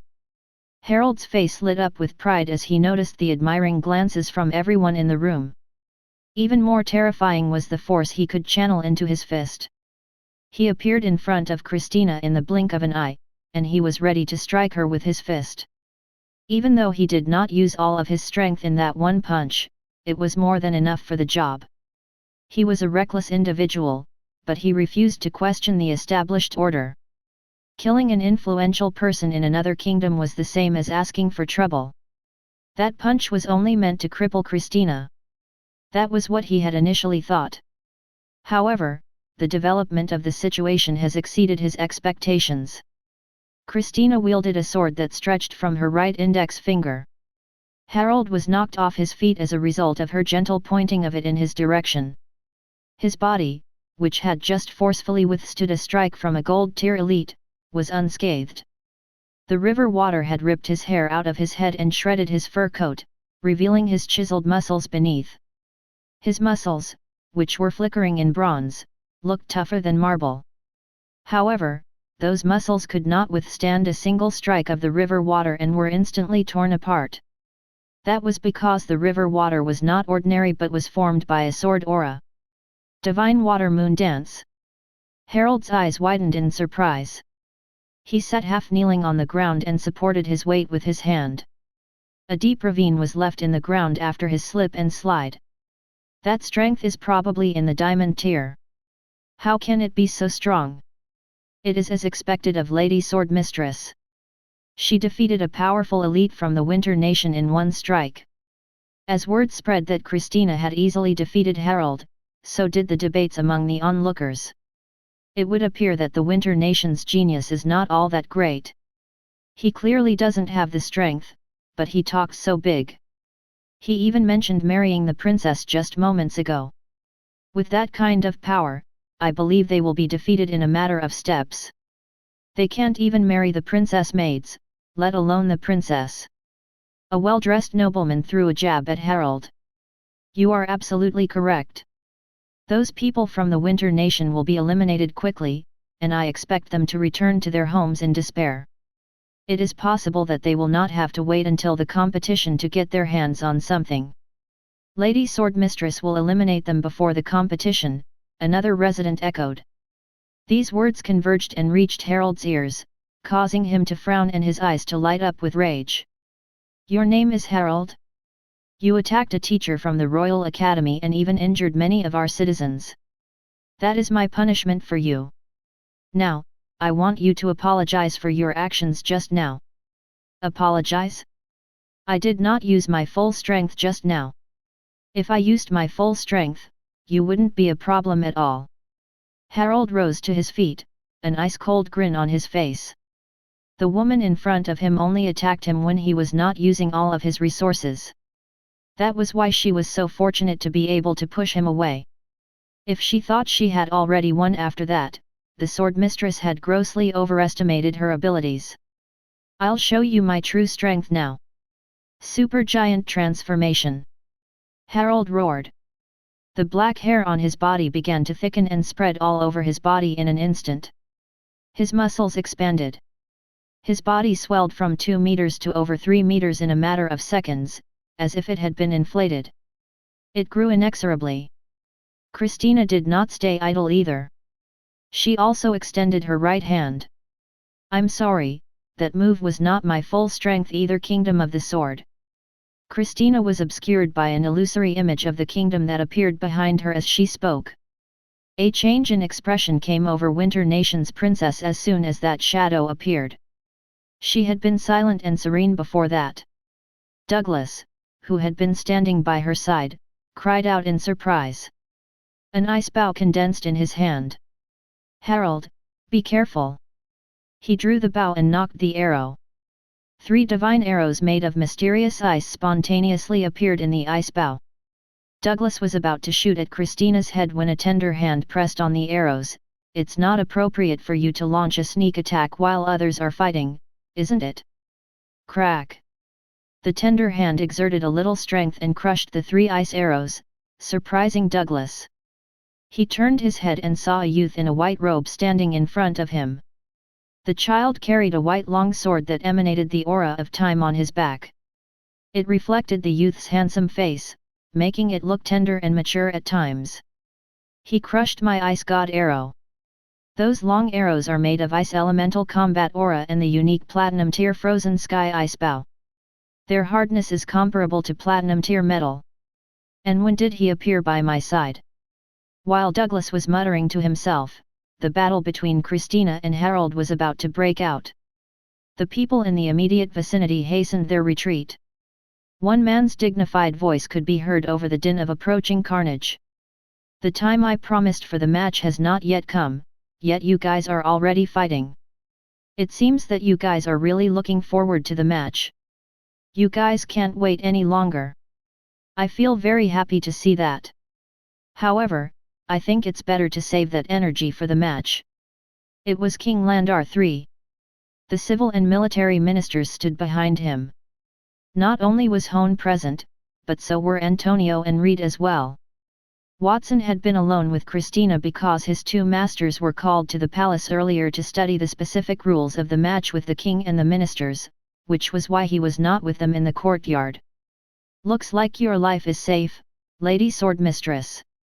Pray that you won't see me during the match, or I will let you die a horrible death. Seeing King Landar III's arrival, knowing that they could not fight, Harold curled his lips, and his body shrank rapidly, returning to his normal size. I'll return those words to you intact. Christina replied indifferently and turned to the king and the others. Greetings, Your Majesty. Watson, who was right behind Christina and in front of His Majesty and the others, noticed the ministers. There was an elderly gentleman with white hair and a beard alongside Hone. He had a sage expression on his face. It was Betrothal. He should be the head of the civil officials. Other than those two people, Watson also saw many noblemen from the three archdukes' families in the crowd, including Magee, Newman, and Freya, whom he had seen in the Campbell family. Other than that, there were also many high-tier noblemen. Of course, those people did not attract Watson's attention. What really attracted him were four young men and women in royal attire. The young woman was Kiana, whom Watson had met before. According to Watson's guess, the three young men should be the princes. The eldest prince looked quite mature and had a handlebar mustache. He was about 30 years old, while the second prince was about 20 years old. He was a tall, thin man with a handsome face. He was somewhat similar to King Landar III. As for the third prince, he was even younger. He was fat and had a round face with a charming smile on it. The three princes each had their own characteristics. If there was anything similar between them, it was that they resembled King Landar III. As if sensing Watson's gaze, the three princes turned their heads. The eldest prince nodded at Watson. The second prince's gaze flashed, and he waved his hand. The smile on the third prince's face grew even wider. Greetings, Your Majesty, the High Highnesses, the three princes, and Her Highness, the princess. After greeting the three princes, Watson realized that the three men had retracted their gazes. Only Kiana turned her head at that moment. Her gaze had been locked onto him, never leaving him. That princess is looking at me again. She can't be interested in me, right? Watson thought. Let's go. There's still some time before the competition officially begins. I want to use that time to talk about something. King Landar III smiled at Watson and looked at him alone. Then, he led the ministers behind him into the Royal Academy. The Academy had already prepared a huge spectator stand that could hold hundreds of thousands of people. Those spectator stands were very similar to the stadium in Watson's previous life. They were created by the Royal Academy using Earth elemental magic overnight. The arena, which was several meters high and covered an area of nearly 1,000 square meters, was located under the massive spectator stand. One or two private rooms could be found scattered around the arena. That was the king's and noblemen's viewing area, prepared exclusively for them. They knew they would be able to see all of the action from the beginning to the end of the competition, so there were no surprises. After King Landar III entered the Royal Academy, the principal, Brand, immediately came out with a group of teachers to welcome him. Brand, who was in his 70s, had already served as the principal for many years. He was a kind-looking, thin, and small old man. Brand immediately led the teachers to kneel in front of the king. Your Majesty, thank you for your contribution to the Royal Academy. You have so many matters to attend to, and yet you are still overseeing the match. I feel extremely honored.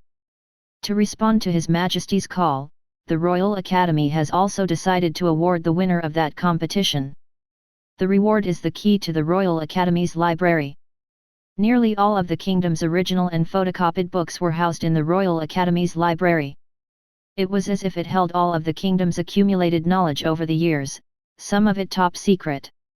Students at the Royal Academy were required to pay dues to borrow certain books. The fact that they had the library's key proved that they could access the collection at any time and read whatever they wanted. As a result, one could say that it is a very commendable reward. Even the king was surprised at Brand's generosity. I remember that there are only 2 keys to the library. One is with you, and the other is with the librarian. They rotate at all times.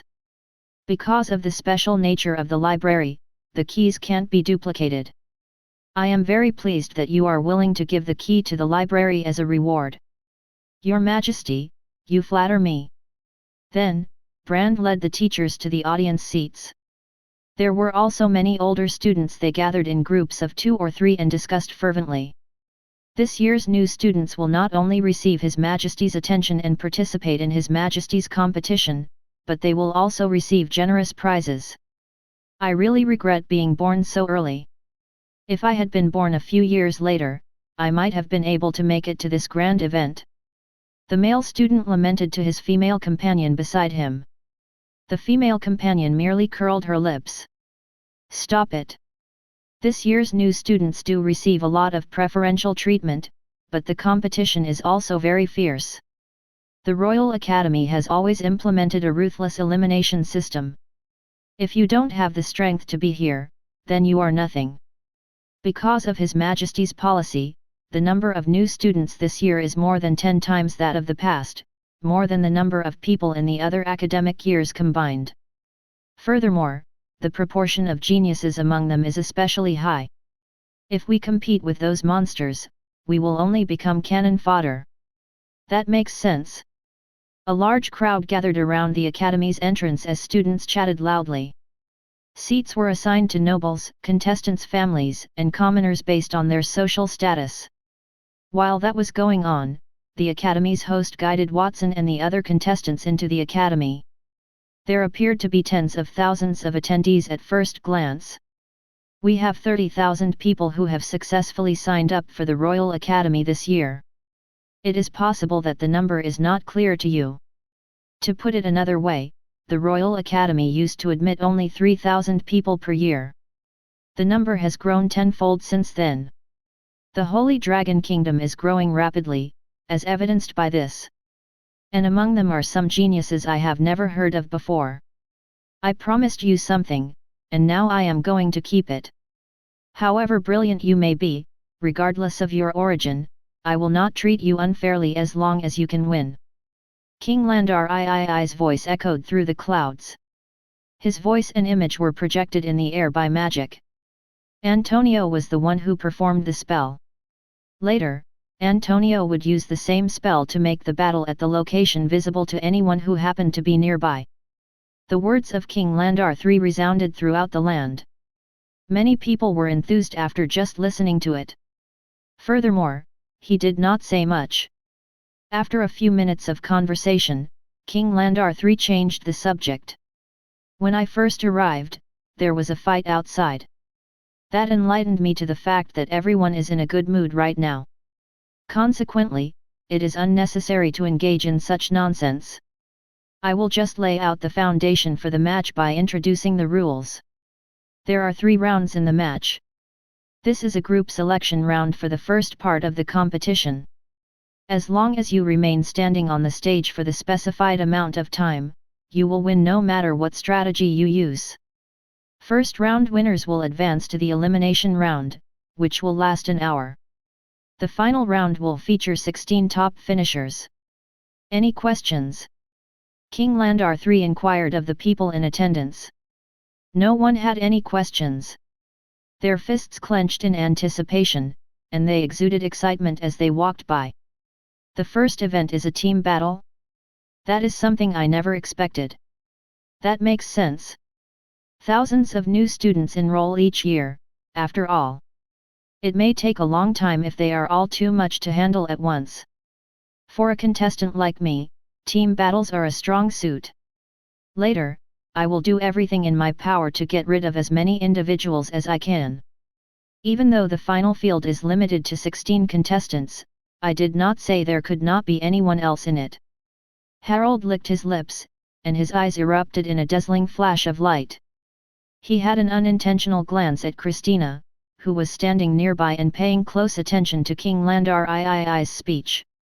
Many people shared Harold's views, and as a result, many people assessed one another to see who they could partner with and who they would oppose. Let us get this party started, shall we? I, Antonio, and Reed will serve as the competition's referees. You have the option to give up during the competition by raising your hands.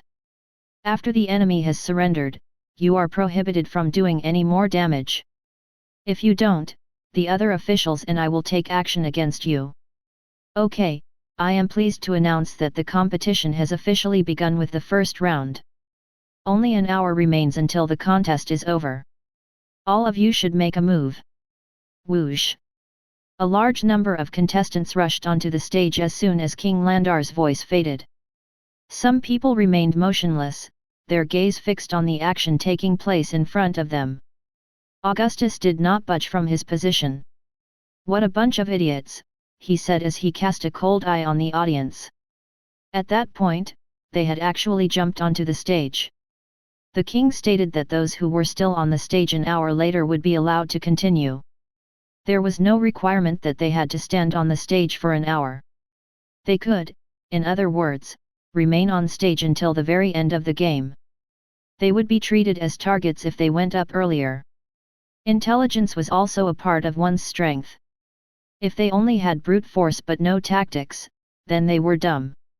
He did not go up earlier.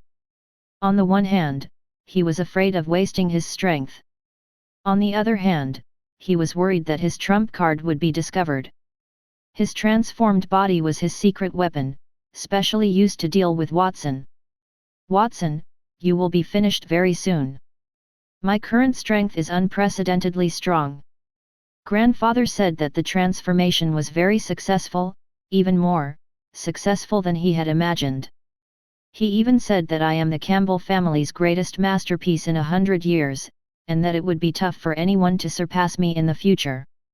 Grandfather wouldn't lie to me, so I don't even know how strong I am now. Augustus turned his gaze to the other side. Watson, who was also standing below the stage, smiled. At Watson's location. Watson, when should we go up? We should wait until the last few minutes. Christina looked at the thousands of people who had already engaged in a scuffle on stage. Tina, most of the people think so too. Therefore, the competition will be more intense during the last period. Furthermore, if we go up now, we might not be treated as a target. Therefore, let's go up later. Watson shook his head and put forward a different opinion. Watson, since you think so, then I'll listen to you. Your judgment shouldn't be wrong. Christina thought for a moment and agreed. After all, after receiving Watson's gift, her strength had improved by leaps and bounds to an astonishing level. She could withstand an hour in the arena by herself, let alone Watson. Even if the people in the arena attacked them together, they would not need to be afraid. What Christina could not figure out was whether or not it was okay to go up at this time, based on what Watson had said. There was absolutely no reason to hold out. Watson, on the other hand, advised her to be patient. What on earth was he expecting? Black. Young Master Watson, I'm here. Someone called out, and an unidentified youth in a school uniform came up to Watson and bowed deeply in his direction. It was raining, and his grey hair had fallen out of his face, covering his bloodshot eyes. Amen, you're here. Watson smiled at the youth in front of him. That was the person he was waiting for. He had allowed Amen to enter the academy and become his companion. Therefore, he had issued an order to Amen to stay with him before the competition. Watson, who is this? Christina looked at Amen curiously. She realized that she had never seen that youngster before, and she had followed Watson whenever he went out. Where did that young person come from? Whose son was? Tina, I forgot to introduce him to you. Aman is a friend I met in the city. He isn't from a noble family, so it's normal that you don't know him. Watson explained casually, and Aman bowed to Christina. It is just as young Master Watson said, Lady Swordmistress. Christina did not doubt that explanation. She suppressed the doubt in her heart. At that moment, another voice sounded beside Watson.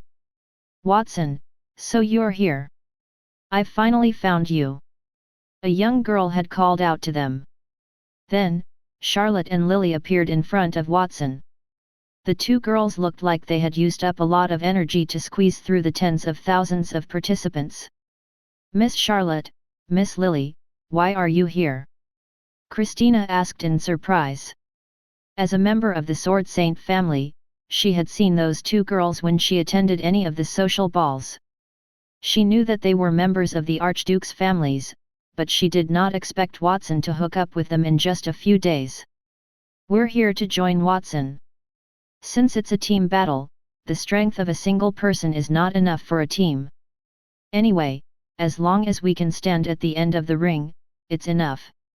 It's very difficult for me and Charlotte to accomplish that with our strength. However, with Watson and Lady Swordmistress, it will be different. Lily stopped in front of Watson. She patted her chest and said proudly. No one knew why she felt proud about that.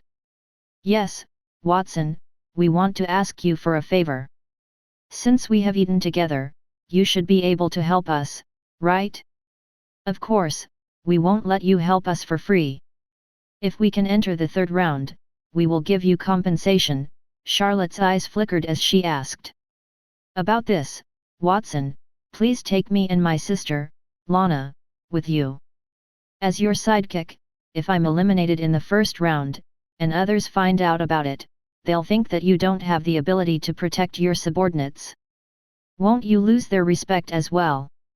Behind Charlotte, Casey and Lana, who were holding platinum tier longswords, also walked toward them.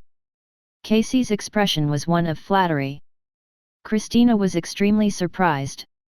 Even Casey from the Ptolemy family is here. Watson is surrounded by the children from the three Archdukes' families. How did he do it? When did Watson hook up with so many noblemen? Christina had thought that she was the only nobleman Watson knew. She was proud of it and felt that she could extract more benefits from Watson. Then, she felt conflicted. In just an instant, 5 people appeared beside Watson.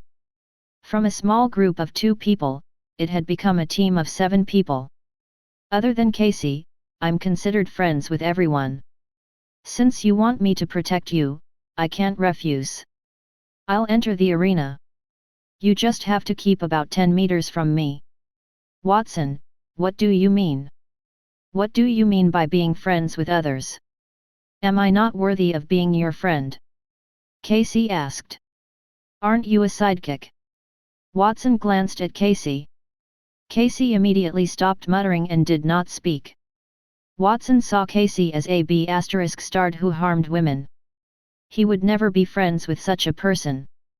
The reason he did not kill Casey was that he was afraid of angering the Ptolemy family. That did not mean that he had a good impression of Casey. Oh, right. After speaking to Casey, Watson suddenly thought of something and turned to look at Charlotte. Miss Charlotte, aren't you a member of the Saint Laurent family? Your family should have a genius named Nia. You chose me instead of her. Why is that? Casey and Lana came to Watson for help. He knew that the Ptolemy family did not have any particularly powerful geniuses, including Lily. After all, he had defeated Augustus, so he was obviously not his match. Charlotte had told him about Nia 2 days before the competition. She also told him to surrender if he were to lose the battle. Otherwise, his life would be in danger. It meant that Charlotte had a lot of faith in Nia's strength. Sister Nia doesn't need my help. She can do that trial by herself. If you don't believe me, you can take a look. Charlotte's expression was a little awkward. She raised her hand and pointed to a corner of the stage. Charlotte had pointed out a spot on the stage where Nia should be standing, and she was there. That statement was wildly inaccurate. Nia was perched atop a massive icicle. The icicle towered over everyone at the height of 10 meters. It was huge, like a tall tower. It was not just ice that made up the icicle's structure. Some attendees were unable to make it out in time. Frightened expressions were on their faces as they froze in the icicle. It was estimated that there were over 100 of them. The people in the vicinity of Nia were shaken by what they witnessed. They all fled the range of the icicle and went to fight in other locations. More than 100 people were frozen in an instant. Well, to pass the Royal Academy's test, even if those people aren't gold tier, they are still as strong as a gold tier elite.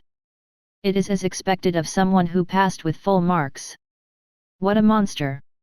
When Lily looked at the scene on the stage, she could not help but exclaim in surprise. Watson, now you know why I'm not with Sister Nia. Charlotte sighed. If she were to go on the stage, she might also be frozen into an ice sculpture. However, as long as she remained on the stage, she would be considered to have passed the test. Unfortunately, she did not want to use that method to pass the test. That Nia is a powerful opponent. Watson narrowed his eyes as he looked at the girl on the stage. She had a scroll in her hands and wore a purple gown. She looked like a blooming iris flower. He felt an inexplicable sense of familiarity with Nia. It reminded him of the time he faced the gods in the palace 2 days ago. However, that feeling flashed through his mind, making him suspect that he was wrong. Forget it. It's useless to think about that now. Let's go on stage. After retracting his thoughts, Watson began to lead everyone to the stage. At the same time, he gave Amin a look, who immediately understood and began to look around him. Watson entered the competition to avoid the intense finals, but he also wanted to bring Amin along to find and protect some suitable talents from elimination. He aspired to recruit these individuals into his organization. Nia chose to guard the eastern corner of the stage, while Watson chose the western side opposite her.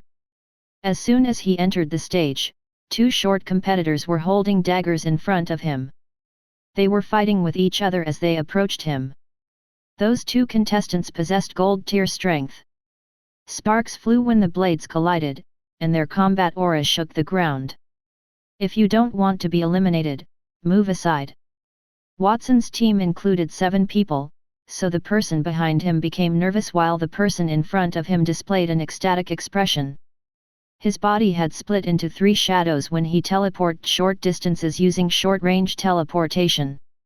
The other contestant was forced to move even closer to Watson and the others even faster because they attacked in different directions.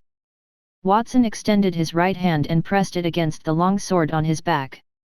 Just as he was about to move, Casey suddenly rushed out and brandished the water dragon sky sword in his hand. I didn't expect that someone would deliver their head as soon as I arrived in the arena. Watson, don't make a move. Let me deal with those 2 fellows. He activated a platinum tier battle technique, the sky connecting water spout. The sky darkened instantly as the sword emitted a dense blue light. The sky was clouded with black rain. Suddenly, drizzling rain fell from the sky, and as it condensed into a waterspout, it swept the retreating contestants and the chasing contestants into the raging torrential downpour. The platinum tier waterspout swept away not only them but all the other teams nearby as well. They could not even scream in the waterspout. More than 50 contestants were sucked into the waterspout with a single slash. The waterspout carried those people from the arena, where they fell heavily to the ground. They had white foam coming from their mouths and whirlpool-shaped eyes. They had failed. What happened? Why is that young master so strong? Even though everyone else was retreating, Casey could not help but raise the water dragon sky sword even higher in a coquettish stance. When he lived in the floating city, people had dubbed him the useless young master. However, in the Royal Academy full of geniuses, he could still make a name for himself. All of that was made possible by his exceptional talent. That's a platinum tier weapon? D***M in it. When I saw that person was the legendary useless young Master Casey, I thought I'd be able to eliminate him easily. I did not expect him to have a platinum tier weapon. It is as one expected, even if he's a piece of trash, as long as he has a platinum tier weapon, it's not something an ordinary gold tier elite can contend against. Let's not go over there. Let's find another target. The surrounding voices were not full of praises like Casey had imagined. Instead, they were full of sarcasm. Those words made Casey's face turn red, and he roared angrily, "You be asterisk starts. Who are you calling trash? Look at me. I'm going to eliminate all of you." He brandished the water dragon sky sword and was about to rush forward. However, before he could take action, Watson squeezed his shoulder. "Young Master Casey, are you sure you want to go out? We currently occupy a corner of the western arena. As long as no one attacks us, we don't need to take the initiative to attack others. If you go out and leave me by more than 10 meters, I won't be able to help you." Gulp. Hearing that, Casey looked forward and saw that there were at least hundreds of people staring at him. He swallowed his saliva. "You guys are lucky that I'm a kind person. I won't argue with you. However, if you don't appreciate my kindness and dare to attack me, don't blame me for being rude." That kind of hypocritical speech makes other people, such as Charlotte, look at Casey with an odd expression. Fortunately, although Casey's actions were funny, the power he displayed also made other ordinary people dare not approach him. Unfortunately, that beautiful scene changed with time. After staying in the western corner of the ring for about 20 minutes, a familiar strong enemy appeared before Watson and the others. "Isn't that the lady sword mistress who fought me outside? I did not expect that you would choose to enter the ring at this time.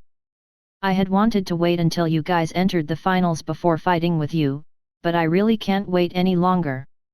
Right here, right now, let's finish the battle with me." The person who jumped up was none other than Harold. The young face hidden under the beard was full of fanaticism. As he spoke, Harold casually waved his fists, and the fierce wind from his fists knocked the contestants out of the ring one by one. In just a moment, there was no one else within 10 meters of him, and he looked at Christina with interest. Chapter 420, End of First Round. "Harold, you idiot! Didn't we agree to go up in the last 10 minutes? Why are you going up there now? What if you get eliminated?"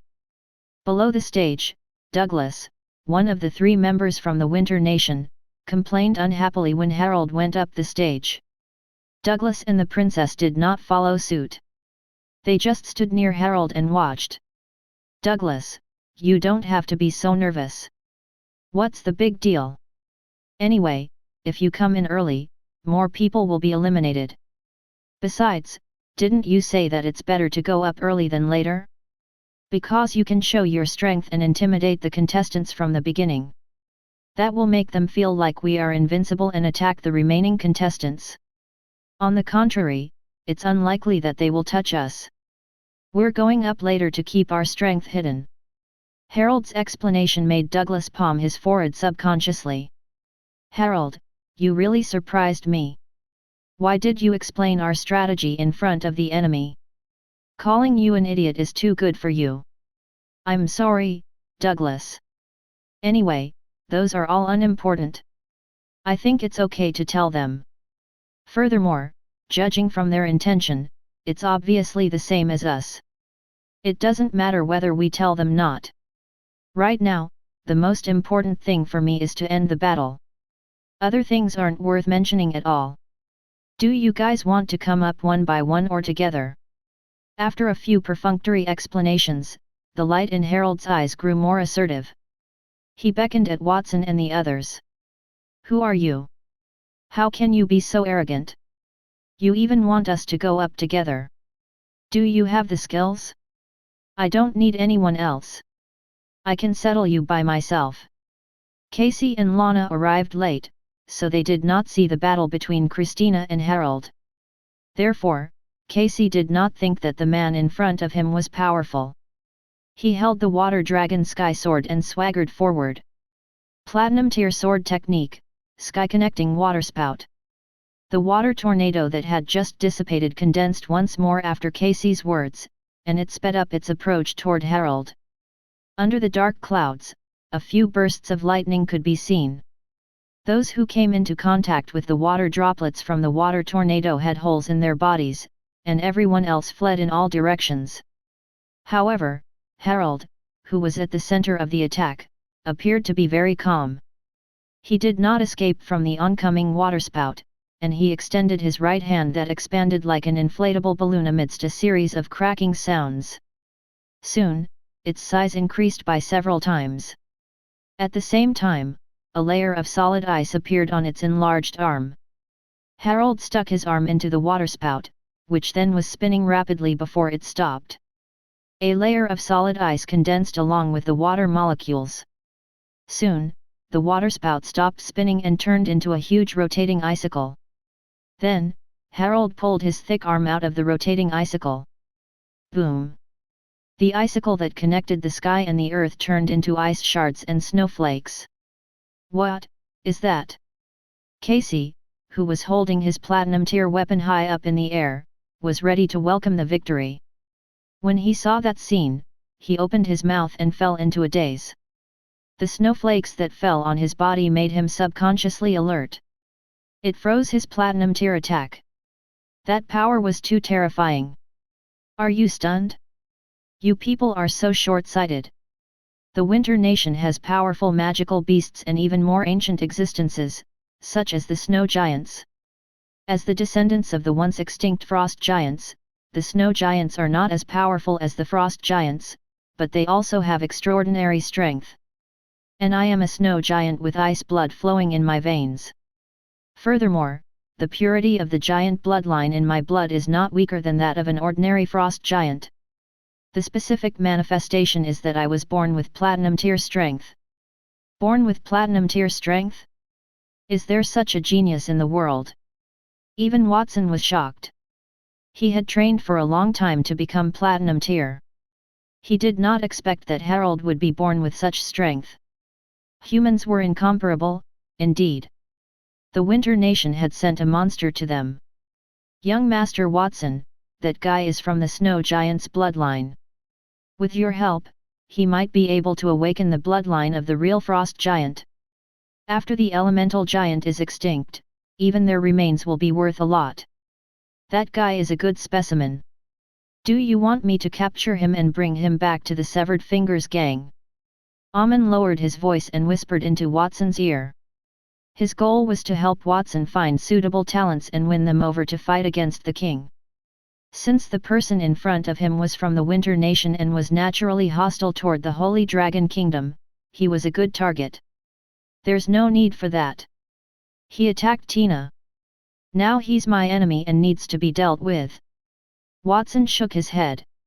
While Watson was talking to Amon, Douglas pushed up his monocle and said, Harold, can you stop telling your enemies about your abilities? Now that your enemies know about your abilities, how are you going to ambush them? Douglas despised swine-like teammates who were constantly bragging to their foes about their special abilities. He would have gone up onto the stage and dragged Harold down if the princess had not yet given the order. Douglas, you're too nosy. Even if I tell those people about my ability, they can't do anything to me. My snow giant's ability far surpasses that of a human. What can they do to me? They can only watch as I defeat them. Harold spoke in a muffled voice. Every part of his body suddenly swelled. The black hair on his body grew and turned from black to white in a short period. He had transformed from a human into a giant more than 10 meters tall and covered in long white hair. The people from the Winter Nation have giant blood in them? Run, quickly! When one of the contestants caught a glimpse of Harold as a giant, the giant's shadow fell on him. In shock, he let out a shrill scream and dashed back to safety. How do I defeat such a monster? I give up. Harold's terrifying appearance terrified most of the people there. They were tempted to surrender by spreading their arms wide. To their surprise, Harold had already spread out his massive feet, which measured several meters in circumference, before they could even raise their hands. He stomped on the contestants who were ready to surrender. A few that could not get away in time were squashed into a pool of blood, even though the attack did not use any combat aura or combat skills to do so. Roar! After completing all of that, Harold stooped to his knees and grabbed the arena floor with both of his hands. Since there were many battles between those geniuses, the arena was reinforced to withstand attacks, at least at the platinum tier. However, Harold had lifted the rocks out of the ground. He hurled two massive boulders, each measuring several meters in height, with the force of a mountain. As a result, those in the path of the two massive rocks were broken apart and sent flying out of the arena. The weaker ones were trampled, and their bodies littered the ground. The entire arena was reduced to two long, empty halls as a result of the operation. Except for the bits of meat and the spilled blood, the voids were empty. That scene was too shocking, the other contestants even stopped fighting.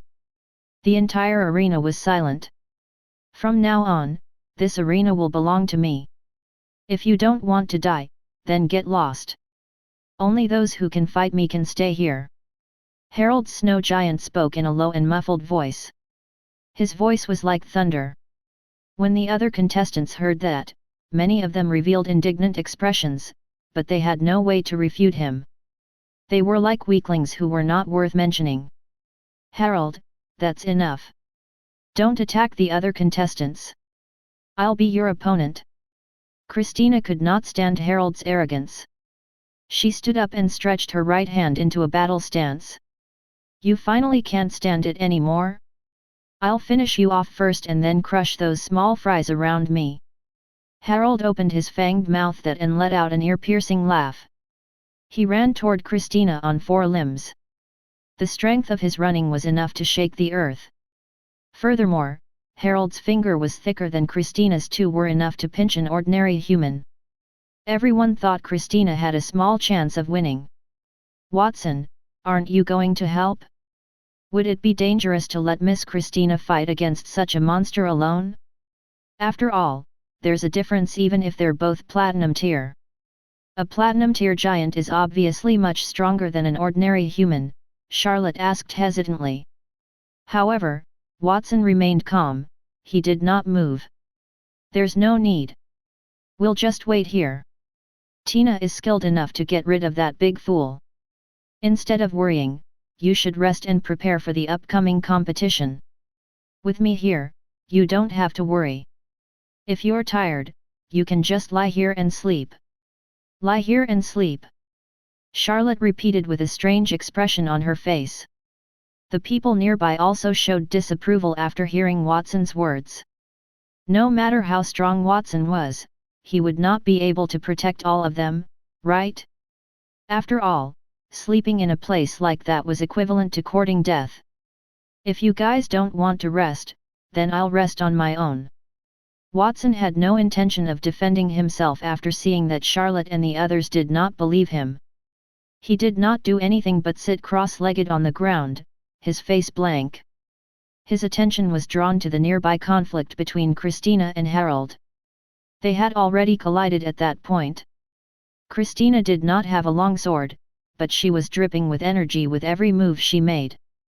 Harold had a great deal of power as well. Every move he made had the potential to shake the ground beneath his feet. In addition, Harold's body was constantly enveloped in a layer of ice-cold air as he attacked.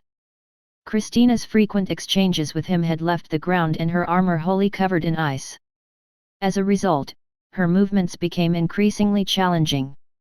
The Sword Saint's platinum tier daughter. You have let me down so badly. Is this the extent of your abilities? Every time he punched the ground, one could see the imprint there. The shattered ground froze in midair before they turned to stones and were blasted away. You are powerful. I have to admit that I can't do anything to you in a short period. It seems that I can only use this move. Christina backed 10 meters away while she said that. Harold's attack and defense were comparable to Diamond tier, which caused her to understand that Harold's strength was probably at peak Platinum tier. Even if Christina could use her diamond tier sword technique to subdue Harold, it would have been difficult to inflict physical harm on him. Oh? Are you still hiding some kind of powerful move? Hurry up and use it, or you won't have a chance. As you wish. Christina was unmoved by Harold's words. She just closed her eyes, raised her hands above her head, and took a step backward with her right calf. Her entire body seemed to have turned into a sharp sword. Before she could move, a sharp sword aura had already shot straight into the sky. The thick dark clouds that had appeared earlier because of Casey's platinum tier fighting technique, the sky-connecting waterspout, had been pierced through them. A warm ray of sunlight sprinkled on the ground. It shone on Christina's body, causing her armor to emit a psychedelic luster. Following that, an illusory kingdom appeared. With Christina as the core, Harold was trapped within it.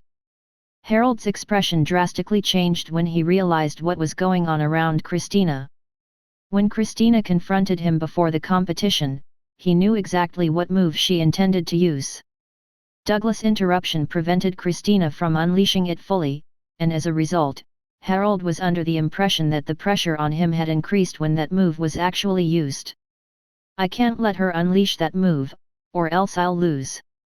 With that thought in his heart, Harold's thick arms clenched into fists and fell toward the ground. Peak Platinum Tier Fighting Technique, Avalanche of 1,000 Mountains. Numerous snow mountains appeared in front of Harold. Each one was taller than the other. The snow swirled in all directions, along with the strong wind. The endless snowflakes seemed to fill up the entire arena and covered the snow mountains. Countless participants flew out of the arena and were covered by the snowflakes. There were even more people submerged under the snow. After that move appeared, the noblemen in the surrounding stands held their breaths. King Landar III, Antonio, Reed, and the two envoys from the Winter Nation sat in the luxurious spectator box. I did not expect such powerful talent from the Winter Nation. They seemed to be already at peak platinum tier at such young ages. Their future achievements should be limitless. King Landar III looked down at the battle through the huge window. He was swirling a glass of scarlet wine brewed from the sun fruit. Upon hearing his words, the two envoys from the Kingdom of Winter could not help but look pleased. Your Majesty, you flatter us. Among these three talents, Harold is not the strongest. The other two geniuses, Princess Ash and Douglas, are stronger than Harold when they want to be. It's just that we did not expect that your kingdom's Lady Sword Mistress would be able to fight Harold to a draw. As soon as the two envoys finished speaking, a cold snort came from the side. The person who made the sound was Reed. Naturally, Reed did not feel good when someone belittled his daughter. What do you mean by fighting Harold to a draw? Can't you see that Tina is about to win? I'm sorry, Master Sword Saint. We do not see it at all. The two envoys were intimidated by Reed's powerful aura, and their breathing stopped. Then, they realized that they had lost their composure, so they took the opportunity to look outside. It seems like the weather in the Winter Nation is not too good, which has caused the two envoys' eyes to be less than perfect. After the competition is over, I will definitely treat the two of you with the best healers in our kingdom. Master Reed, there is no point in trying to convince us. A win is a win, and a loss is a loss. Besides, Harold is 14 years old this year, and Lady Sword Mistress is already 20 years old. Even if Harold loses, it is expected. If Harold is the same age as Lady Sword Mistress, then Lady Sword Mistress will definitely lose. What did you say? King Landar III, sensing tensions rising between Reed and the two envoys, put down his wine cup and said, "All right, do not quarrel. Instead of arguing about it, how about we make a bet on who will win that battle, and I will be the judge. Since His Majesty has said so, it seems inappropriate for us not to participate. We bet that Harold would win, and we bet 1,000 gold coins." The two envoys looked at each other. Only 1,000 gold coins? You people from the Winter Nation are so stingy. Or do you have no confidence in your own elites? Reed sneered. Then, the two envoys asked, "Master Sword Saint, so you are prepared to bet more? I wonder how much you are betting." "I shall bet 1,000,000 gold coins that Tina will win." "What?" The two envoys were shocked. They did not expect Reed to bet so much. They did not know if Reed was really that confident or rich and generous and did not care about such a small amount of money. "Since Reed has offered 1,000,000 gold coins, then I must do something as well. I also bet that Christina will win. And I also bet 1,000,000 gold coins." Antonio, who had not spoken since the beginning, suddenly interrupted with a smile on his face. "I can even bet on the final winner. You will never think of this person. And I can bet 100 million gold coins on that." "Antonio, the first round is not over yet. It's too early to tell. You can only bet between Christina and Harold for this round." "All right, Your Majesty. I've spoken too much." Antonio smiled and did not say anything after being reprimanded by King Landar III. He understood that the king did not want him to leak too much information, but he did not care. He had decided that the winner of that competition would be Watson. There was no one more monstrous than that youth. When Christina and Harold were fighting, Watson sat cross-legged on the spot and began to doze off, making Antonio feel angry and amused. The only one who could show such laziness in the battle was Watson, and the two envoys from the Winter Nation would never have thought that such a youth would be the favorite to win. King Landar III turned to look at the two envoys. "Gentlemen, each of us has bet 1,000,000 gold coins, but you only bid 1,000 gold coins. Isn't that a little inappropriate? Your Majesty, we only have a few thousand gold coins on us. We can't even make a bigger bet." "It doesn't matter. We can lend the money to you. As long as you win, you can return it to me. Anyway, it's only 1,000,000 gold coins. It should not be a big amount for you or the Winter Nation, right? How was that not a significant amount?" The two envoys complained in their hearts. 1,000,000 gold coins could do a lot of things in the Winter Nation. A large family's annual liquidity was only around 10 million gold coins. It might not be enough. That was the disadvantage of living in a cold environment. Due to the lack of resources and the exhaustion they had to endure to get through the cold every year, the residents did not get to enjoy any special entertainment programs. Their purchasing power was also inferior. Their economy was far less developed than that of the Holy Dragon Kingdom.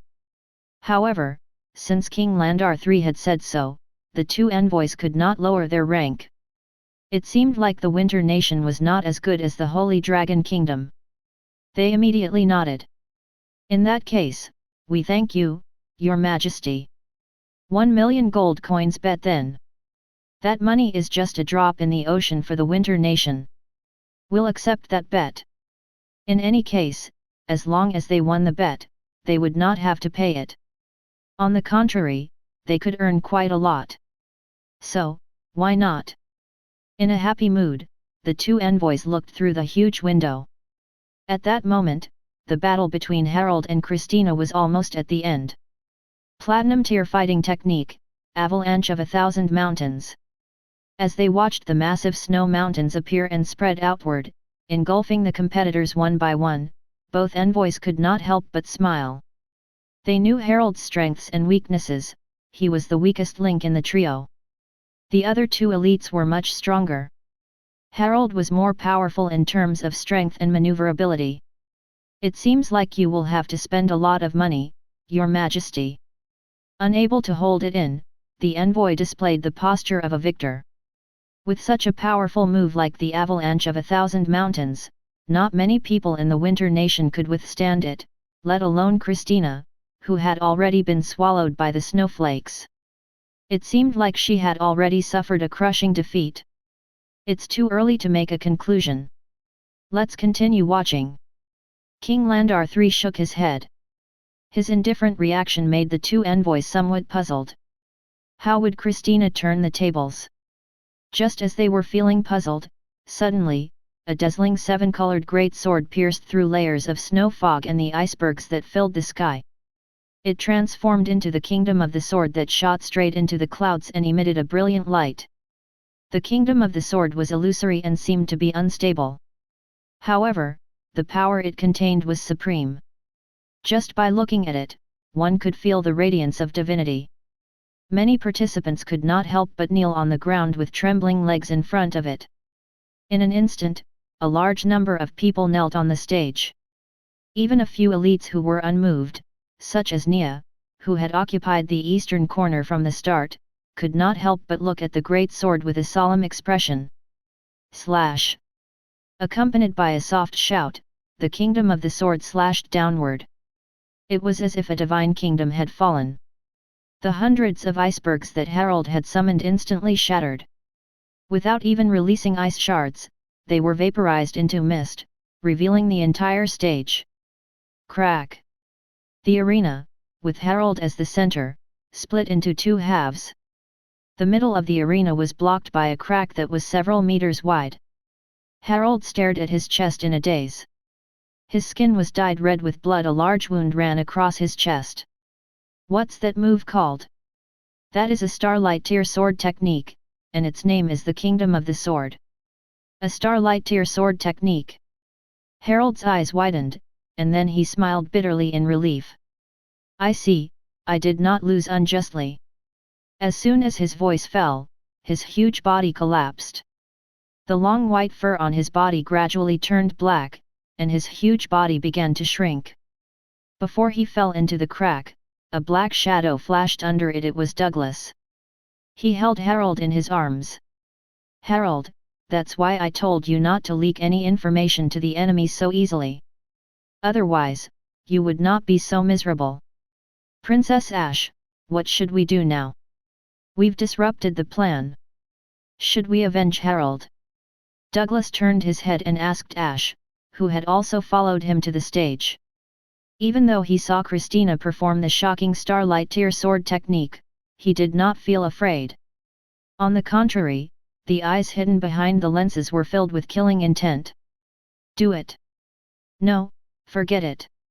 Let's find a place to treat Harold for the time being. When Ash saw the big bloody hole in Harold's chest, a hint of anger flashed in her eyes. She wanted to make a move, but at that moment, Watson, who was behind Christina, suddenly woke up. He stretched his body and said, "It's over so quickly. It's faster than I thought." Then, he met Ash's eyes. The moment she met Watson's eyes, Ash's body trembled violently. She swallowed the words forcefully and stomped her foot. Standing on the collapsed arena floor, Ash and Douglas, who was still carrying Harold, looked around coldly. That scene stopped the contestants who were prepared to ambush Harold. Everyone on the stage was at least Platinum Tier. Other than Christina, who had just broken the arena with her sword, the rest could not do anything similar. Only Ash could shatter the arena with a single move. A person with that kind of strength was not something they could afford to provoke. However, Ash's actions reminded them that they could destroy the stage. He only required them to be still standing at the end of the competition. He did not say they had to be on the same stage. Princess Ash, you clearly wanted me to make a move just now. Why did you immediately change your words? Furthermore, you made us stay so far away from the main stage. We can't avenge Harold or kill any of the geniuses from the Holy Dragon Kingdom. Douglas stood in the small arena with a radius of 1 meter. He frowned as he looked at the crowd that was still fighting hundreds of meters away. Just now, I happened to catch a glimpse of someone. It was because of them that I came to such a conclusion. Concentrate your efforts on healing Harold. The Holy Dragon Kingdom has such a powerful person. That's something I didn't expect to find here, Douglas. It looks like we made a blunder with our calculations. My mother's mission, which she assigned to me, is unlikely to be completed. Ash looked worried. Her full name was Ash Winter Gustav, the third daughter of the Winter Nation's Empress. The fact that she appeared on that mission symbolized the importance of the Holy Dragon Kingdom. It also meant that she possessed a special ability. The Eye of the Frozen Mirror. She was born with a special pupil. It was made of pure ice elements rather than flesh and blood. Anyone who possessed that pupil could see through the essence of all the powers in the world. However, it also meant that the person would be color-blind. Everything was a mass of energy. For example, Ash would see Harold as an ice elemental energy mass with the outline of a giant. Even if Harold did not cast his giant transformation, it was still the same. When she looked at Christina's outline, it was a giant sword that shot straight up into the sky. It was very similar to the kingdom of the sword that she had seen. Those were not much. The key was that she had accidentally caught a glimpse of Watson's energy outline. Ash shivered as she remembered that. Princess Ash, what exactly did you see? If you are afraid because of that woman, I really don't think it's necessary. Even though she can use the Divine Kingdom, the Empress gave us that artifact before she left. With that artifact, we can easily use the Divine Kingdom's power. We won't be inferior to her. Who said I was talking about the swordswoman? I'm talking about the youth behind her. Ash reached out and pointed in Watson's direction. The young man was sitting cross-legged on the ground and yawning as if he had just woken up from a dream. Douglas' expression became strange. You're afraid of that youth, Princess Ash? Really? He understood Ash's ability to see things that ordinary people could not. That was also her primary purpose for going there. Some geniuses would hide their strength to influence other people's judgment. However, with Ash around, they would not make a mistake in their judgment. Douglas, the young man you are referring to, defeated the Frozen Sky Ice Bow before the competition. I looked at him then, but although it was powerful, it was barely diamond tier. However, his aura changed when I was about to order you to attack him. Ash's pupils turned pure white, reflecting the outline of the energy emitted from Watson's body. The outline was difficult to describe. It did not have a human form, but instead, it was a fountain emitting unknown energy. Two divine kingdoms with entirely different styles, and there were also numerous glorious rules. Human figures were between them. They were not Watson, but they were a part of him. His outline did not have any obvious boundaries, it seemed to occupy everything within sight. Ash had seen through many people since she was young. Among them, there were many powerful magical beasts and elites. However, none of them had an energy outline like Watson's. Princess Ash, I don't understand what you're saying. You said that Harold's energy profile was a snow giant that was more than 10 meters tall, just like what he looked like after he transformed. Tell me, how many Harolds are there in Watson's energy profile? Then, I'll be able to gauge his strength. 1,000, no, maybe 10,000 Harolds.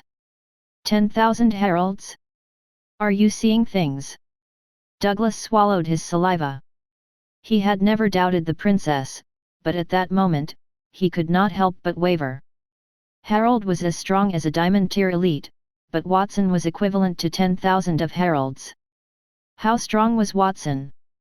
I'm sure. We should change our plans for the upcoming battle. With that young man, if we go too far, we might end up worse than Harold. As for how strong that young man is, we'll have to wait for the next battle to find out.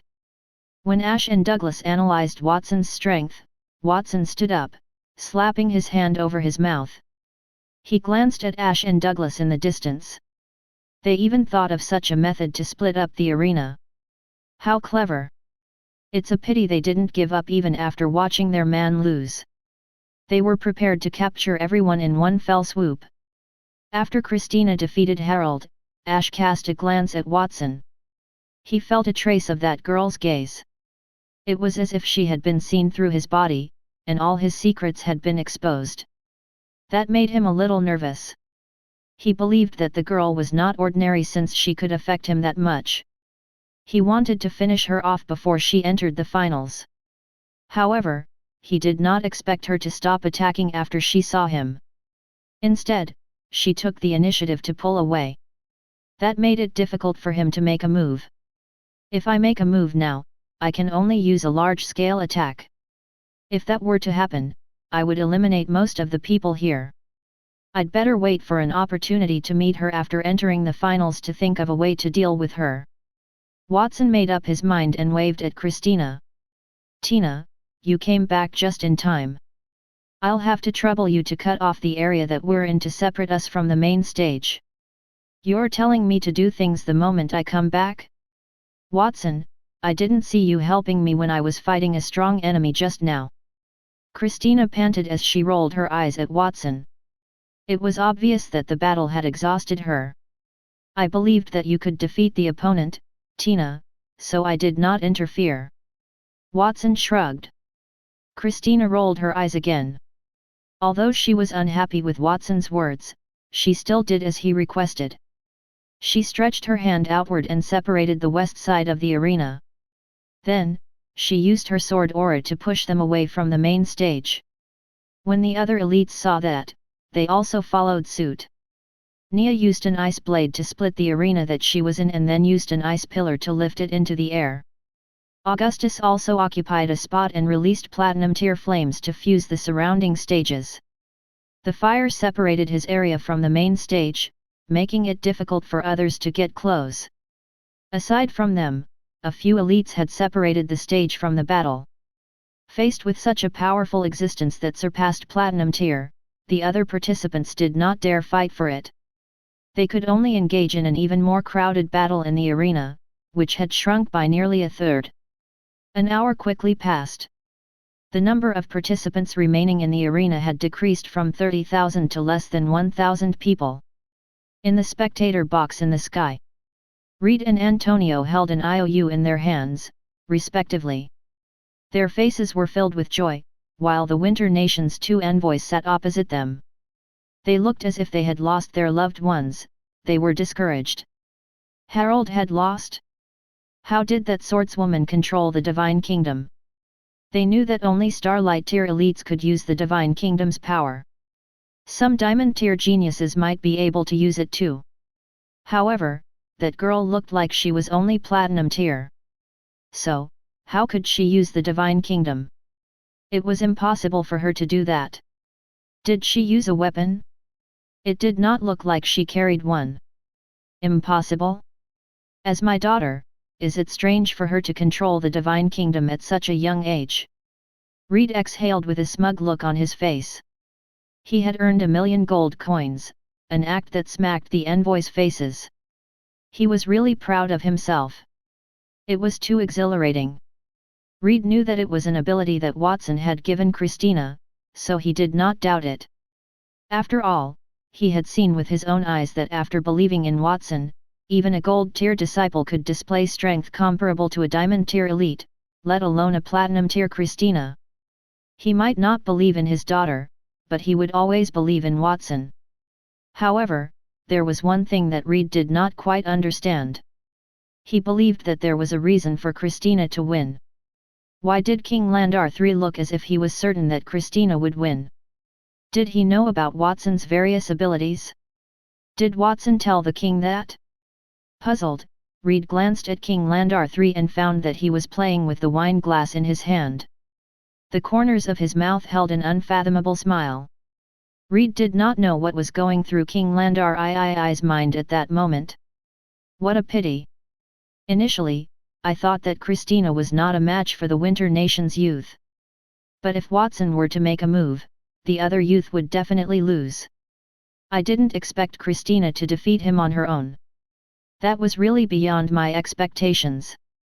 I knew that Christina had advanced to Platinum tier, but when did she manage to master the Kingdom of the Sword? Did she have some sort of epiphany? No matter what, that is too exaggerated. From Platinum tier epiphany to obtaining Starlight tier abilities, was that something that a human could do? Antonio and Reed bet so confidently on Christina's victory. It seems like they have grasped some things that I don't know, but they aren't willing to tell me about that. They wanted me to also bet on 1,000,000 gold coins. Those two old B***stards. King Landar III cursed Reed and Antonio for being unreasonable, but he did not say it aloud. Since it was almost time, he stood up, and his voice was transmitted to the entire Royal Academy with magic.